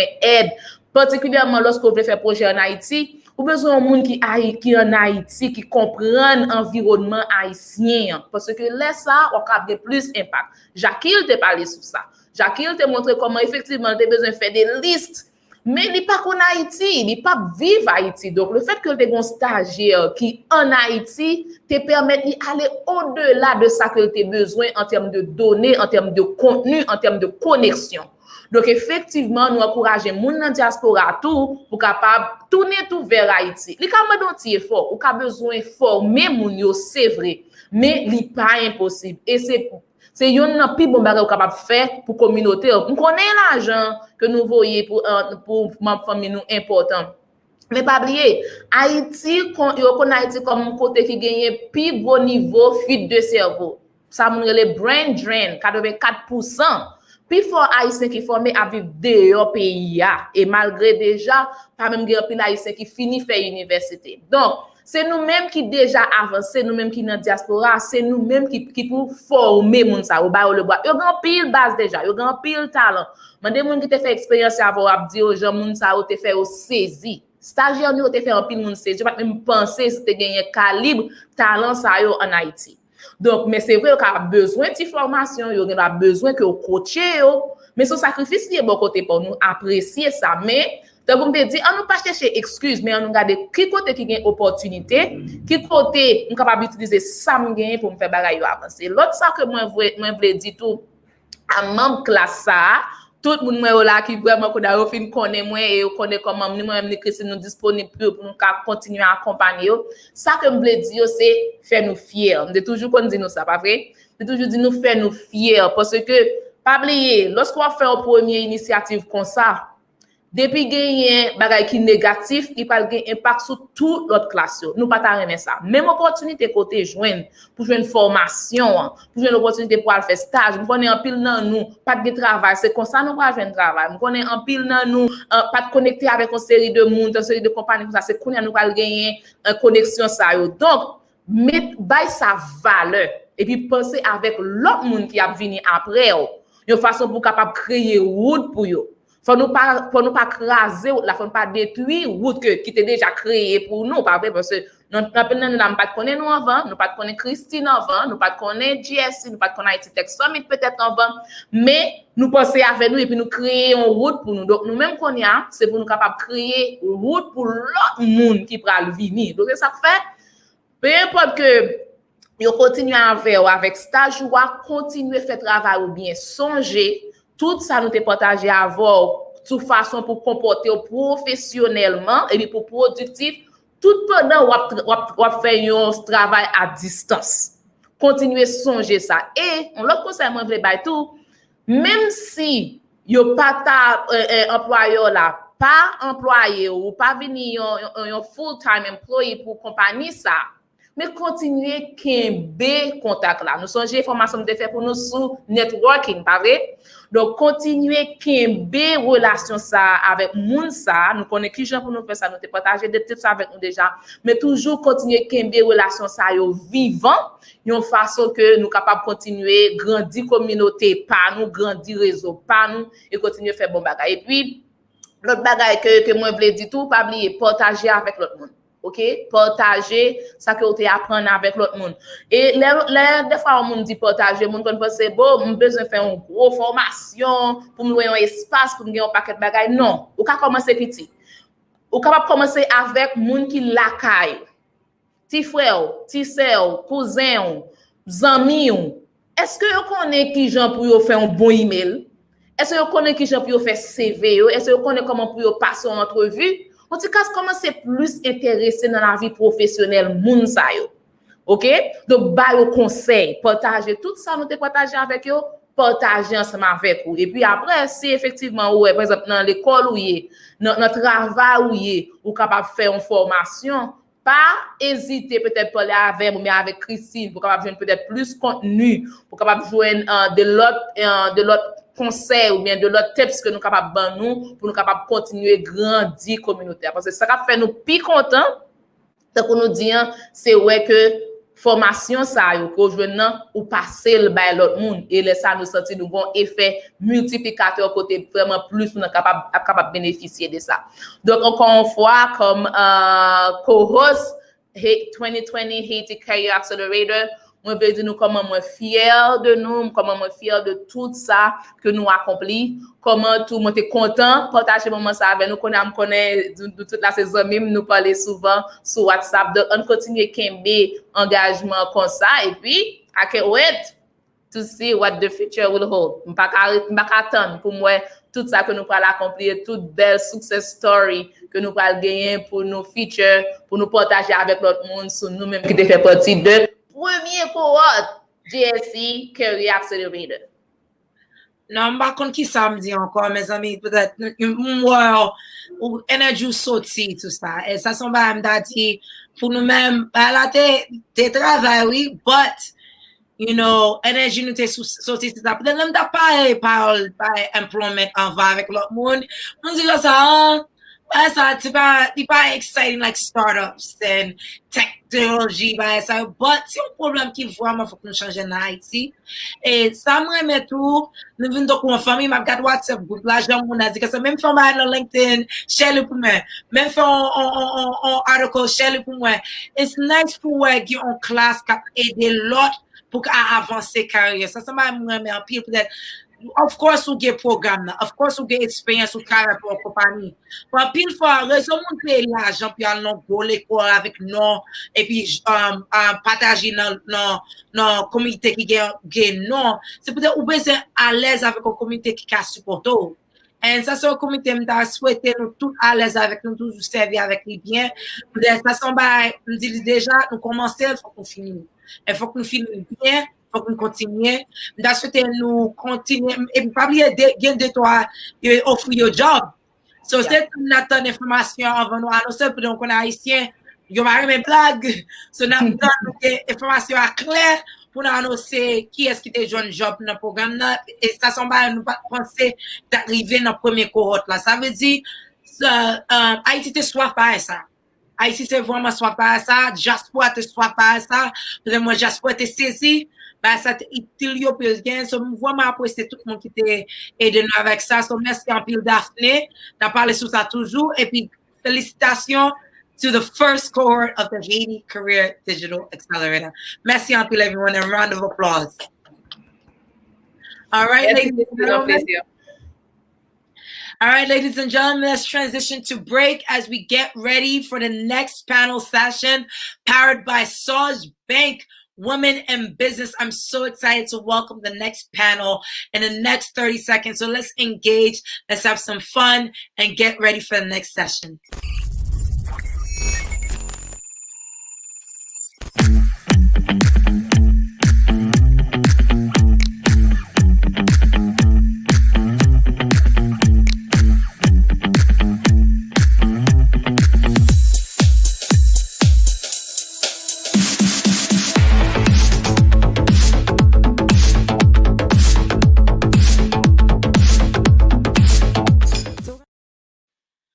All right, ladies and gentlemen, hopefully you're excited for the next panel session, Women in Business, powered by Soj Bank. I'm so excited to welcome these powerful, powerful women in business, women of Haiti, women of the world, that's going to kick off this conversation. This is a much needed conversation. This is probably going to be the best panel of IT Tech Summit 2020. Yes, I said it. Women run this world. So, ladies and gentlemen, I'm so excited to engage these ladies. Vraiment content. Our energy so teasing ça vraiment from the IT and of business. So we're going to kick off the 30-second countdown, and then we'll welcome Prestige Jack to welcome this powerhouse panel of wonderful women. Let's get ready.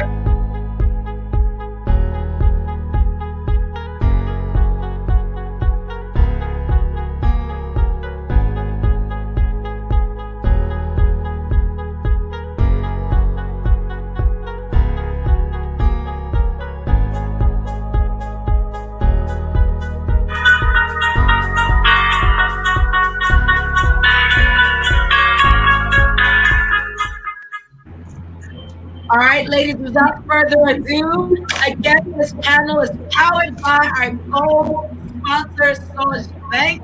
Such an honor and a privilege to work with this financial institution. And without further ado, please welcome Prestige Jack to kick off the Women in Business at IT Tech Summit.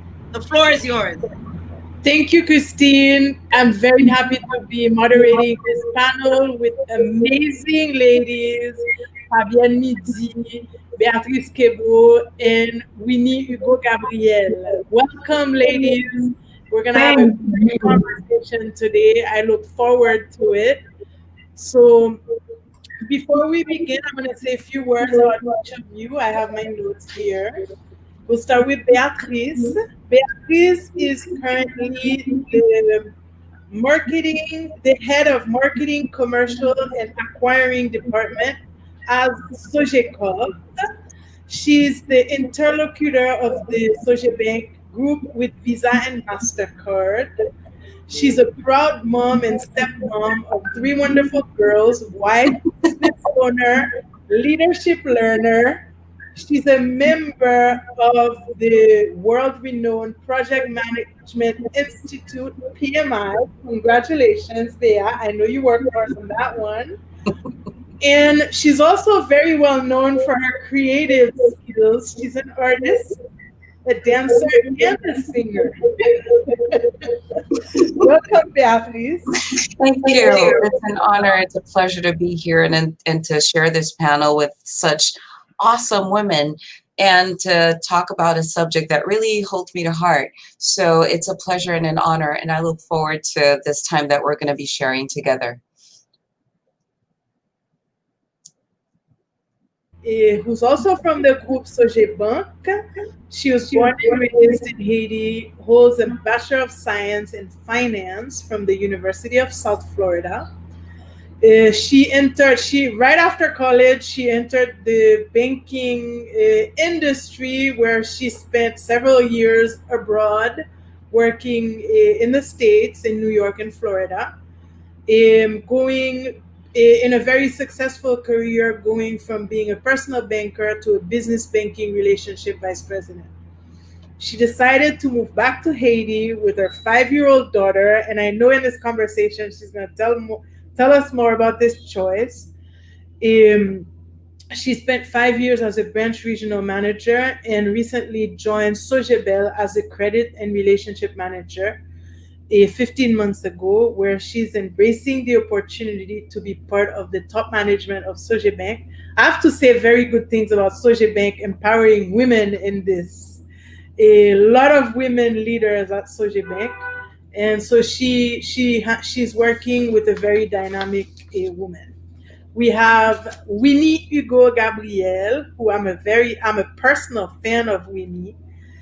She's a lawyer, journalist, and published author. Fulbright student from Haiti. I know we probably have a lot of Fulbright students watching, so I like to share the Fulbright success stories. She studied intellectual property and cybersecurity law at Maryland Carey Law, and she has very personal objectives to promote 3 pillars to help people to serve her country and to contribute to its development. Winnie is very concerned about the Haitian law surrounding new technologies being behind the times. So she's putting a lot of effort to try and modernize things. She wants to be a role model for women. And so in addition to reforming Haiti's intellectual property system, Winnie is driven by her desire to confront women's issues in Haiti. As a lawyer, journalist, and author, she hopes to do that by promoting women's rights, being a role model to inspire women and girls, and help them unlock their full potential. She has a column that appears on the Nouvelliste, and she's published a book about Haitian women called Haitian Women 60 Exceptional Profile. She's also an award winner of Dauphin News and Impactful Young Women by Ticket Magazine in 2018. Welcome, Winnie, and welcome, Fabienne. I'm going to let you ladies say a couple of words before we get started. I don't know if you want to say a few words. I think you are still on mute. Yes. Let me start by saying that I'm super excited. I'm so happy to be part of that panel. Women rock. Yes. So I'm very honored, excited, and very happy to be here. I think I've been following Haiti Tech Summit, and I think it's such a great movement to promote Haiti. And now with Haitian women talking about how we feel about women in businesses. So it's a great opportunity for me, and I'm super excited and happy to be part of that panel. My turn. Thank you, Christine. This is a very great introduction, and you inspired a lot of people, especially me. I like your drive, the day.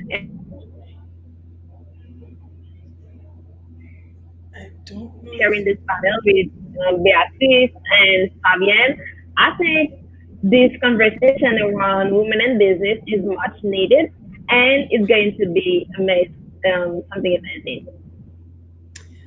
Thank you. Well, I got so excited to introduce you 3 ladies that I forgot to introduce myself.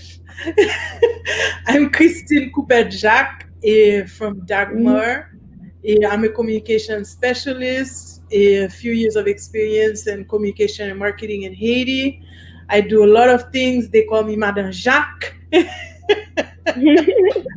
And I'm really excited and grateful for the opportunity to take part in Haiti Tech Summit. I've been following for the full 2 days. I was on site at Elgon Show yesterday. It's been 4th edition, virtual, but one of the most amazing editions so far. So in this panel, we're going to talk about women in business, and we're going to talk about leadership roles that women are taking on, because I have 4 great leaders from different diverse backgrounds, but we have a lot of things in common, ladies. We're all leading. we're all in leadership positions. So we'll speak about the business environment, discuss the views on women, the workplace, gender norms, women in tech, everything that we want to talk about, the legal um, framework for Winnie, who has that's her thing, and we'll just have a great conversation. So I'm gonna start by asking a personal, like, woman question. How do you ladies manage? How do you balance your lives? I know some of you have kids. Winnie and I don't. Winnie, no kids, right? No kids. The two ladies who have kids and stepkids, how do you do it? Um, how do we do it? We just do. That's the bottom line. Actually, I think it's a mindset. Being a woman, even the term itself puts a lot of pressure on us simply because the term itself comes with a lot of responsibilities. And the fact that there was a lot of stereotypes put into women in the past makes it that we still carry on that burden with us today, although I don't take that mom role as being a burden itself, because it just comes with the territory. But based on the stereotypes as well as the actual responsibilities that do come with it, it's basically just do. And it's a mindset. So basically, I can talk for myself, having been brought up in an environment where there wasn't really that much of a difference between the men and the women, because the women actually wore the pants in the family. So basically, it's just a matter of the task at hand, wearing the different hats at different moments. Sometimes, having one right on top of the other at the time. So it gets very hectic at times, but the effort and the effort put into it just makes it all worth it. So but in the midst of it all, it's all a matter of also remembering self in the process, because we're so much taking care of everything from kids to work to husband to house, that the time for self is also as important, if not more important than everything else. Because if you can't take care of yourself, you can't take care of anything else. And then I think it's also about reaching out to one another and supporting one another. Absolutely. Yesterday, I just received a lunch care package from my sister because she called and said, you're always taking care of everyone. So I'm going to send you a special lunch with love that she specially cooked for me. So I think it's about supporting one another. So we're going to jump right into some questions. So we're living in a society and we're all working in a society where men hold the majority of leadership positions. Do you think it matters, and why? Fabienne? Yeah, sure. I do think it matters, and it really shows us that there's a disproportionate. The population is made of men and women. It's not like you only have men, so it doesn't. And we don't have more men than women on Earth. So it shows us that really we still have a lot of work to do, because the fact that most leaders in the world are men, it's even though we progress a lot, we're doing much better in terms of being more assertive, showing up, but we are well educated, we are driven, we are we have a lot of knowledge, so there's no reason why we still see that big disparity between men and women. So there's still a lot of work that we have to do. We still have, you were talking about how do we do it, being women and being mothers and being, people still have that perception, oh, women are still only nurturers. No, we can be leaders. And yeah, it matters and it shows us that we have a lot of work to continue to do in order for that stereotypes to go away because that's not right. It's not right. You And I, want to say something, Winnie? yes, I was about to add that beside that Fabian said, I think it's an imbalance that we have to correct because it's not okay that the world is still won by men, while 50% of the world is women. And also, there's a big issue about representation. If you grew up watching TV and there's no woman presenting news or moderating a debate, most likely you might think that this is not a proper role for women. So there is an issue of representation for our girls, to have a more balanced society. We have to address that issue. But I'm taking this issue from the gender discrimination or gender inequality to also a diversity or inclusion problem because we have it's not only a feel good move. It's also good for business because it's proven that when you have more diverse team, like where they have where we have an equal, if not more, women than men, black people, white people, Asian people, everybody from different background, different culture, it's the team tends to be more successful. And if we want to empower this new generation and change the world, we have to understand that it's not okay that women are underrepresented. It's not okay that black people are not represented well. And we have to do our best to take some affirmative action to address that problem. I think that's a very good comment, and that allows me to congratulate a gold sponsor of Haiti Tech Summit. Uh, our panel today, this women's panel today, is powered by Sogebank. We have to congratulate Sogebank because, as a company in Haiti, they have reached 40% women in the group, and they have 3 women that are general manager and 4 women in the conseil d'administration. So I think that's very rare, and that says a lot about the company culture and how modern they are and how important it is for them to have and to provide their employees with such a diverse and well balanced environment in a country where women are 52% of the population. So we need a big shout out for Sogebank. Congratulate them and congratulate these ladies that are part of the top management of Sogebank because I think that's a very big accomplishment. Now we're going to get a little bit more personal. Have you ladies ever been in a situation where you were treated, professional situation, where you were treated unfairly because you're a woman?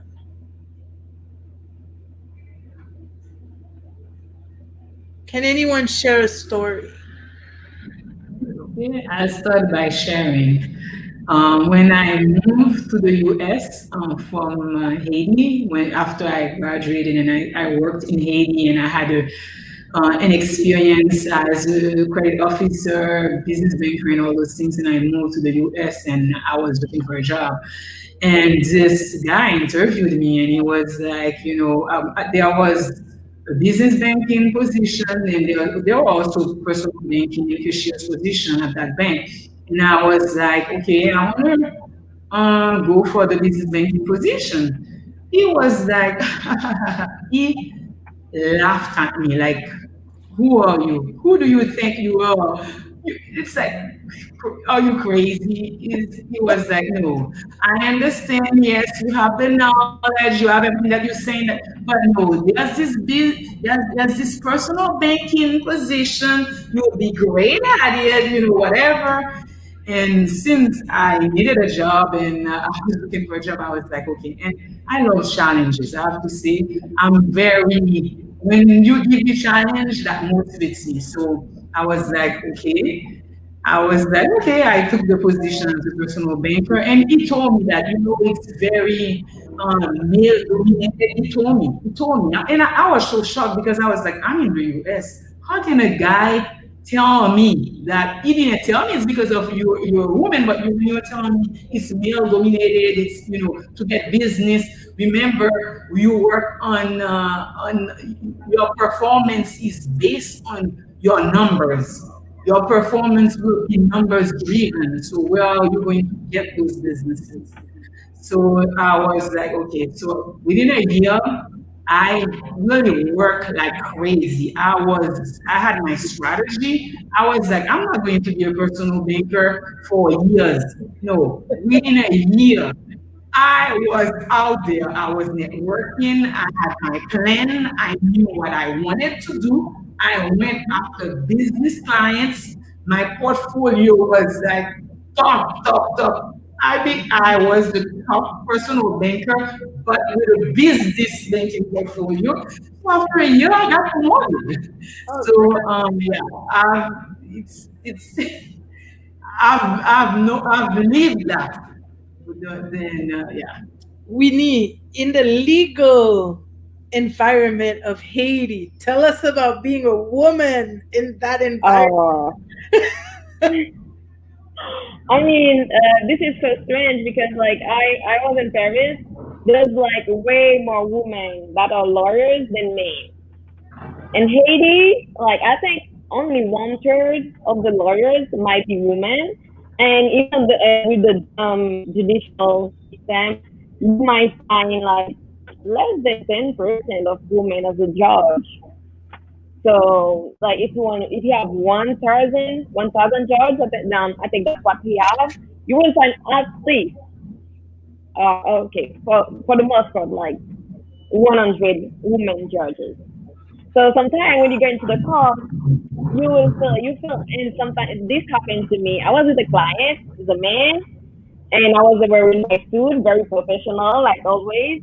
And the guy in Haiti, everybody for those who are not Asian, and Haiti we call lawyers mate, and they tend to call the man as mate, but not the woman. And I was going to the court, and then the guy was like, "Madam," I was like, "I'm a lawyer." Yeah. He literally addressed the man as the lawyer, and I'm the client. Why? I'm the lawyer, and the man is my client. And I haven't gotten this case, but I know it exists. One of my friends told me that once they did not give her a case because she's a woman. Sometimes clients tend to overvalue the work of a man, and if they have a case, maybe it's going to litigation, they would have preferred to have a man because the man maybe is tougher or might speak louder than a woman, but it's not true. Like, and this is some stereotype and bias that we still have to address in the legal profession. And because we don't have that many or as much lawyers that are women and than men, it's a serious issue, I think. Like, there is a lot of gender stereotype and gender discrimination in the legal field, and specifically in Haiti. I am sure. I have no doubt. That's insane, in my opinion. So we have a lot of young people listening to us, the target of Haiti Tech Summit, all the young females that are looking at us. I want to know from either of you ladies, what potential personal or professional barriers do you think might be impacting women from reaching the highest levels of leadership in the business field now? What do you think is stopping women from getting there?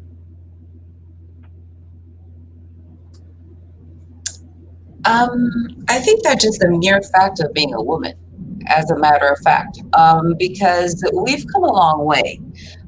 Let's put it this way as well, because as you said, this particular group that Fabian and I represent, Sojibank, there are women in high positions.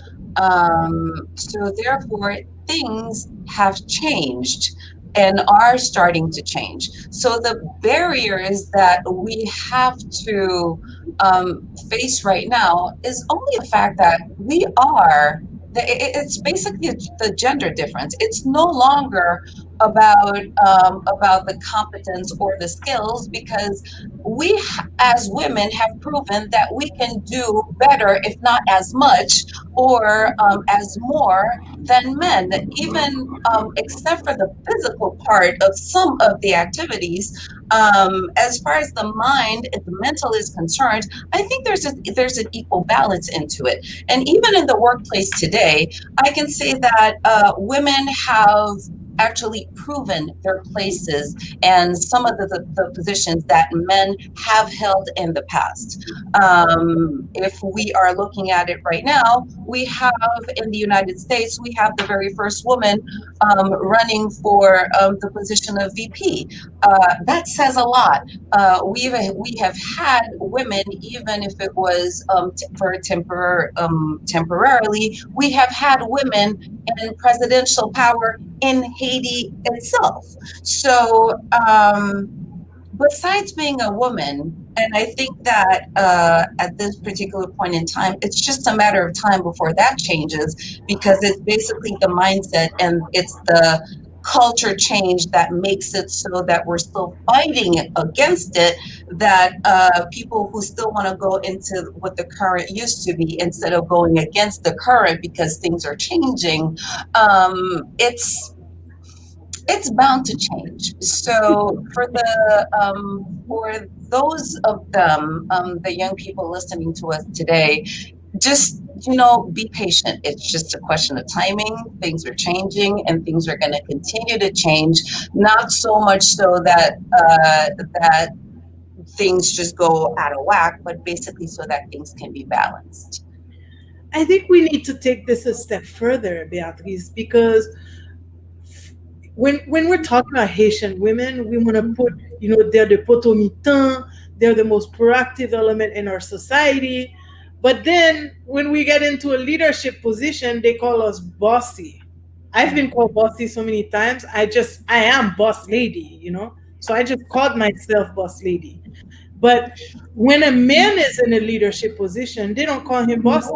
They think it's completely normal for a man to be. So guess what? I'm boss lady. So I think we need to tell those young women not just to be patient, to be proactive about it. Yes.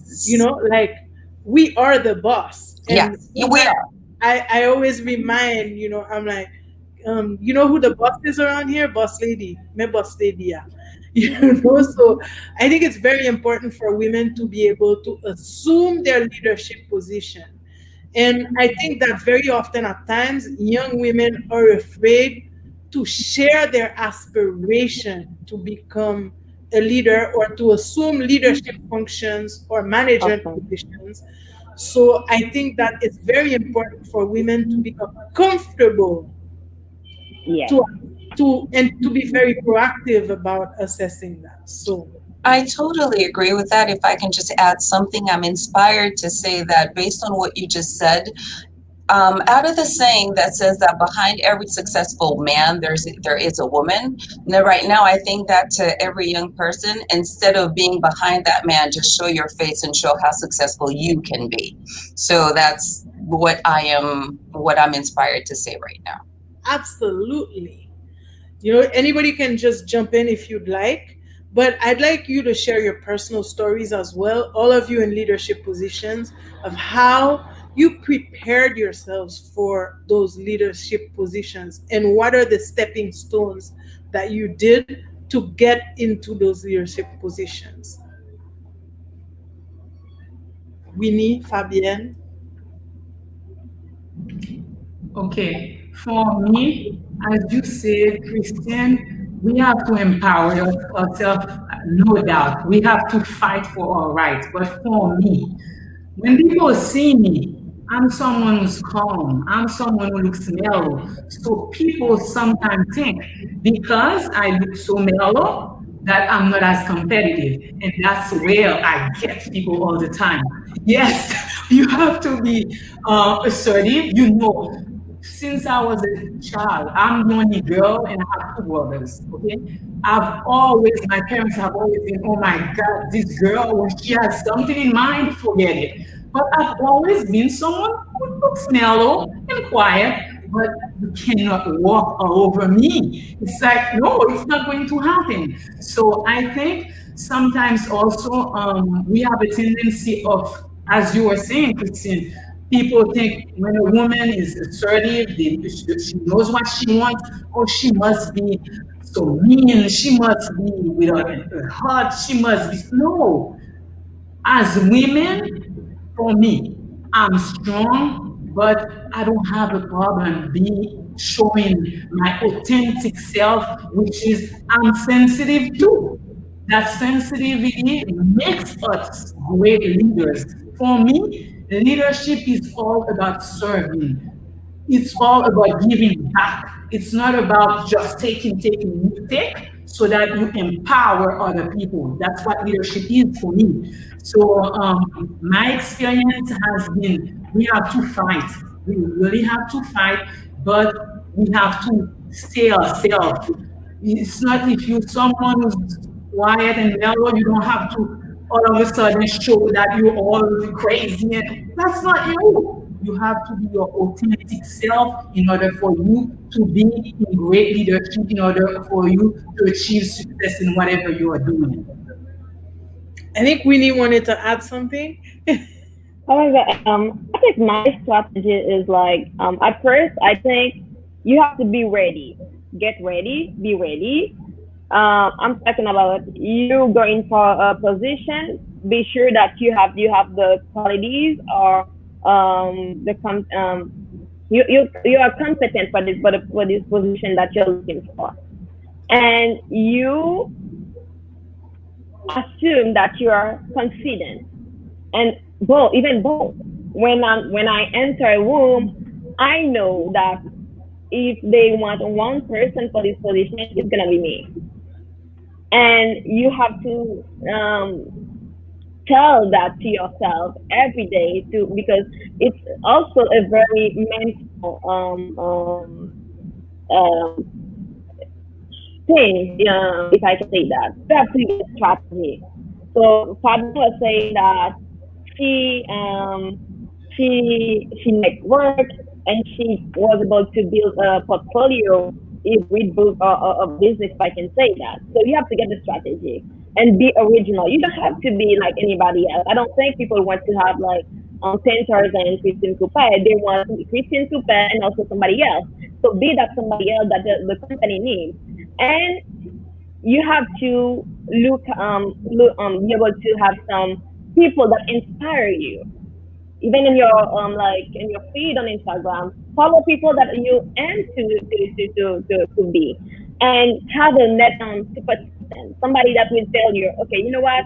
I don't think that you're doing something good. You have to somebody that is open and can tell you the truth, because sometimes we when we go into the talk, we might lose track of some value that we have, and we need somebody that can compliment us or congratulate us when we're doing something good, but also somebody that when you say, okay, this is what you're doing is something, no, don't do that. You have to be able to rely on that person advice too. And I think you need to evaluate yourself if you were, what was the goal that you had, and did you achieve them? What can you do to go further? And don't be afraid to take what goes. Sometimes women we are tend to be to suffer from what we call the imposter syndrome. We want something, but we don't want to say it because we don't want to appear too bold, because people are uncomfortable with women that are powerful. So, I mean, if someone, your network needs to know your value, and they don't have to feel uncomfortable because you're smart, you're successful, and you aim to be powerful. I think if You have to. That's what I did, and I think it worked. It might work for you too. And I think that you're absolutely right. People have to assume their ambition and they have to dare to admit their ambitions. And that does not make you vulnerable. That should not make any woman vulnerable to admit their ambition and want to get to the top and want to get to be, the big leader or want to get into a leadership position, start their own business. um, we have to and we have to help other women do that. I have a question about that. But as managers in your leadership roles, your individual leadership roles, as the business women that you are, how do you differentiate when you're somebody's boss? Like, I've seen a lot of women build women only teams, or mostly women teams. So you have a woman manager and then all of their direct reports would be women. Or do you think that your leadership style allows you to be gender neutral when you're picking employees? Um, I think like the same way I don't support only male team. I don't really say. Uh, I mean, only women team. I mean, if we are only women in the team, it's okay, but I will not. It will not be my choice because I believe in inclusion. I believe in diversity, and I believe that people from different backgrounds, from different culture, can bring a lot to the conversation. And I think you need to know your style of leadership. I think I did the DISC assessment, the ILC, and I think I'm an I person. I don't lead the same way as a D person, which is pretty much dominant, or S person. So in my team, I'm someone that is, I mean, that the I person aims to please. They want to everybody to voice their opinion and to find a middle ground that can satisfy everybody. So I think when you know the kind of leader that you are, you are more mindful of how you lead and all your leadership style impacts others, and you can be more, if you can, if you build in your team on your own, okay, maybe I will put people in that position. Fabian will be there because they are different type of personalities, and I think they will be able to do the work or the task that I have assigned to them. So I think this is really important for women as well as men can be autocratic as leadership style, the same way they could be charismatic leaders too. So I think you as a person need to know what kind of leaders you are and how your leadership style affects the team and how you can manage, to be as efficient as you can be. And I think it's all about the preparedness and all about the women being confident in themselves. And I think that's where one of the things that women around us, the young women who are listening to us today, need to follow some role models and look at, very confident, ambitious women, and look at what they've done to get to where they're at today. Listen to their stories, because if we doubt ourselves as women, I'm son fille, yo pa pram, or I'm a woman, they're not gonna accept that from me, or they're not gonna allow me to get there.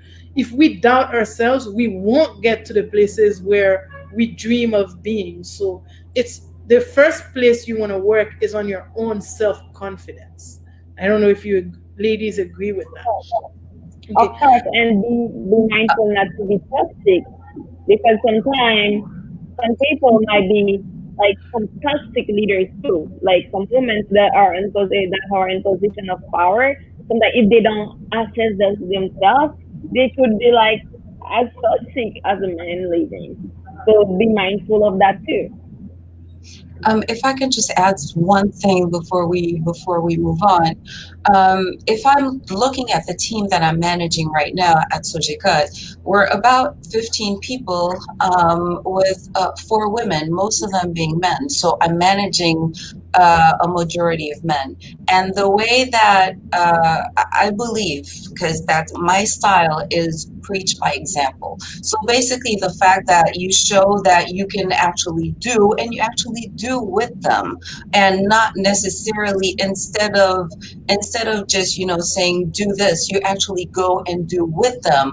The fact that I was able to do that has earned me, the respect that I have, as well as the leader, the leader vision, because it's not a manager. I am not so much, and I push for, I'm not a manager, I'm a leader. So therefore, I'm leading a team. So therefore, when I'm basically just helping other people move forward. So teaching by example to me is a very, very important way to do it, especially as a woman.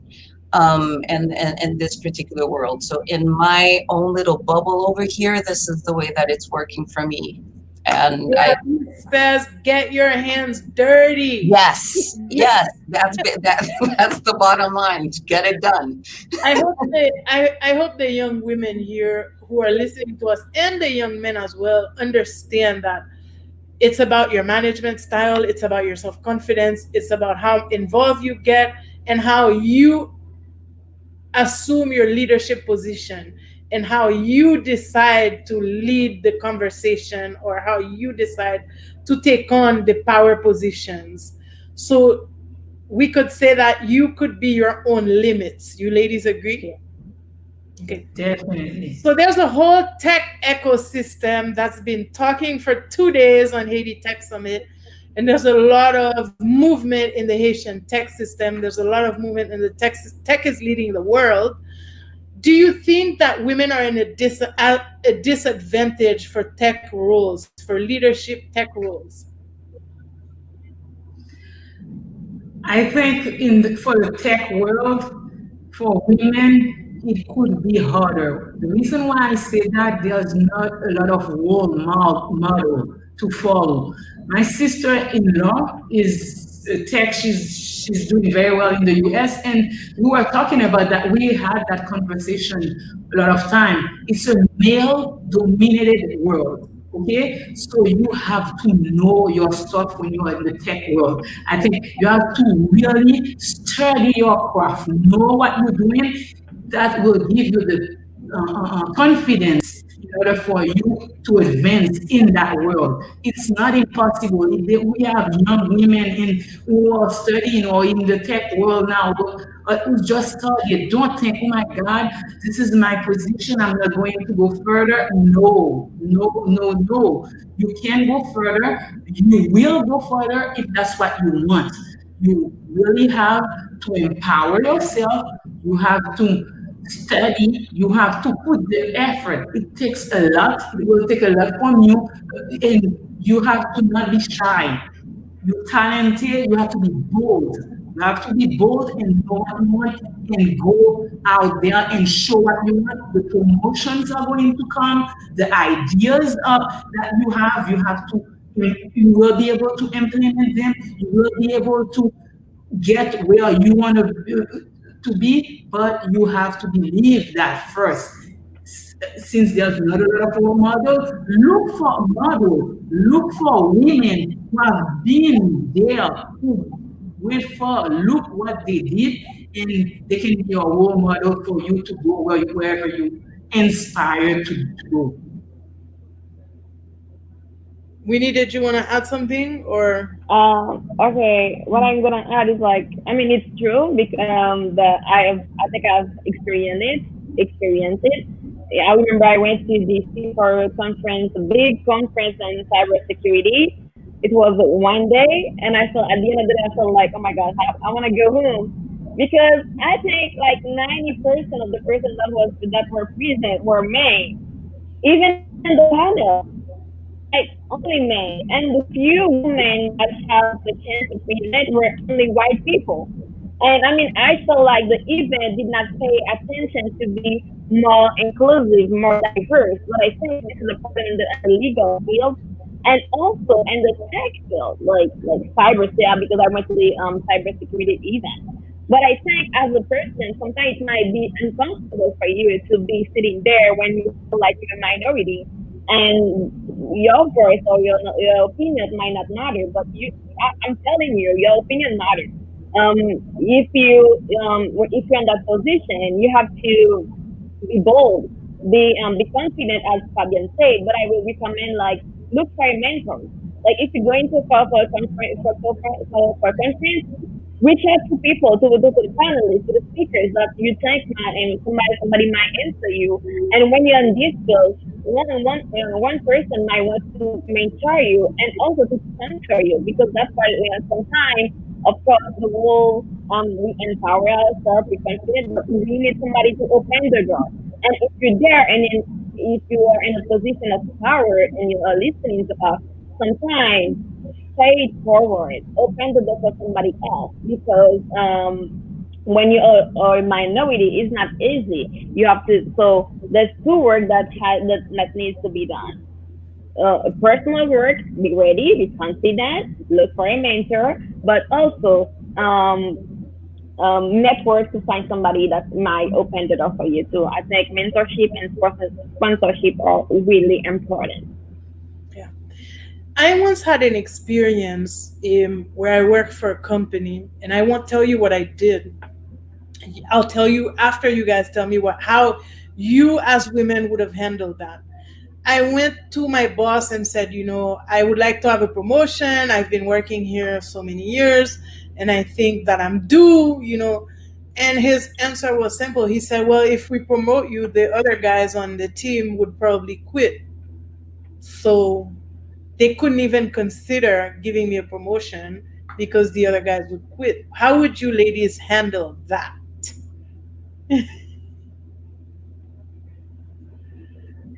I would really think that I don't have my place there anymore, because if I would tell him like why, like, but I would really know that okay, it's time for me. If I said I'm working like crazy, I'm giving my best, I'm giving my all, and you're telling me point blank, how would the other guys will feel? So that means that uh-uh. I wouldn't take it. I wouldn't take it. That's exactly what I did. So I said, in evaluating me, I'd like to be the only person considered in my own evaluation.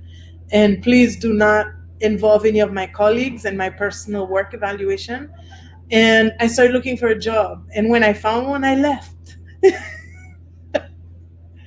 And I found a much better paying job too. But so that was it, because for me, there was no point in staying with a company where my gender limited my growth potential.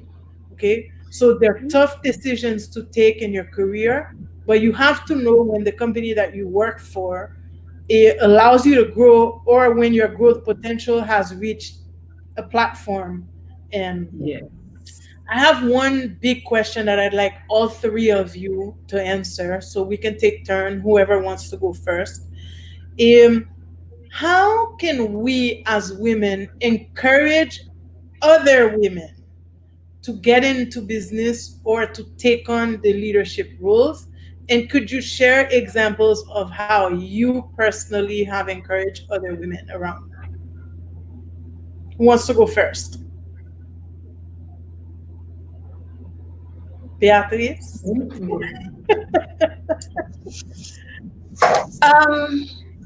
As being a business owner myself, I believe that it's a chance that I gave myself, basically, because the upbringing was not so much that of owning a business, but was more of, go to school, get a job type thing. So I think that we need to steer away from that as well, where when you're getting an education, yes, the stepping stone may be to get the experience you need in order to own your own business. But basically, it's developing those things those skills that you basically practically did not know you have.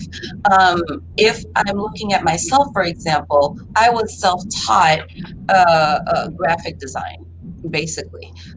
And it's something that I did not know I had until I was put in a situation where it was a do or die, get your own business. If not, you would be able to make it type situation at one point in my life. So basically, being in that particular situation, and also being in a very ambitious person myself, and challenging myself pushed me to the limit where I told myself, okay, I can do it. So I put myself in that particular situation where I encourage others to develop their potential. It's not so much what you were taught in school, because where you are right now does not define you type thing. So basically, just do what you have to do, develop those potentials, and whatever talks positively to you inside is probably what is for you to develop, not so much what society is dictating you to do. Basically, yes, you can do that. Il faut avoir plusieurs cordes à son arc. Yes, definitely. But what is yours is yours. And this is how I do with my team. This is how I do with even my clients, as far as my business is concerned. And this is how I develop their trust and that I get their business, because what I do from the heart. I don't necessarily do from the brain. It's just a communication between the head and the brain. And basically, this is what I teach. This is what I like to do. And this is why I got into training as well, being in PMI, because I believe that you need to give what you have received. Fabienne? Yes, for me, I think that women, as women, we have to help each other. We have to uplift each other. Very often, we are judgmental. We have to be critical if someone is doing something that we think could be better. It's not about approving everything and saying all is great. When we think that the person, that woman can do much better, we have to be vocal and help them do better. But we have to uplift each other. We have to be there for each other. And me, as a manager, as a leader, it's seeing where there's talent, because we have so much young, talented people out there, so many young women who are really talented.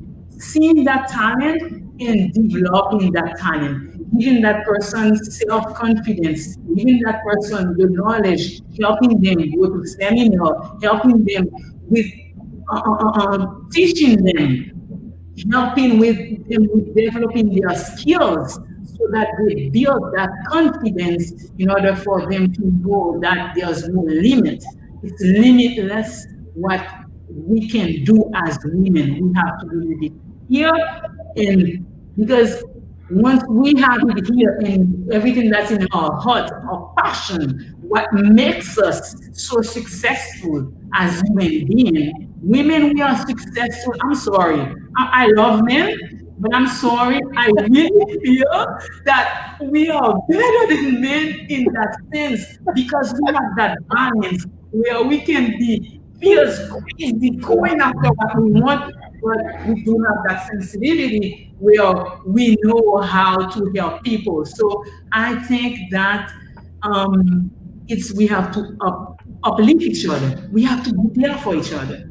We have to be real, authentic, truth, and help each other out. And that leadership that, oh, there are more men who are leaders in the world, it's going to stop. As Beatrice had said at the beginning, eventually it's going to get better. With that mindset and that attitude and that way of living, it's going to get better. I think So that's why. you're very right, and I'll jump in to add.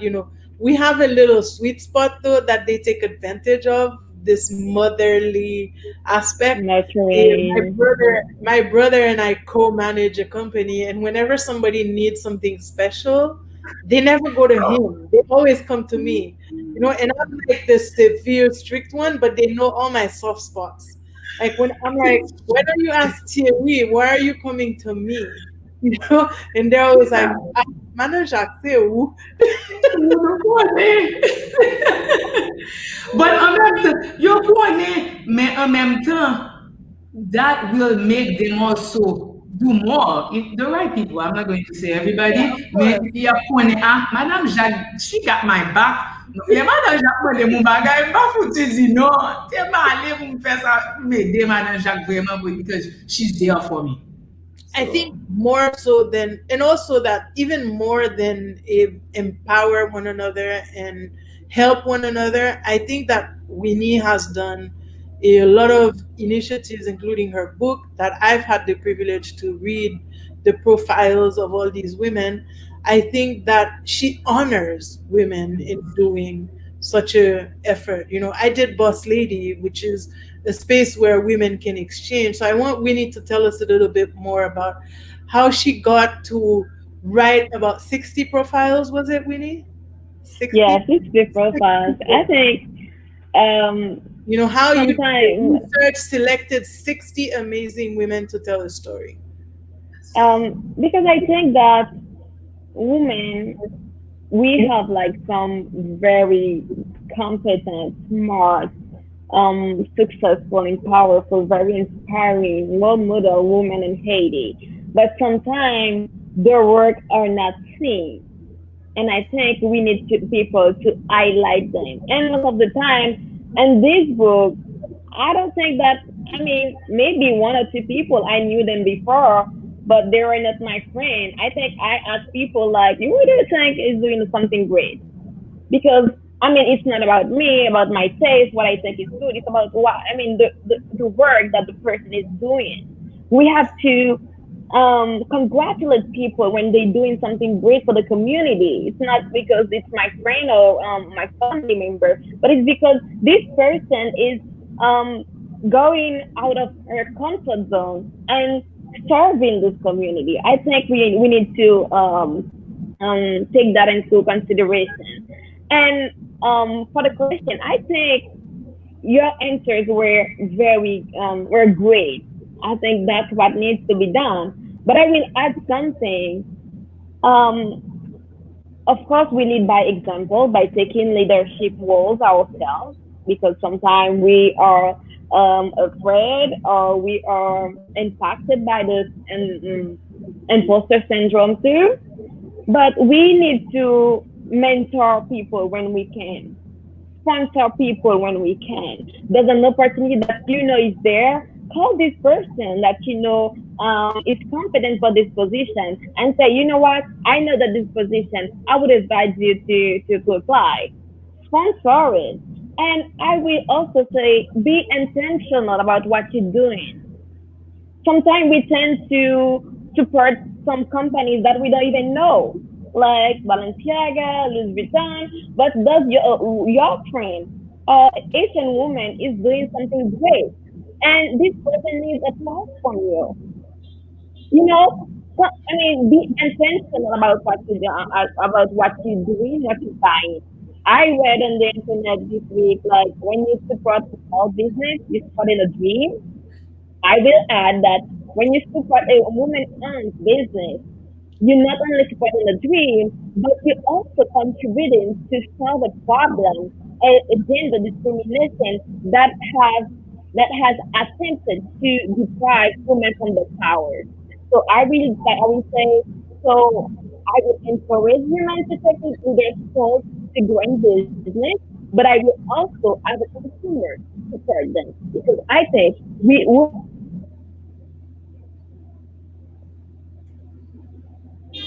successful businesses. And to get successful businesses, they need to get support from customers. So be intentional. I will add that. I think that's great. I think that's wonderful, and I think that it is important for us to mentor women. I do it formally through Boss Lady and also informally. I have so many young women reach out to me all the time. I'm not saying that publicly so that more can do it, but I always answer to all of the young ladies who invite me for a talk, or young men and ladies, but especially I have a sensitive spot for the young girls. And I always, people reach out to me for advice on their event, on their program, on their project, and I'm always very happy to help or mentor other women. Like, they've come to my office, they're like, Madam Jacques, 1 hour with you, oh my God. And I think that we as women need to take the time to get involved in our society and connect with younger women, share our example in formal settings or informal settings. And I mean this, because I think that it can make a big, big difference in a lot of women's lives. And I think that a lot of us don't have the role models that we need to succeed. A lot of us come from families where maybe you had a single parent, or you had a battered woman, or you had a woman, all kinds of different conditions that could be affecting the young lady's own self confidence years later. So I think it's very important for women who have made it to leadership positions to share in their environment. And it's not even a question of age when we're talking about younger women. Because me, Yeah. I'm inspired by a lot of women who are younger than me, like the host of this event, the creator of Yeah. the Deep Tech Summit movement, Daphne Shaw, is Yes. Yes. my inspiration, my mentor. I learned so much from Daphne, and she's so much younger. So I think that we have to look at it from so many different directions so that we can help each other and create more formal networks with women so that we can exchange. And it's very important for us to get to a point where we can shoulder each other without feeling jealous. Often at times, Yes. there's jealousy between women. I don't want Fabienne to look better Yeah. than I am. I don't want, Winnie to be winning this and I'm number two. We have to be Yeah. able to put our differences aside, Okay. and you see that less in male circles. You Yes. see That's this jealousy aspect more between women. I've definitely lived that in professional environments where they're like, what do you she thinks she's at? And, it's not the men that said that, it was the women. So we need to learn to shoulder each other and to support each other and to create those circles of empowered women who empower each other. Ladies, it's been a great, wonderful, wonderful conversation. It's 2 o'clock. I think that we're at our time. I've asked our host to let us know how we're doing, but before we can end, I'd like each of you who is open to being contacted on LinkedIn or other networks to share with the other ladies where they can connect with you. Christine, how are you doing on time? 3 minutes. So Fabienne, Okay. 30 seconds. 30 seconds. I'm on Facebook, I'm on Instagram as Fabian Midi. So it's not Mistake. hard to find me. I don't have another name. It's like the name that you saw, that's the only name that I have. And I'm not as active on LinkedIn. And this is something that I have to work on. I'm not as active on LinkedIn. So, yes. So, yeah. I'll be happy to help out. And one thing that I wanted to add, Kristen, since you say we had 3 minutes, when we have someone also under us who is working with us or whatever, and we see they are ready to move up, we have to be open as mentor to let them go, to let them We've go a been step 60 further. signals So in we have one to minute. support I that. think that's a great way to end it. Let's push other women who are working under our leadership up the ladder and give them opportunities and push them. Where can we contact you, Winnie? Winnie Hugo, WINNIEHUGOT, like everywhere. Facebook, Twitter, Instagram. I'm more active on Instagram. So I will be happy to, if you reach out, and I will be happy to talk to you. Beatrice? I can be reached. I'm on LinkedIn. I'm on Instagram. I'm on Facebook. Beatrice Kebo or Beatrice Kebo Dupont. I can be reached even on my Sojibank account, basicabo@sojibank.com. If you guys want to talk, feel free. I'm Women, available c'est and Madame I'm Jacques. open. Everybody follow Madame Jacques. Yes. Christy, we'll hand it right back to you. Thank you so much. My goodness. Thank you so much, ladies. It was I didn't even want to interrupt the panel. Like, I know we're a little bit over, so I know it's a little bit of a bias, but hey, it was a wonderful panel. You saw the engagements. Thank you so much, ladies. It was a powerhouse to have all of you to Haiti Tech Summit 2020. Merci en pile. Thank you so much for powering this and for allowing us to share this moment. That's the Uncle Christine. Without further ado, everyone, please give a final round of applause to the Dynamic House panel, Women in Business, and this is powered by Soch Bank. A huge round of applause again to Soch Bank for making this happen. Thank you so much, ladies. You really rocked the boat today. Really appreciate your insights. Thank you. Thank you. You're welcome. Thank you. All right, ladies and gentlemen, let's get excited. I know there was a lot of energy shared on the conversation today. This was a dynamic session. And now we're going to transition to our next panel, which is the Ecosystem Builders panel, where you're going to hear from thought leaders from across Haiti and the Haitian diaspora talk about the tech and business ecosystem. I'm so excited to welcome this panel. This is probably one of the most dynamic panels of the session in terms of speaking to thought leaders who truly understand the business and tech environment of Haiti. So with that, let's get a little bit of energy, a little bit of music and dancing before we transition on the break to engage this amazing panel.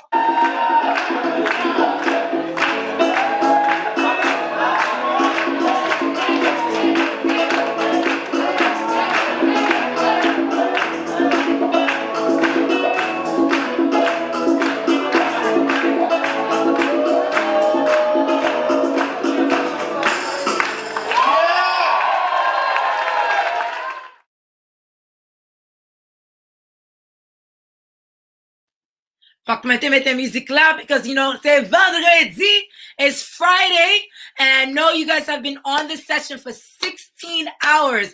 We're on the final panel, but you better bring that energy for this panel just because it's day 2, c'est vendredi. The energy and the excitement needs to be live. The ecosystem builders. Chaque monde dans panel are doing amazing things in Haiti. You already know their faces. You already know the work.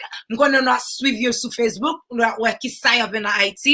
Haiti Tech Summit, by the way, is a platform that kicked off in 2017. But these influencers have been the builders who extend the conversation of tech and business in the local populars. So without further ado, I'm going to welcome this panel session where we're going to have moderator Sandra Favela, speaker Rock Andre, speaker Cliff Reginaldo, and Makalen Bisuko coming online live. So let's get the energy up as we welcome them with this 30-second countdown. Get ready, everyone, for the Ecosystem Builders panel.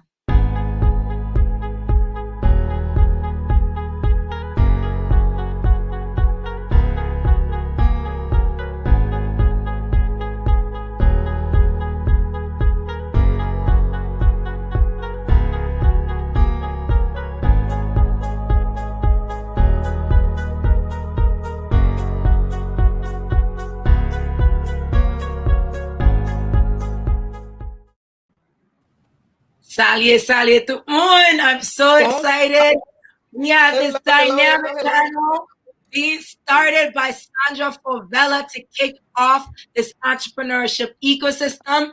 Without further ado, I know Sandra's going to do our best to introduce this powerhouse influencers. We got, come on, we got the pioneers here. We got Rock Andre from CDL 80. Of course, you've seen the work that they do.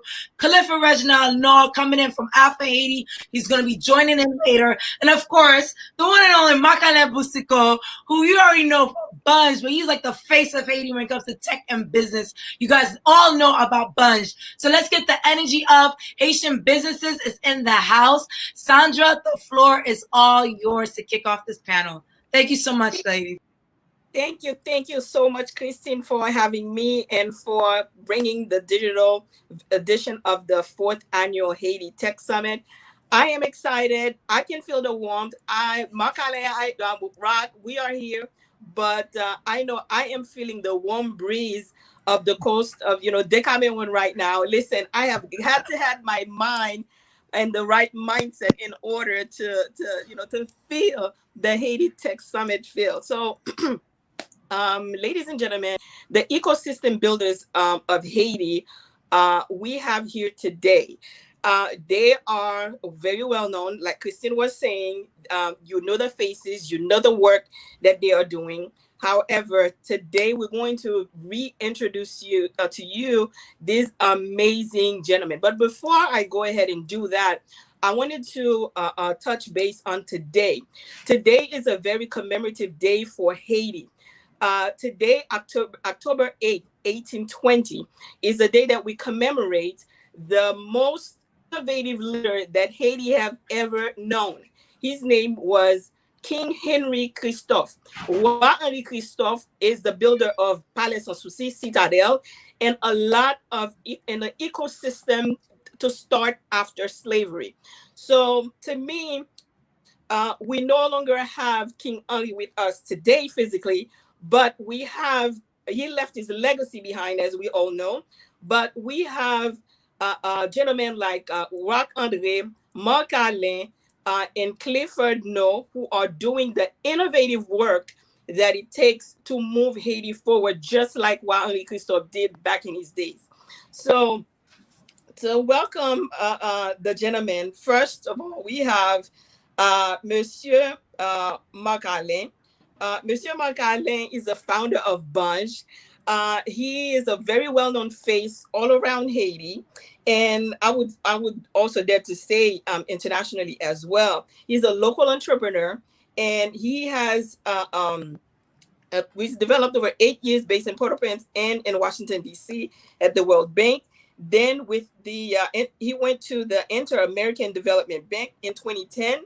He co-founded Group ECHO in Haiti and so many other things into his career. But today we have with us Monsieur Marc Alain Boussico, and as well as Monsieur Watt Andre, which is the founder of CDL IT, who was doing amazing work for the young entrepreneurs of Haiti. So, gentlemen, it seems like we're maybe missing Clifford No for the moment due to some technical difficulties. But Marc Alain, Rock Andre, give us tell us a little bit more about CDL IT and where the idea took place. And what it take for you to launch the idea of CDL and put it on up and running. Thank you so much, Sandra, and thank you, Christine, for the opportunity, and congratulations on keeping Haiti Tech Summit going on despite all the challenges. We know this year this is a very special year, but with the entrepreneurial mindset, you can do a lot of things. And this is what Christine and her team is doing with Haiti Tech Summit this year. Basically, CDL Haiti, we started in 2012. That was 2 years after the earthquake. The earthquake has changed a lot of things in Haiti. And for me and some other friends of mine, we wanted to find a way to do something. And in July 2010, I had the opportunity to conduct a research in Haiti. Basically, we wanted to know what types of aid the people wanted in Haiti after the earthquake. Whenever there is a natural disaster somewhere, people would come from all over the world, they want to help. But the challenge is that sometimes the aids they are providing, they don't meet the real needs on the ground. So in Haiti, that I wanted to understand better. And then when we did this research in Haiti, the results, they showed that 53% of Haitians, their top priority in July 2010, that was finding a job. So Sandra, you could imagine, how do you create job? Either somebody else created a business and then you go and work for that person, or you create your own job. Because when you look at the government in Haiti, they provide less than 100,000 jobs. So the driving force behind job creation in an economy, any economy, this is the private sector. Absolutely. And then, exactly, at that time, I said, how about we create a center, a space where entrepreneurs, they could come and then they would be comfortable. They would receive support to launch and grow their business. This is how I came up with the idea to create CEDEL Haiti, which stands for Center for Entrepreneurship and Leadership in Haiti. And then after that research, I went back to Oklahoma, where I was studying at that time. I worked in their incubator, and then I tried to put together all the advices I was receiving at that time. And in May 2012, we launched officially CEDEL Haiti. And since then, we've been working here in Haiti to promote an entrepreneurial mindset, which we believe is key to make real change happen in this country. Very, very well. Thank you so much, Rock, for introducing yourself in CEDEL Haiti. Marc Alain, same question for you. What the whole idea, the birth of Bunch, if you don't mind taking us back. Well, Sandra, thank you so much for this intro. I mean, you are the job you are doing is actually highlighting people like me, like Walk, and I the way you introduced us really made us feel that you care so much about what we're doing here, and we are super also inspired by this connection between the diaspora and Haiti. So thank you. I wanted to say thank you for that before I start. Literally, my job, I mean, I don't come from an entrepreneurial family. I was mostly the guy who's like goes to school, but I think I had something inside which was community building. So I think that was kind of what the first quality really was. And in my life, actually, I've met people who've been incredibly amazing to me by opening doors and giving me access. And I kind of always felt that desire to give back and opening opportunities for others. And I think one of the first person was actually Walk, who's on the live with us. I remember when I was like just a crazy student, back in 2008, we were like starting this club in the university. We had no experience. And I think Walk was the guy who was like, we love what you're doing. He was actually far ahead of me in school, but he helped me get my very first article in Le Nouvelliste at that time. I think I was kind of like far older than him as well. So, and then another person who's on this call is also Christine, right? So I've been working in putting people together. That's kind of what I do. And I was doing it as a volunteer for like 8 years of my life. Love doing this, doing Elan, working with people, building Group Eco. But it took time for me to understand how I could make this more sustainably by building a hub, giving more opportunities as I transition to do this as a full-time activity. And I think one of the person who helped me find that was Christine, who's also on the call, when she brought up the whole idea. And actually, we connected over the internet. The story of Christine and I was just Facebook, right? Wow. And this, we have this amazing lady, Forbes 30 under 30, who's just trying to penetrate the Haitian market. And here I was doing community work, galvanizing people, galvanizing sponsors around Haiti, around my work. And she made me see how the power of technology actually, for me, she convinced me enough to get into this, to make it like my full-time occupation, my full-time business. And today we're running a hub, and our purpose is very simple. We want to bring people together and leverage the power of technology to build a digital economy that can bring new sources of income for Haiti and new opportunities for Haitians to learn, to get jobs, to build startups. And we are just at the beginning of our journey. I mean, you call me the face of tech, and I don't think I am. I really hopefully think that I'm just doing my part in that journey, and with a stronger ecosystem, we can do much more. It's not just about Bunch, it's not just about CIDEL. It's really about building a powerful ecosystem, a strong diaspora, a very committed government who wants to support this, better schools, better universities, stronger coders. We need an entire ecosystem to work together to be able to move the country forward and really go into that digital economy that we're talking about. And I think that's what this panel is all about. So that's amazing. That's exactly what the panel is about. And the fact that I was on the live earlier today with another speaker who mentioned that, you know, she was talking about how 10 years ago we weren't digitally, we weren't there at all. You know, Instagram was just an idea trying to crawl out. And so many other things happened in the last 10 years. But forget the last 10 years, not about the last few months. With the pandemic taking over the world, we've seen so many changes that has happened throughout the world. We all know that, unfortunately, our country, Haiti, is behind on the technology. We all can agree on that. But what you guys are on the field, you are working with the young people, you are providing everything you possibly can to empower them and to lead them into the new age of technology and entrepreneurship. What do you see that we can do, or how can we improve in that section so we can better serve the people that we work with, and at the end, better serve the country, our country, Haiti? You know, Sandra, last year I was invited by the Inter-American Development Bank to attend an event in Paraguay, and then they were discussing about the future of work. We were talking about 2050. So in 2020, we made a jump 30 years, and then we were talking about how we could stay at home and then just work. But this is happening in 2020. What I believe is that there is technology out there. Yes. So everywhere in the world, we are trying to address. But I do believe that you need the right mindset to take advantage of that. You need to see technology as a tool. Yes.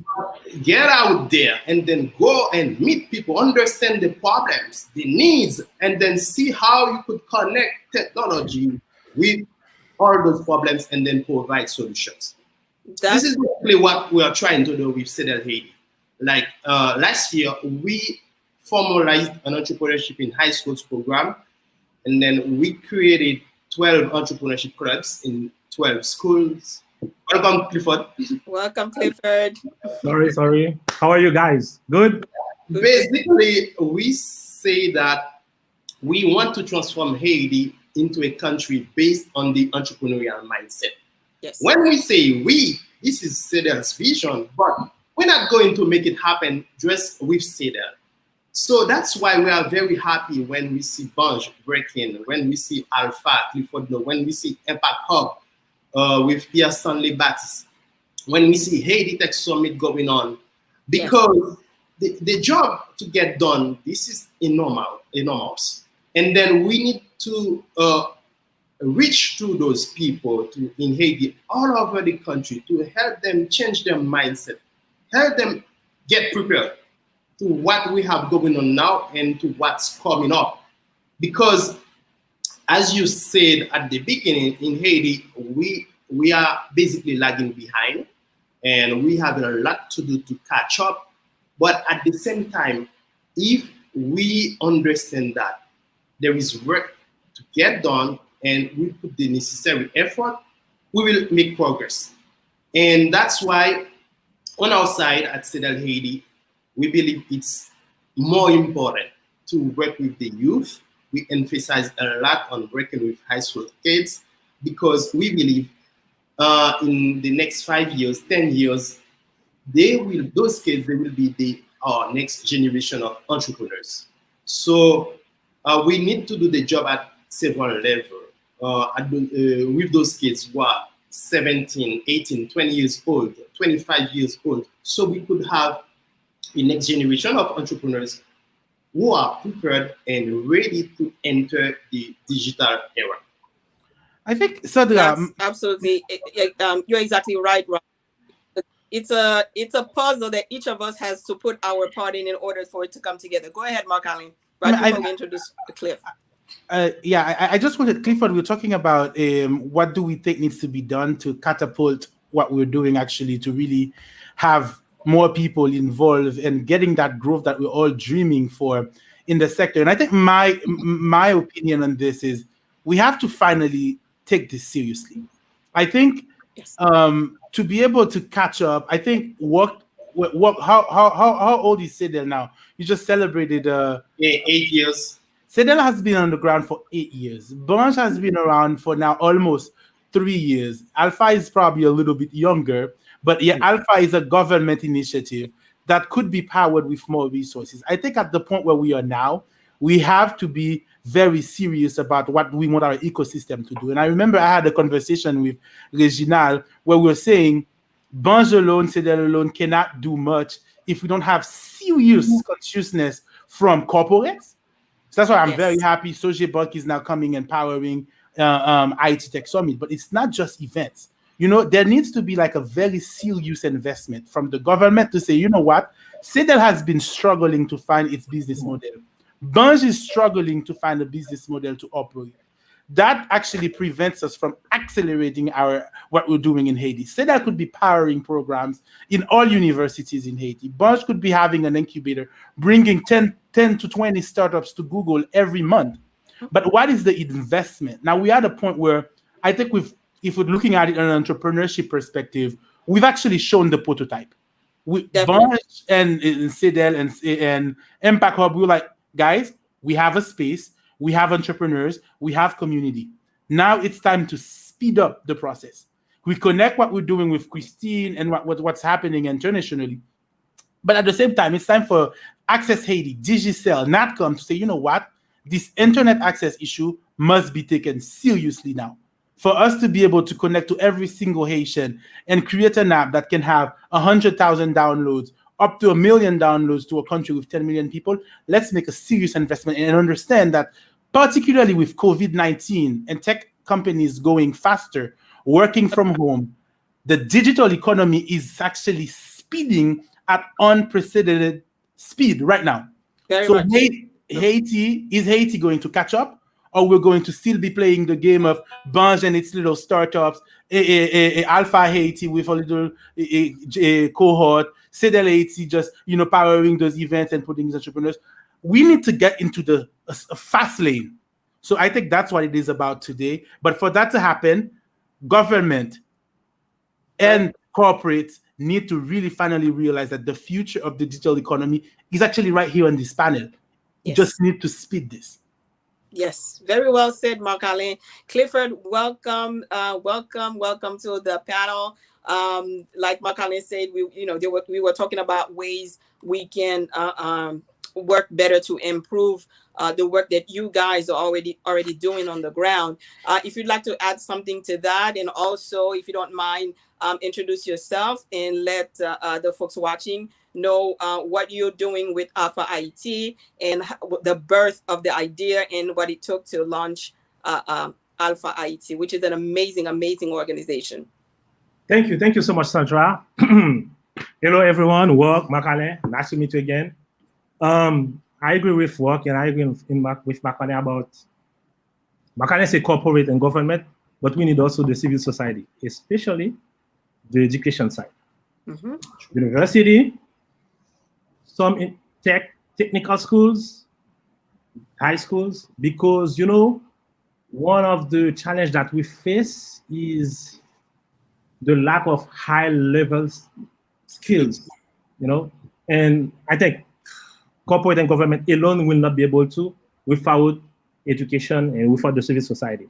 So let's go back to who I am. I'm Clifford No, coordinator of Alpha Haiti. Alpha Haiti is tech incubator mainly, and I will say the reason why I say mainly. Alpha Haiti was launched when June 3rd, 2018. So basically, we have three components or three hats at Alpha Haiti. The first one is, and this is what we spend the entire year doing, is help other ecosystem stakeholders, other leaders, Makale was their work, to organize events. Because we wanted to have an idea about what we call the tech entrepreneur landscape. Where are they? Who are they? How to find them? I have to say that without CEDEL, without Impact Hub, without Bunch, it will be extremely difficult for us to do our main goal, which is the incubation program. So the first question we asked in 2018 is like, we want to put in place a tech incubation program, but we need a lot of many young entrepreneurs who have, even if it's a medium or mid-sized tech skills, and to see how we can build something. When we see CEDEL and Bunch working, not working, I say building the ecosystem that we are looking for, we're like, without them, without Impact Hub, it will be extremely difficult to pick and to see how to address these, how can I say, this target, this segment, we call it our client segmentation, those who are looking for. And we spent the entire year from 2018 to 2019, help many organizations to host entrepreneurship event, innovation tech event to know. And by then, we start designing how to customize the incubation program, because we see a lot of models, but we see how best to do it in Haiti. And in 2019, June 3rd, 2019, exactly 1 year after, we started the first incubation program. And today we have our second cohort. So basically what we have to do, which is time consuming, it's a 4-stage process. First, we have the application that you have, is a competition you have to apply and make sure that you get in.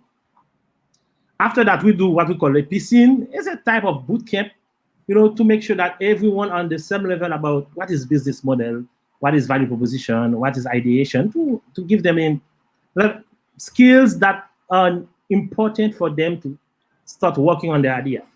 After that, since we've partnered with an international organization who do those work in Europe, Strategizer, Strategizer and I, we customize some tools to work for 10 to 12 weeks with those teams. Our main process is come with an idea, go to the market, test it, go back, improve, go back to the market, test it, because we are mostly customer-centric focused strategy. We want you, after the incubation, to tell us that, look, I test this idea 15 times to come with this product or with these services. And after the incubation program, which is 10 to 12 weeks, plus the 3 weeks bootcamp, which is 15 weeks, we come with what we call a pre-accelerator program, which is not an acceleration program. In fact, what we realize, you can have after the incubation program, there's two situations happen. First, you have a business model ready to be public, to launch. You have a tech platform. It can be a mobile app, it can be a website to launch. But after that, I need to see clients, because I say your first good or your first dollar has to be client, not investors, not loan, client. How many clients I bring before talking to an investor? So the pre-accelerator program is a 3-month program to help them, this finalizing the internal structure of the company, the startups, this legalizing also, because they have to be LLC at this time, and put in strategy, especially in marketing, to attract more client. And after that, they will be able to, when I say, they will be able to go by themselves. So it's a long journey.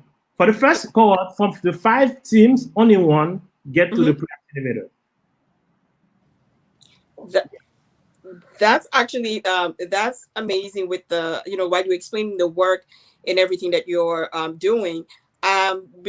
Before you got in the live, we started I started by comparing you guys' work with King Henri Christophe, which today is the 200th anniversary of his death. But it's exactly the ideas that you guys are putting forward, the innovative ways. You guys are trailblazers in what you are doing. And I would say, Rob, in the last 8 years, from year one now to year 8, what has been the consistent progress and how young people are, the young entrepreneurs are embracing the idea of being a part of such great initiatives such as Amsterdam? Your mic is off.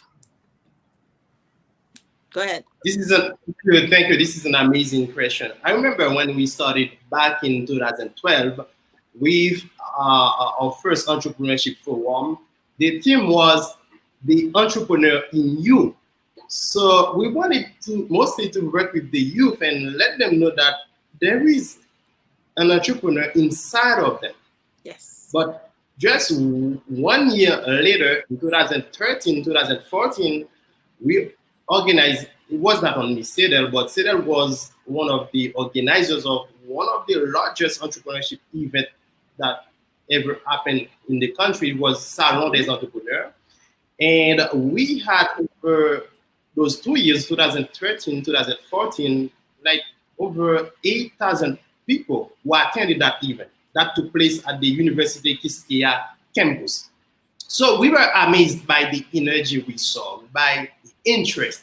We had activities in like 30 rooms. Speakers, entrepreneurs, people came from everywhere to speak, and they were able to connect with young people who want to become entrepreneurs themselves. So we were really amazed by what we saw. And then I would say for the past years, we've seen a lot of progress. Like when we started in 2012 with our first entrepreneurship networking night, that took place in June 2012. I remember Mark Allen was there. It was like a very small event, but with a big vision.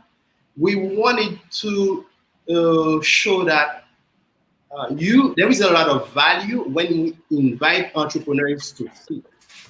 And I can say today, entrepreneurs, they are invited to speak in schools, high schools, in universities, everywhere, in churches, everywhere. So for us, that means progress. And, what I realized also is that when you talk to some young people in Haiti, in the past, mostly they would be expecting a job from the government. Yes. But today they want to create their own job. Yes. So that says a lot about the change in mindset. I know this is not enough. Your desire to create a job, you need the right support to make this happen, because we need to say it. Haiti is a very challenging place to start and grow a business. Yes. But at the same time, we have what we wanted to see, what we wanted to make happen. We see this energy.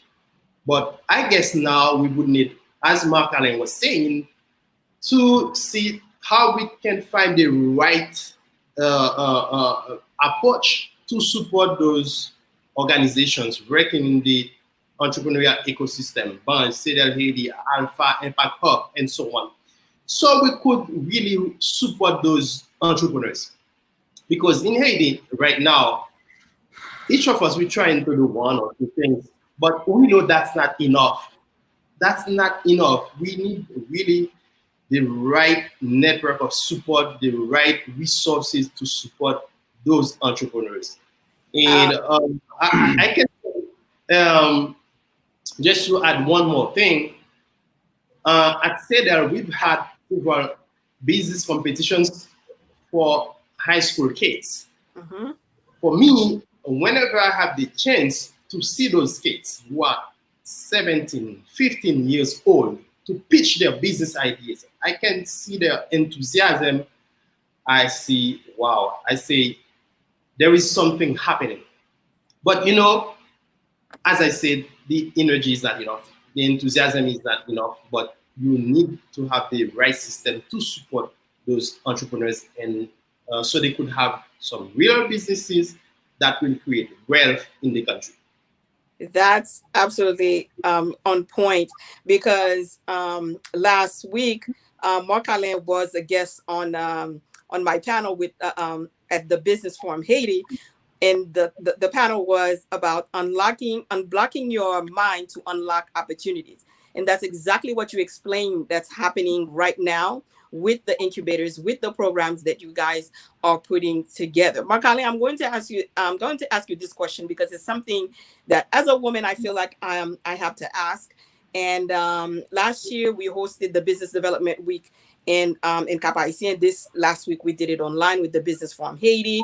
You guys have, Alpha IET. I watched your work. I watched a few of your work, Cedel IET and Mark Alain. I noticed that the percentage of young men coming forth to put those ideas forward, to become entrepreneurs, to use those technologies and the services that your organizations are making available to them, are in much higher numbers than young women. I noticed it.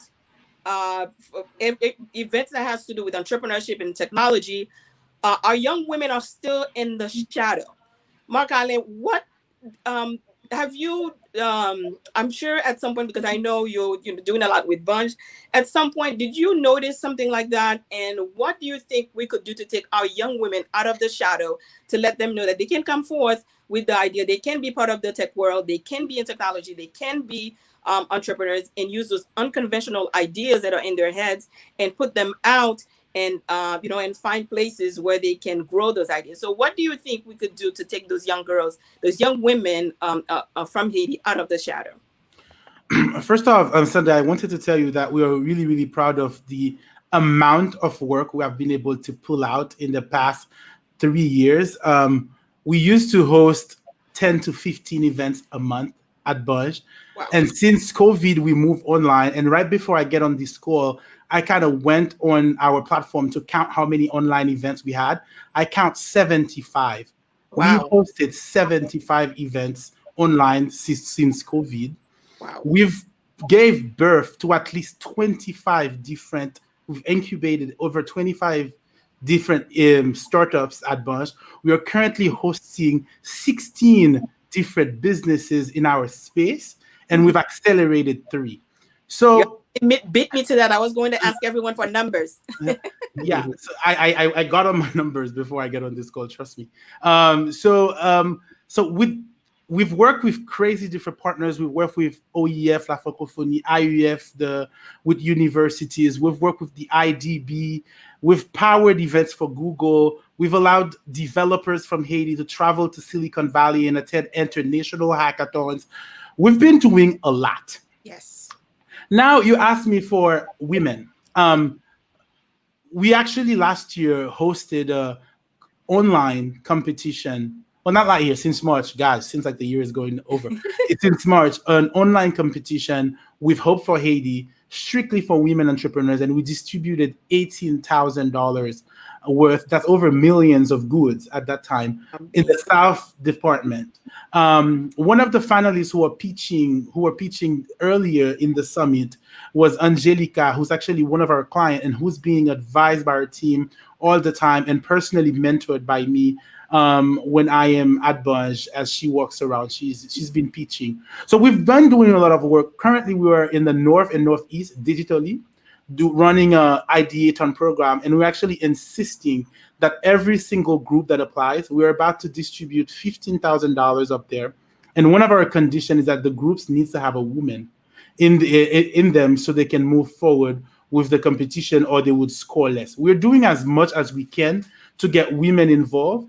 And I think most of our startups, if I go in my head right now, have actually had at least one female co-founder partner. Whether you take Cashmobile, whether you take Radiocam, actually have married couples who've started startups together here at Bunch that we invested our resources in. Just yesterday, Vanessa Jeudi, who's from Discob, one of the startups that we've pushed, was actually hosting her own event at our space, supported by us. So we've been doing a lot for women, but I think what needs to happen is for women to be able to unlock their own potential.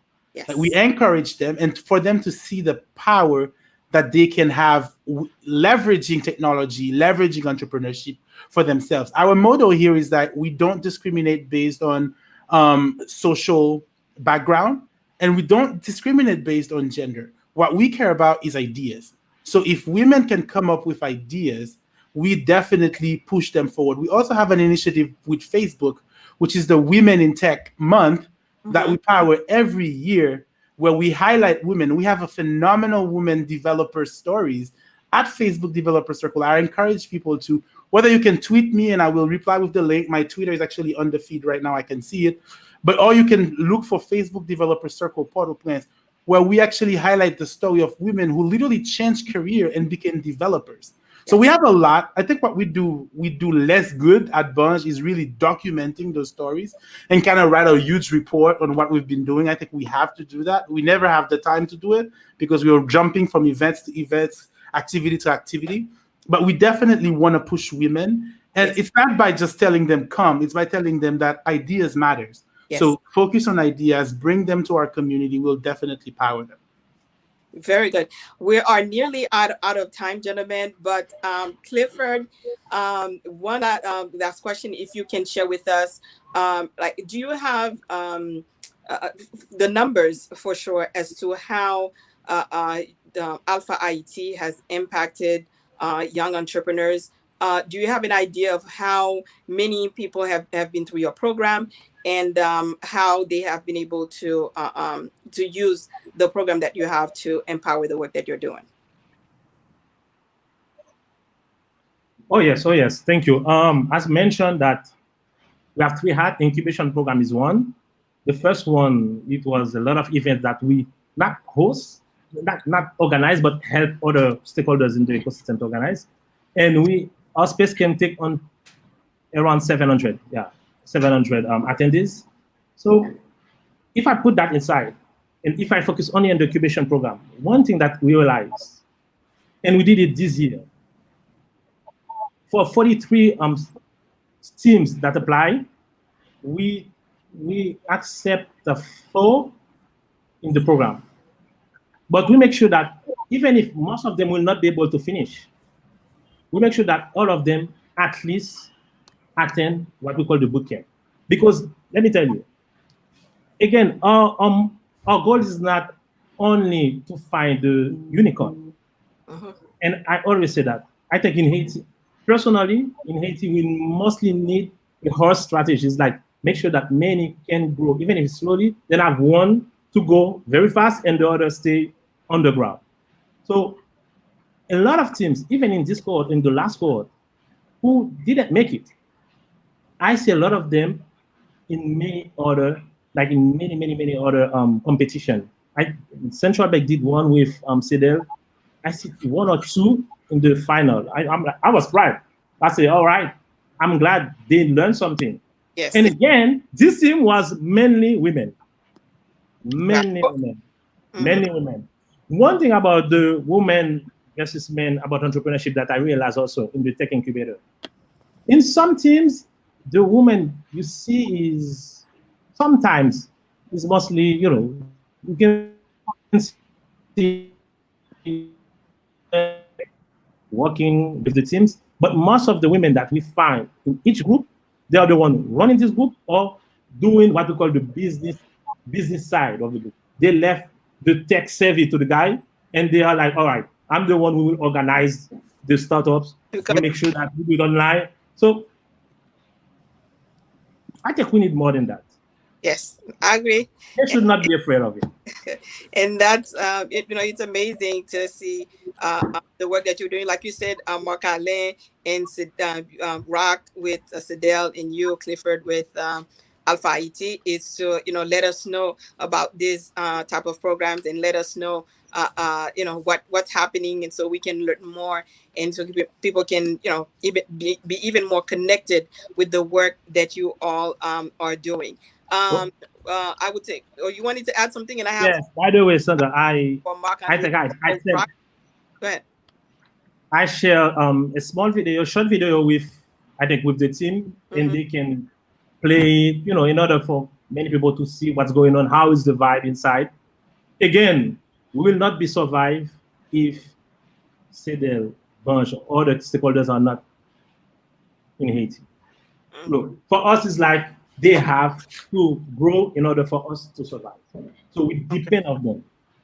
Okay, That's my last message. Okay, okay. I because I think we're on a limited time, and tell us, is there one story that really marked you from your young entrepreneur working with Sedel? Is there one story that marked you and that you can share with us? Yeah. For anybody who has a chance, if you go on Sedel's Facebook page, you will see a video featured a young gentleman from Cité Soleil. His name is Lancy Ford, and he attended two Sedel events, and then he was able to use our resources, our space, internet, and so on. And he talks about how this program has changed his life. His name is Lesifor Schneider, and I'm blown away when I'm listening to his story because, this is just an example about what we can accomplish whenever we have a chance to go to those underserved communities and work with those disadvantaged youth. So this is really an amazing story to me, and it pushes me to continue to work with Sedal Haiti and keep going with those underserved communities because that can make a lot of difference in their life whenever we have a chance to work with them, expose them to entrepreneurship. Very well. Mark Allen, do you have one story that Mark? Oh, I have. I know you I have plenty. I have plenty of stories. I mean, I can tell you about how Discob created the first music app. I can tell you the story about actually a hackathon we powered for Google last year. And this year it's called Mecanome. It's really an app that helps if you're stuck somewhere, you can find a mechanic guy based on your geological location that can just help you and give you a quick help. They launched their app on the Play Store recently. But my most fantastic story that I want to share today is the story of RadioCam, which is a platform that was created. It's a B2B business. That's why we don't actually do too much social media with it for now.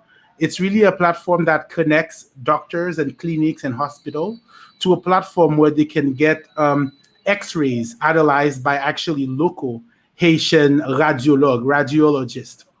So these guys came up to Budge literally at our very, very first event when we did Haiti Start back in 2017. This guy is actually a young Haitian who studied in the state university in Haiti, who came to us with this idea of starting this platform where he's a radiologist, but he's been receiving x-rays, photos of x-rays through WhatsApp and kind of analyzing them with his hands. Wow. And kind of like sharing in other WhatsApp groups, like a lot of privacy issues here you can feel. Mm-hmm. And then they came to Bunch with the idea of starting a company that actually does it. What we brought them, we actually got them in our accelerator. And what we did for them, we allowed them to connect with a community of local Haitian developers. And you can go on radiocam.com right now, you'll see the platform as I'm speaking to you. But you can only subscribe if you're a hospital or a doctor recognized with a recognized clinic. So it creates an interface for them now with a viewer, professional viewer, built by Haitians, okay? Developed platform. And then these guys built a system where now hospitals goes and then they can check their x-rays. They upload them on the system. The radiologists can come and analyze them, and it actually gets your formal PDF evaluation where it allows, because Haiti, this country has less than 30 radiologists to really cover the entire population for people to kind of find that. So these people are actually outsourcing the work of analyzing x-rays to hospitals in Miami. So these guys trying to push for local resources to get access to that. And we're very proud to say that we've helped them get funding from IUF, La Francophonie, and now they've scaled their business to 5 hospitals in Lekai, in Gonaïve, and in the north. And now they're servicing these companies, and we're hoping to get a good story about them for us to get out there to find investors. So we're very good at building prototypes and getting people out there with their prototypes. Now the question is, are governments or our corporate sectors really ready to now really pick up and first change their mindset and say, I want to consume local tech? And also investors saying, can I put my money into this and bigger network? So that's kind of where we are now, at a point where if Bunch is going to go anywhere, it's really about scaling and getting that success story that we want to really catalyze Haiti as a tech hub that really can produce and get consumption of technology locally. If you want to see videos about what we're doing at Bunch in Haiti, you can check our YouTube page. We have videos of all our programs, very well produced by local startups actually in our space. 7 Pixel, big up. Produce beautiful videos, and you can follow me on Twitter at Mark Alembe. I will share anything that you want to see about the work we're doing and other stories. That's amazing. Well, thank you so much. I would say one last thing, since we have 3 minutes remaining, I would say if maybe we'll get questions. I don't know if we could get questions with those 2 minutes now remaining, but I wanted to get maybe 10 seconds from each of you to say some words of encouragement to young entrepreneurs in Haiti who are watching us right now. You guys could, if you want to say it in Creole or in English, it's fine. But 10, 15 seconds. Clifford, go. I think I would say it in Creole.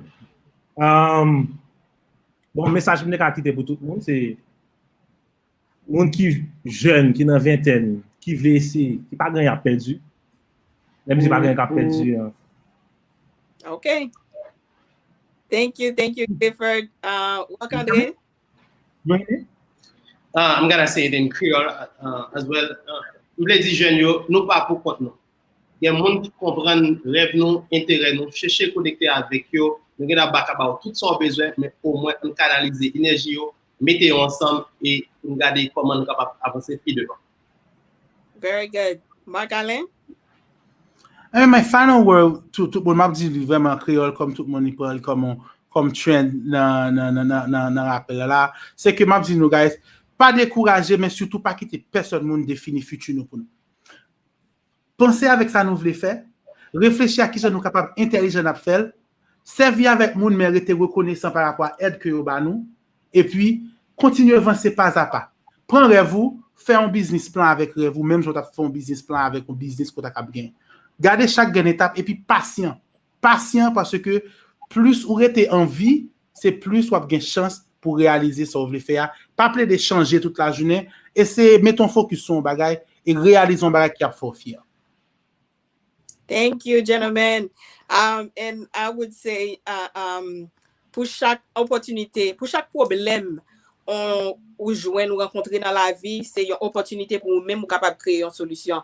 Fois dernière, nous t'ai dit ça, dans un panel que nous t'ai ensemble, c'est que ou même si vous avez une vision, si vous capable well, si vous capable sentir, parce que c'est l'autre monde qui bon côté ou pas well, l'autre monde pas sentir, c'est vous-même qui sentir dans le cœur, c'est vous-même qui well, go for it, pas quitter monde décourager.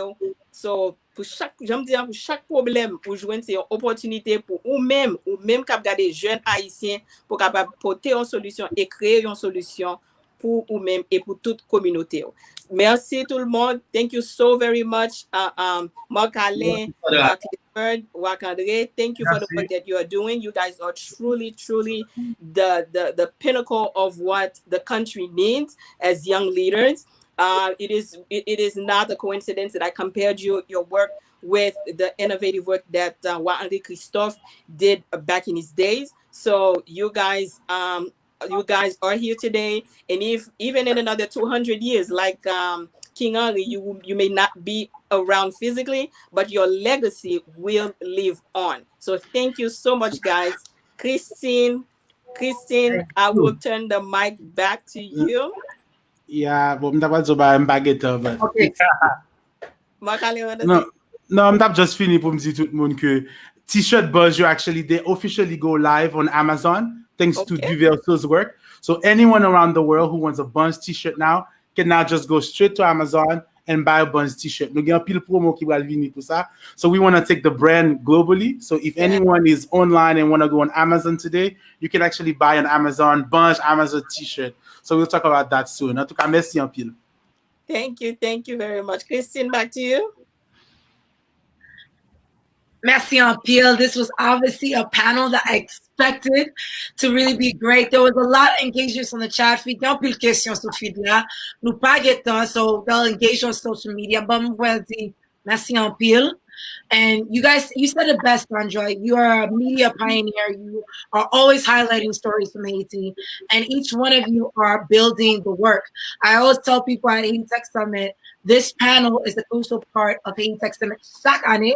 So, nous travaillons pour nous faire chaque année, mais on a encore 2021 and 2022 and 2023 and 2024 because we need to make sure we tell people years. It's gonna keep coming. It's gonna keep coming that you guys are still doing the work. Rock Andre, 8 years. Makale, 3 ans. And then you have Alpha 2 ans. That's me, there's continuity. So thank you so much for sharing your vision. Et puis montrer that we don't need to have a big thing to start something, a movement in Haiti, that you guys all did your part in the ecosystem. So merci en pile. Thank you, Christine. Thank you. Merci à vous-même, Christine. Thank you so much. Camila, jump. Bye.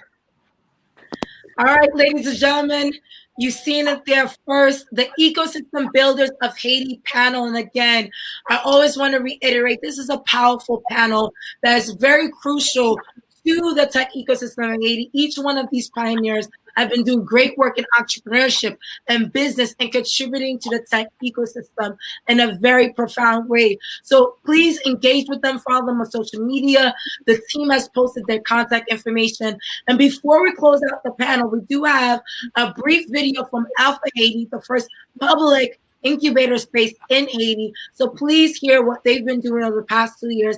And keep in mind that Alpha Haiti was actually launched by the president at the first edition of Haiti Tech Summit. So pleased to see their work. Here we go, everyone.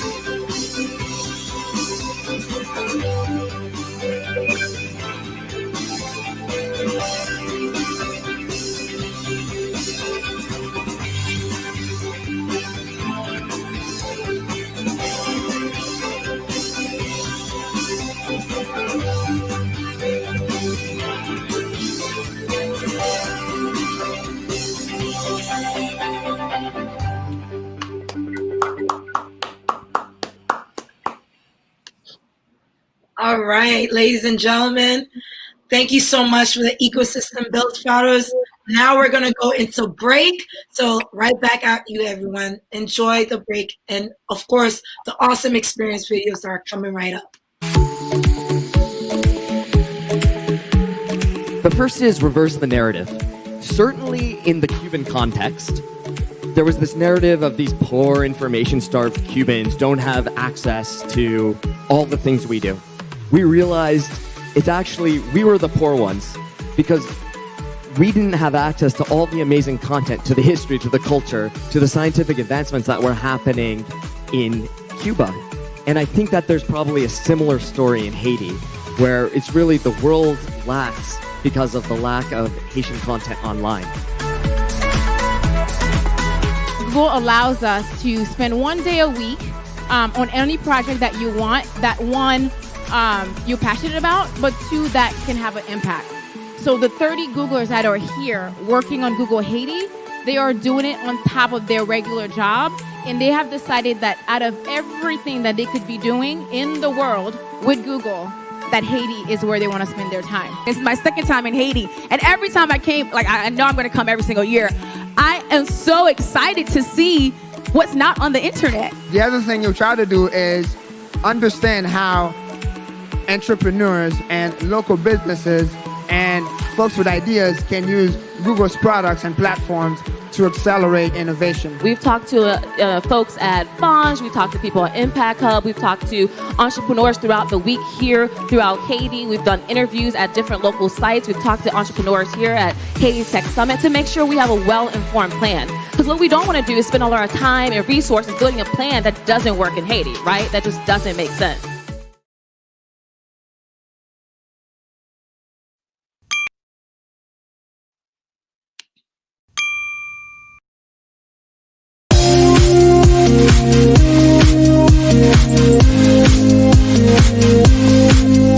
Why Haiti Tech Summit?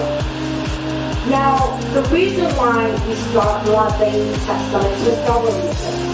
First and foremost, we want to not only catapult Haiti forward through innovation, tech, and entrepreneurship, but Haiti is not just the first Black republic. We know Haiti can actually transform itself and be a new global case study for what happens when we get the right influences in the room to transform a nation. Bienvenue en Haïti. Welcome to Haiti. Welcome to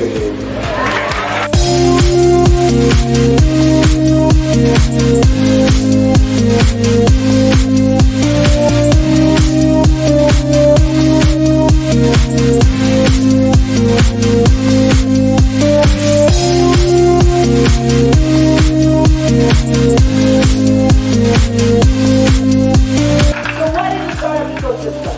A startup ecosystem has different stakeholders. First is the people, the investors, the entrepreneurs, the influencers, all of you in the room, right? And of course the institutions, the universities, the government, the corporations. And they come together to build a bedrock and an environment to foster entrepreneurs, startups, and SMEs.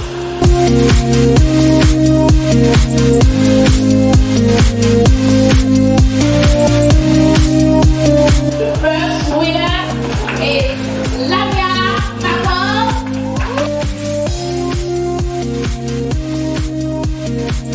Now the reason why that is so crucial, as you know, when you think about Google and how it transformed the internet, or Uber, how it transformed transportation, Airbnb, startups and SMEs actually transform an ecosystem. They are literally the bedrock of a government, of a country, of an entire economy. And so when we came together for this tech summit, we thought, who are the influencers we need to connect with to bring them together to kick off Haiti and make it a new model of innovation? That's the reason you see the bios and profiles of people who are here today. They each have a contribution. But also you have a contribution as well. Because like I said, the people is also the bedrock for the environment for a startup or an SME to actually excel. So you're part of that conversation.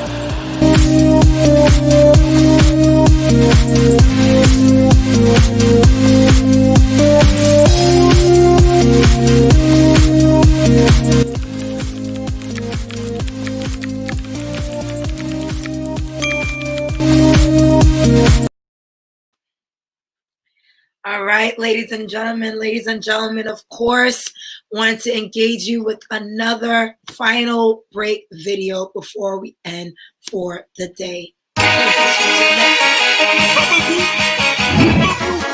We think that as a 150-year-old company, we have to move through time and move with innovation.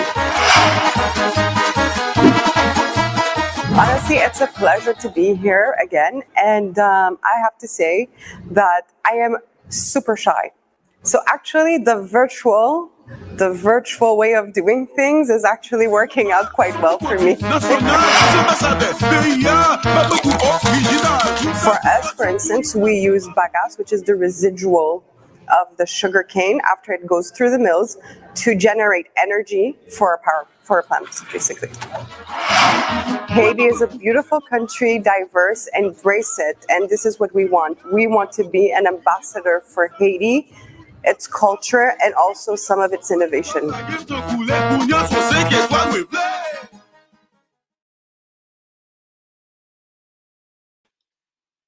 All right, ladies and gentlemen, now transitioning to our next keynote speaker, who's going to be providing 15 minutes powerhouse presentation on how to really engage on presentation and building. She's an influencer who knows about data and analytics. So without further ado, we're going to welcome her to the stage in the next couple of minutes. So please get your energies up, get excited for our next speaker. We are going to welcome her on the stage. Let's kick off the 30-second countdown to welcome Castile Toulouse pretty soon to the stage for a 15-minute presentation at Haiti Tech Summit.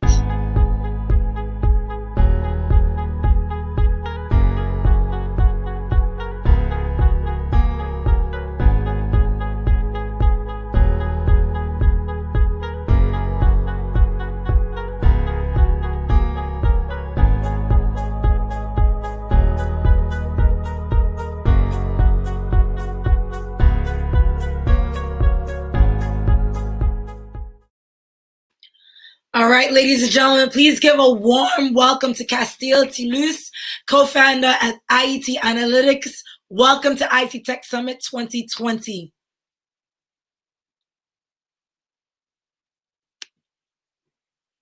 I think you're muted. Let's get your unmuted mic up so that we can engage. I'm up. Thank you, Christine. I'm so delighted to be here with you all today to share the vision of what we're doing at Haiti Analytics, and hopefully to inspire a few folks to join our cause. And so my name is Kathleen Tillis. I'm the co-founder of Haiti Analytics. We're Haiti's first data lab headquartered in the capital city of Port-au-Prince. And we have been on a mission to use technology to transform the way things are done in Haiti since our founding in January of 2020.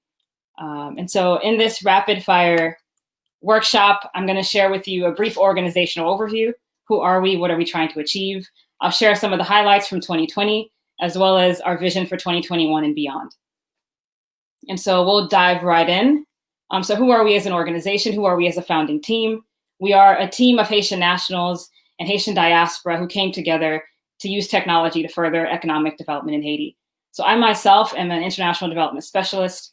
I have a keen interest in using data to inform development outcomes. And I met my co-founders, Morgan and Yvel, last year, and we all had the combined interest of using our technical skills in data science and data analytics to further economic development in Haiti. And so we came together in January. We founded the company that became the mission that we're all standing behind. And so Haiti Analytics was founded earlier this year, and we have ambitions that are beyond this world. So as Haiti's first data science lab, we're on a mission to use technology to improve the quality of life across geographic and socioeconomic divisions in the country. We're conducting applied research, and we're training the next generation of technologists in the country. And we're really excited about that latter part. And in all the work that we're doing, we want to promote increased diversity within the field of data science in Haiti. So one thing I do want to stress is that we are executing on this mission of using technology to transform human life across a distributed team. And so we have team members scattered across North America as well as in Haiti, managing our operations. So how do we apply data science in Haiti? I'm just going to do a quick overview of the 3 core pillars that we operate in. We are providing data science services through education, consulting, and research services. So let's just do a deep dive into each of these pillars. So in education, we're providing content for youth and young professionals to prepare them for the future of work. So as we all know, employers in Haiti are searching for digital skills as well as employers globally, and our education programs exist to meet those needs. And so we have a range of education programs to prepare youth for 21st century jobs. So we have a data analytics bootcamp that we launched this year and successfully completed. We have online education programs that we've launched in addition to community meetups that allow us to reach youth outside of the traditional K through 12 education system. So that's our first pillar.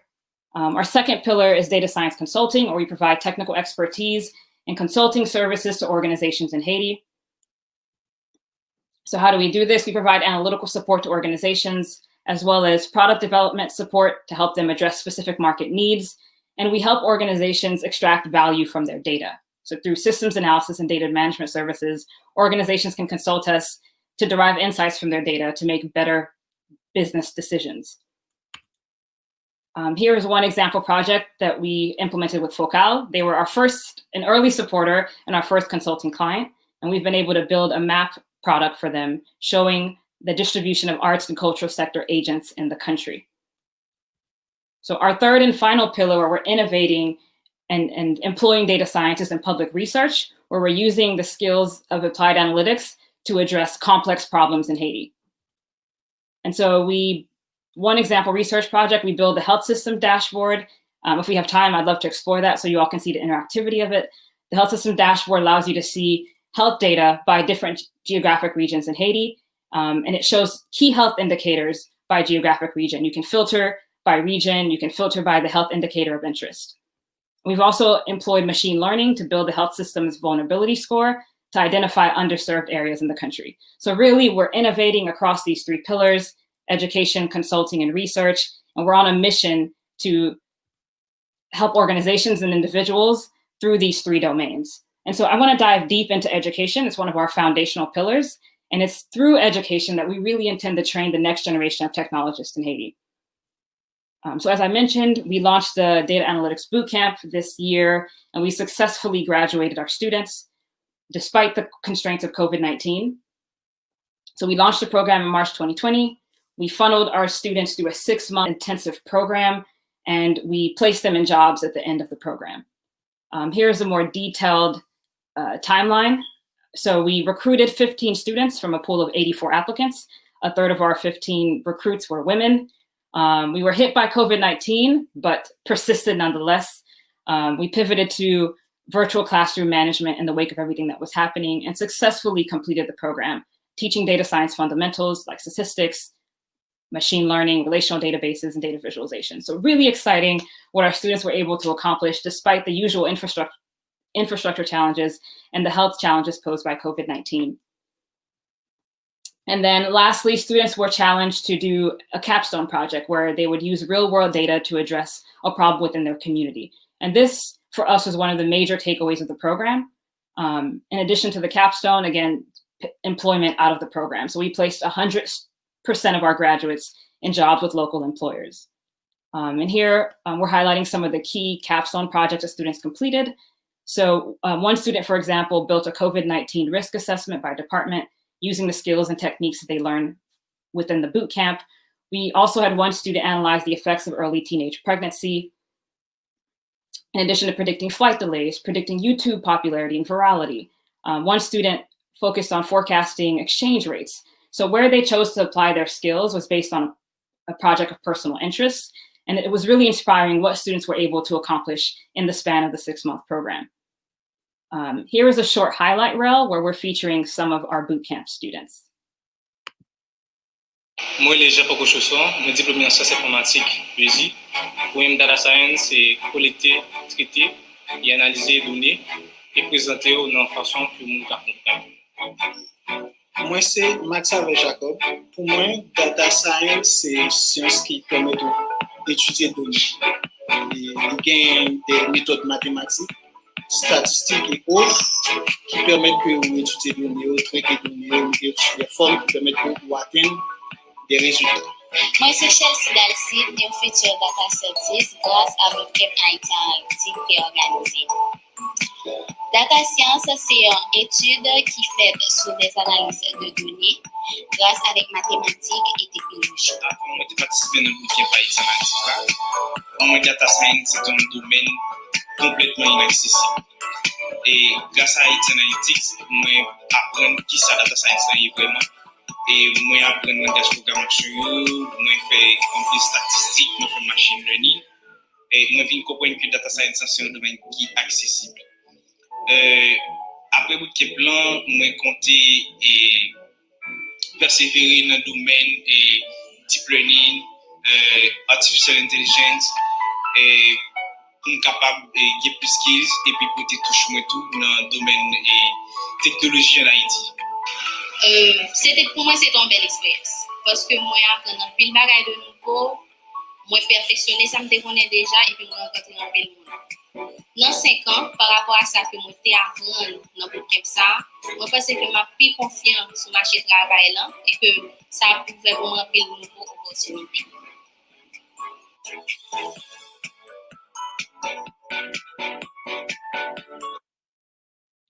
And so that is our success story from the inaugural bootcamp.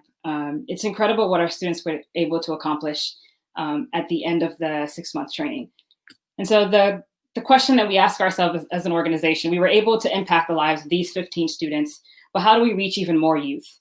We've realized that through education is how we can truly and radically transform the way that things are done in Haiti. How do we spread tech education more broadly?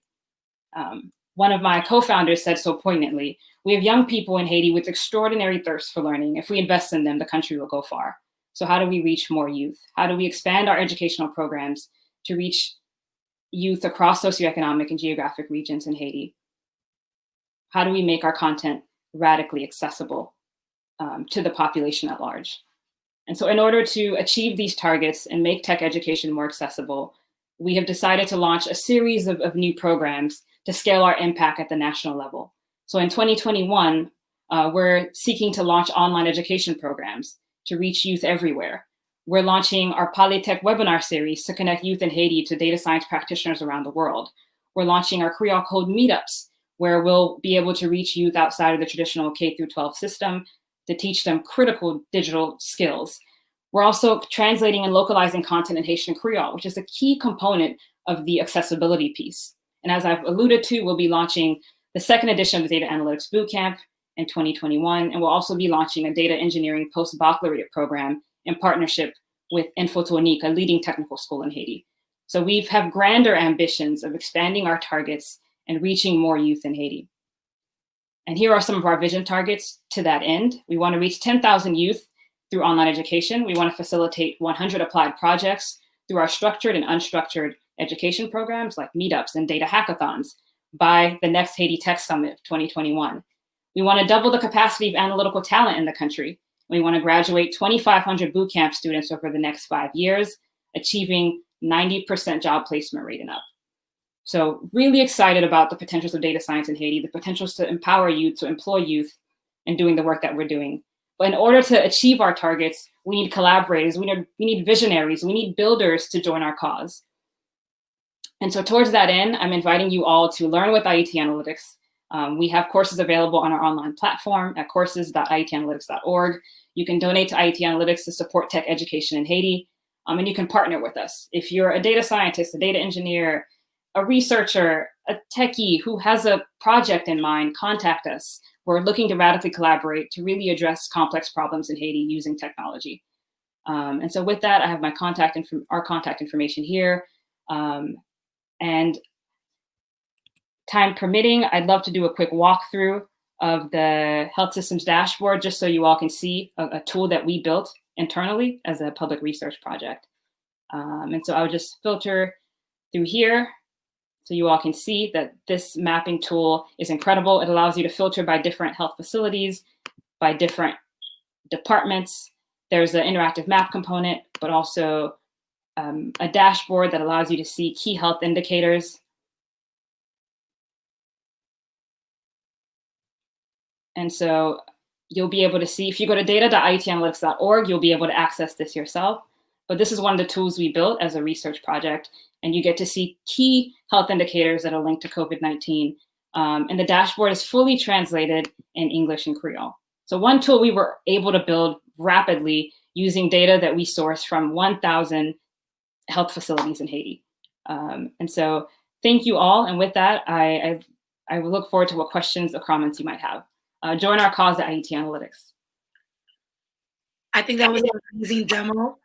Thank you so much for sharing that. And I know with interest and time, we'll take one question from the audience. And one quick question someone asked was, thank you so much for your presentation. Can you share with us how you were able to access data? Haiti notoriously does not have access to a lot of data information when it comes to these type of information. Yeah, that is a brilliant question. So access to data is a constraint that we face in doing the work that we do. For the health systems dashboard, USAID provided us access to a national level health survey they did on all health facilities in Haiti. And so we were able to build that tool. And so a lot of our work now is thinking of creative ways to source data by scraping websites, crowdsourcing data. We're also looking to build a data repository so that researchers, students, and others doing work in Haiti will be able to access data through the IET Analytics portal. So it's a problem we're aware of and we're looking to address. And final, any concluding remarks? What's next for you personally with your vision with Haiti and this data science lab? Congrats again on everything. Yeah, thank you. So our vision and our hope is really to expand the work that we're doing. So within education, to reach more youth, to reach youth outside of the West Department, outside of Port-au-Prince, youth from disadvantaged backgrounds. And we also want to be a premier lab within the Caribbean. So can our online education programs reach Haitians in the diaspora, living in Chile, living in Mexico, living in the DR? And so really what we've been able to do really well in Haiti, we want to scale. And we're looking for collaborators. So if there are tech sort of organizations elsewhere in the Caribbean who want to partner with the first data science lab in Haiti, we're open and welcome to collaborations to reach our mission targets. With that, I just want to say thank you so much, Castelline. It was amazing to see you. And congrats on launching a data science lab. I think Haiti truly needs it, and this was a pertinent time to launch it. Congratulations. And we look forward to hearing your KPIs for 2021 Haiti Tech Summit. Okay, thank you. All right, ladies and gentlemen, as we transition to the next session, let's kick off for the next break, and then we'll be back for the last session of the day. I'm Clev Messador. I'm representing U.S. Haiti Technology Association at the first Haiti Technology Summit. Very excited to be here. I work in technology. I'm a member of the diaspora. I live in Washington, D.C., but right now I live in New York City. I actually spent 7 months in Haiti in 2013 after I left the Obama administration. I came here and spent 7 months just to learn more about economic development, and that's when I learned more about Haiti's technology sector. The first thing I would like to say is I think there's a lot of talent in Haiti. There's a lot of technology schools, so we underestimate how much talent is here already within the technology sector. I think that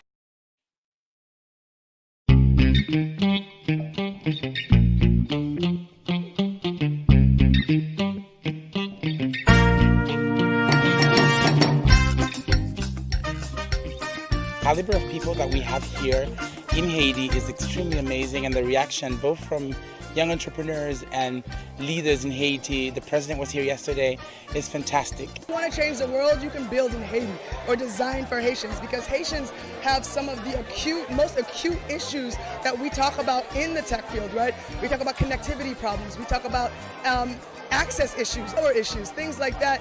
And this is great grounds to get an understanding of how we can make things more safer for folks and how we can understand how women can get opportunities, and then we can spread that across the world.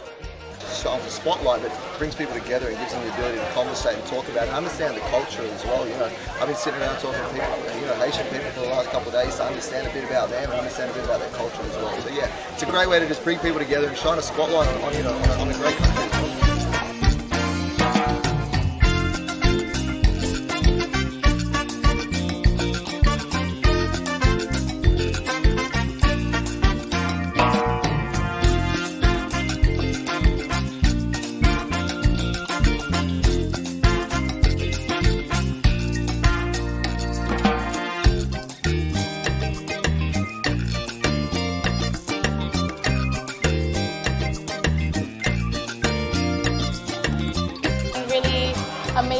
see so many people come together in Haiti to figure out what the next step is in terms of getting Haiti on the road to be a more techy ecosystem and successful at it too.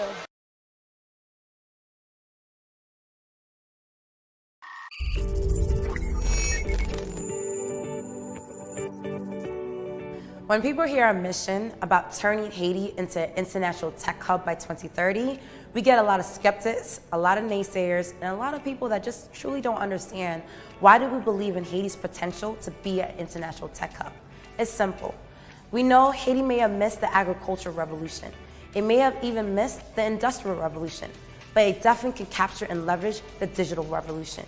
Haiti is definitely rhymed and ready to be able to capture that experience and capture this moment. So hope to see the world and see how Haiti can become an international tech hub by 2030.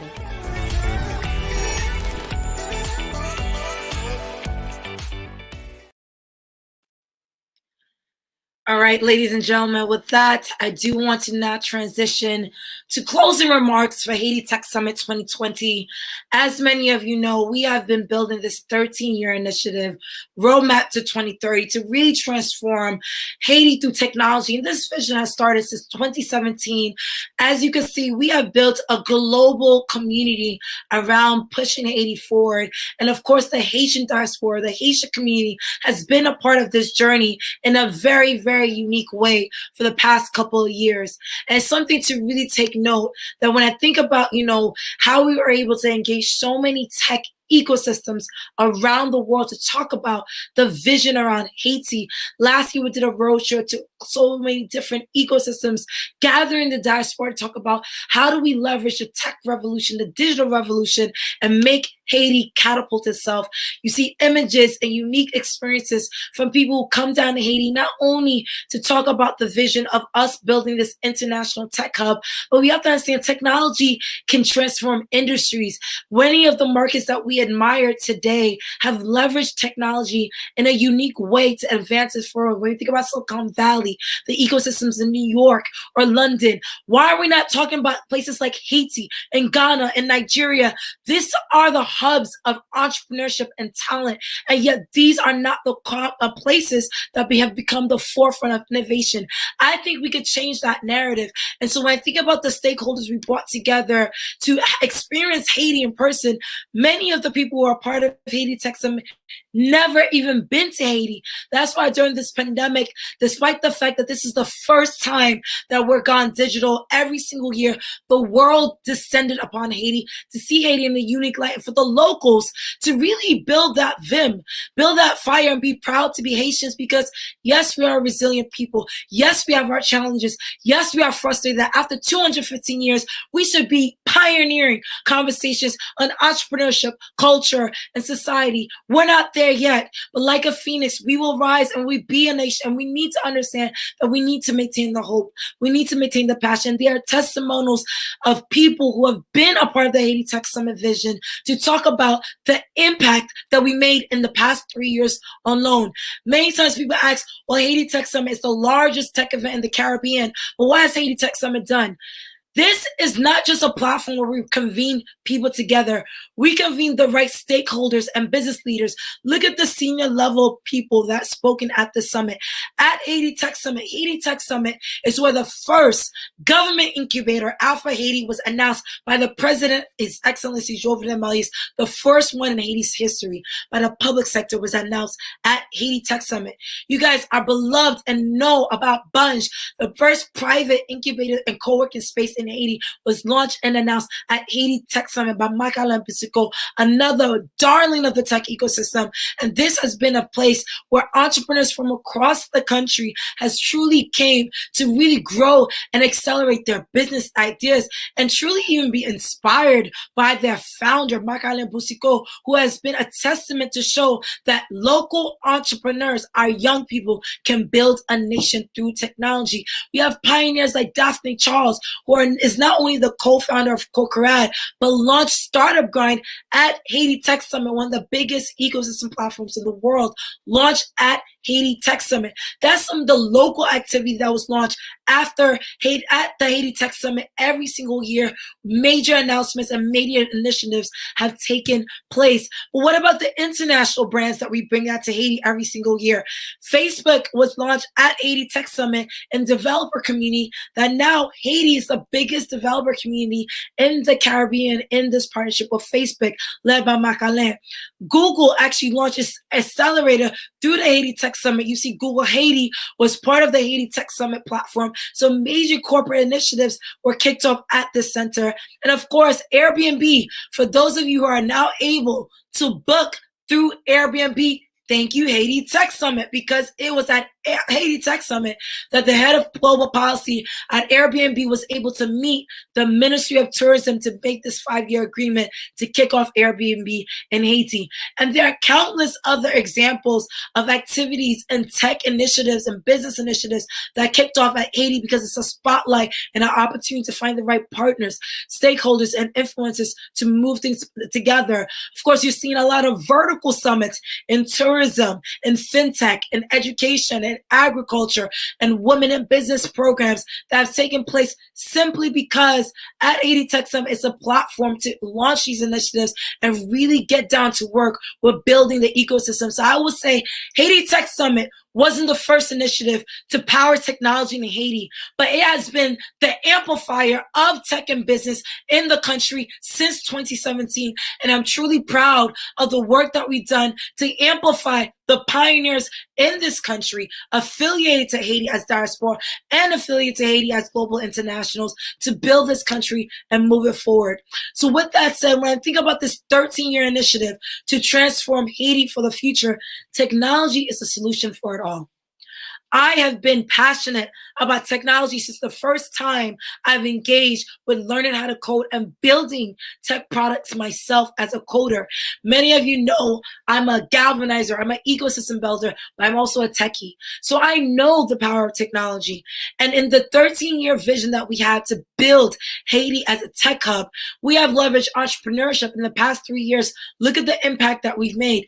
This year, we launched Haiti's first career accelerator program, building towards Haiti's first national career service to tackle unemployment and get our youth back to getting jobs. We're also moving towards working towards education. We cannot prepare the youth of the future without not educating them with the technology and innovation that they need to know to be reinforced. And of course, in this 13-year vision, we have made incredible strides.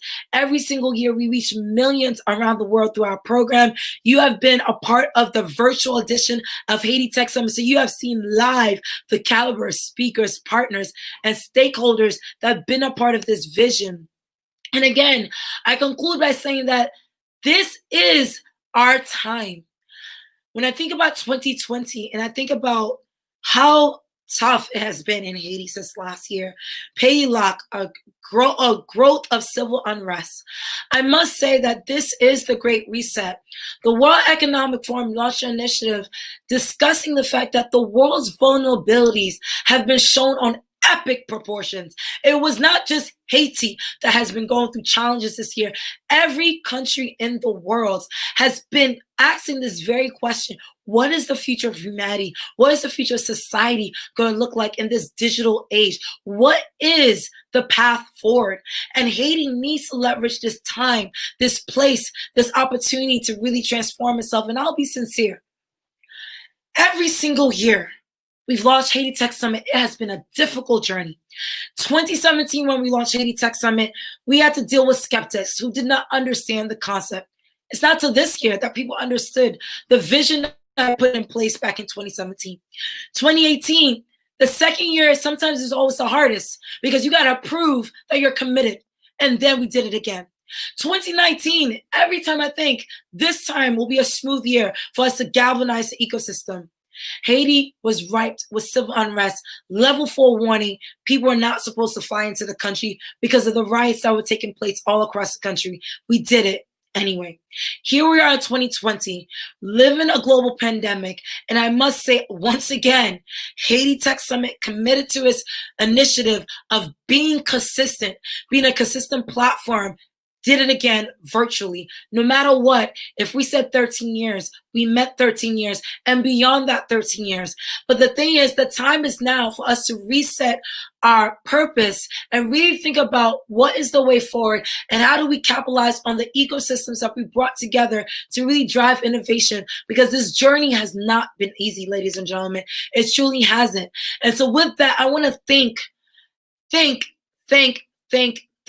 the partners that made this happen, the speakers that made this happen. We have had a multitude of partners who still, despite this pandemic, showed up and made this summit possible. I want to say a huge thank you to our sponsors, the U.S. Embassy of Haiti, our platinum sponsor, our gold sponsor, Soj Bank, our silver sponsor, Juan Barbacourt, for making this possible. I want to give a huge shout out to our media partners, SS Magazine, of course, Haitian businesses, Haitian Times, Loop Haiti, Chocarela, Juno 7, Telemix, and all the media partners that made this accessible. And of course, our corporate ecosystem partners from Google Cloud to IBM to DigitalOcean, AWS, and Microsoft for getting the word out there about our work and supporting our entrepreneurs in this programming. Of course, I want to give a huge shout out to our exhibitors for sharing their resources and sharing their story and really getting the word out there about Haiti Tech Summit, because again, this was a Haiti Tech Summit's free international session. And of course, a big acknowledgement to our VIP, again, for contributing to the Haiti Tech Summit to make this program accessible to everyone. And I'll end by saying that here we are at the final mark of Haiti Tech Summit, the 4th annual edition. I pray that you guys really were inspired with this virtual edition. I wish that we could all be together in Haiti to galvanize and discuss and really empower each other to make this happen. But I'll say, as the founder of Haiti Tech Summit, this program for many years has taken a toll on me personally.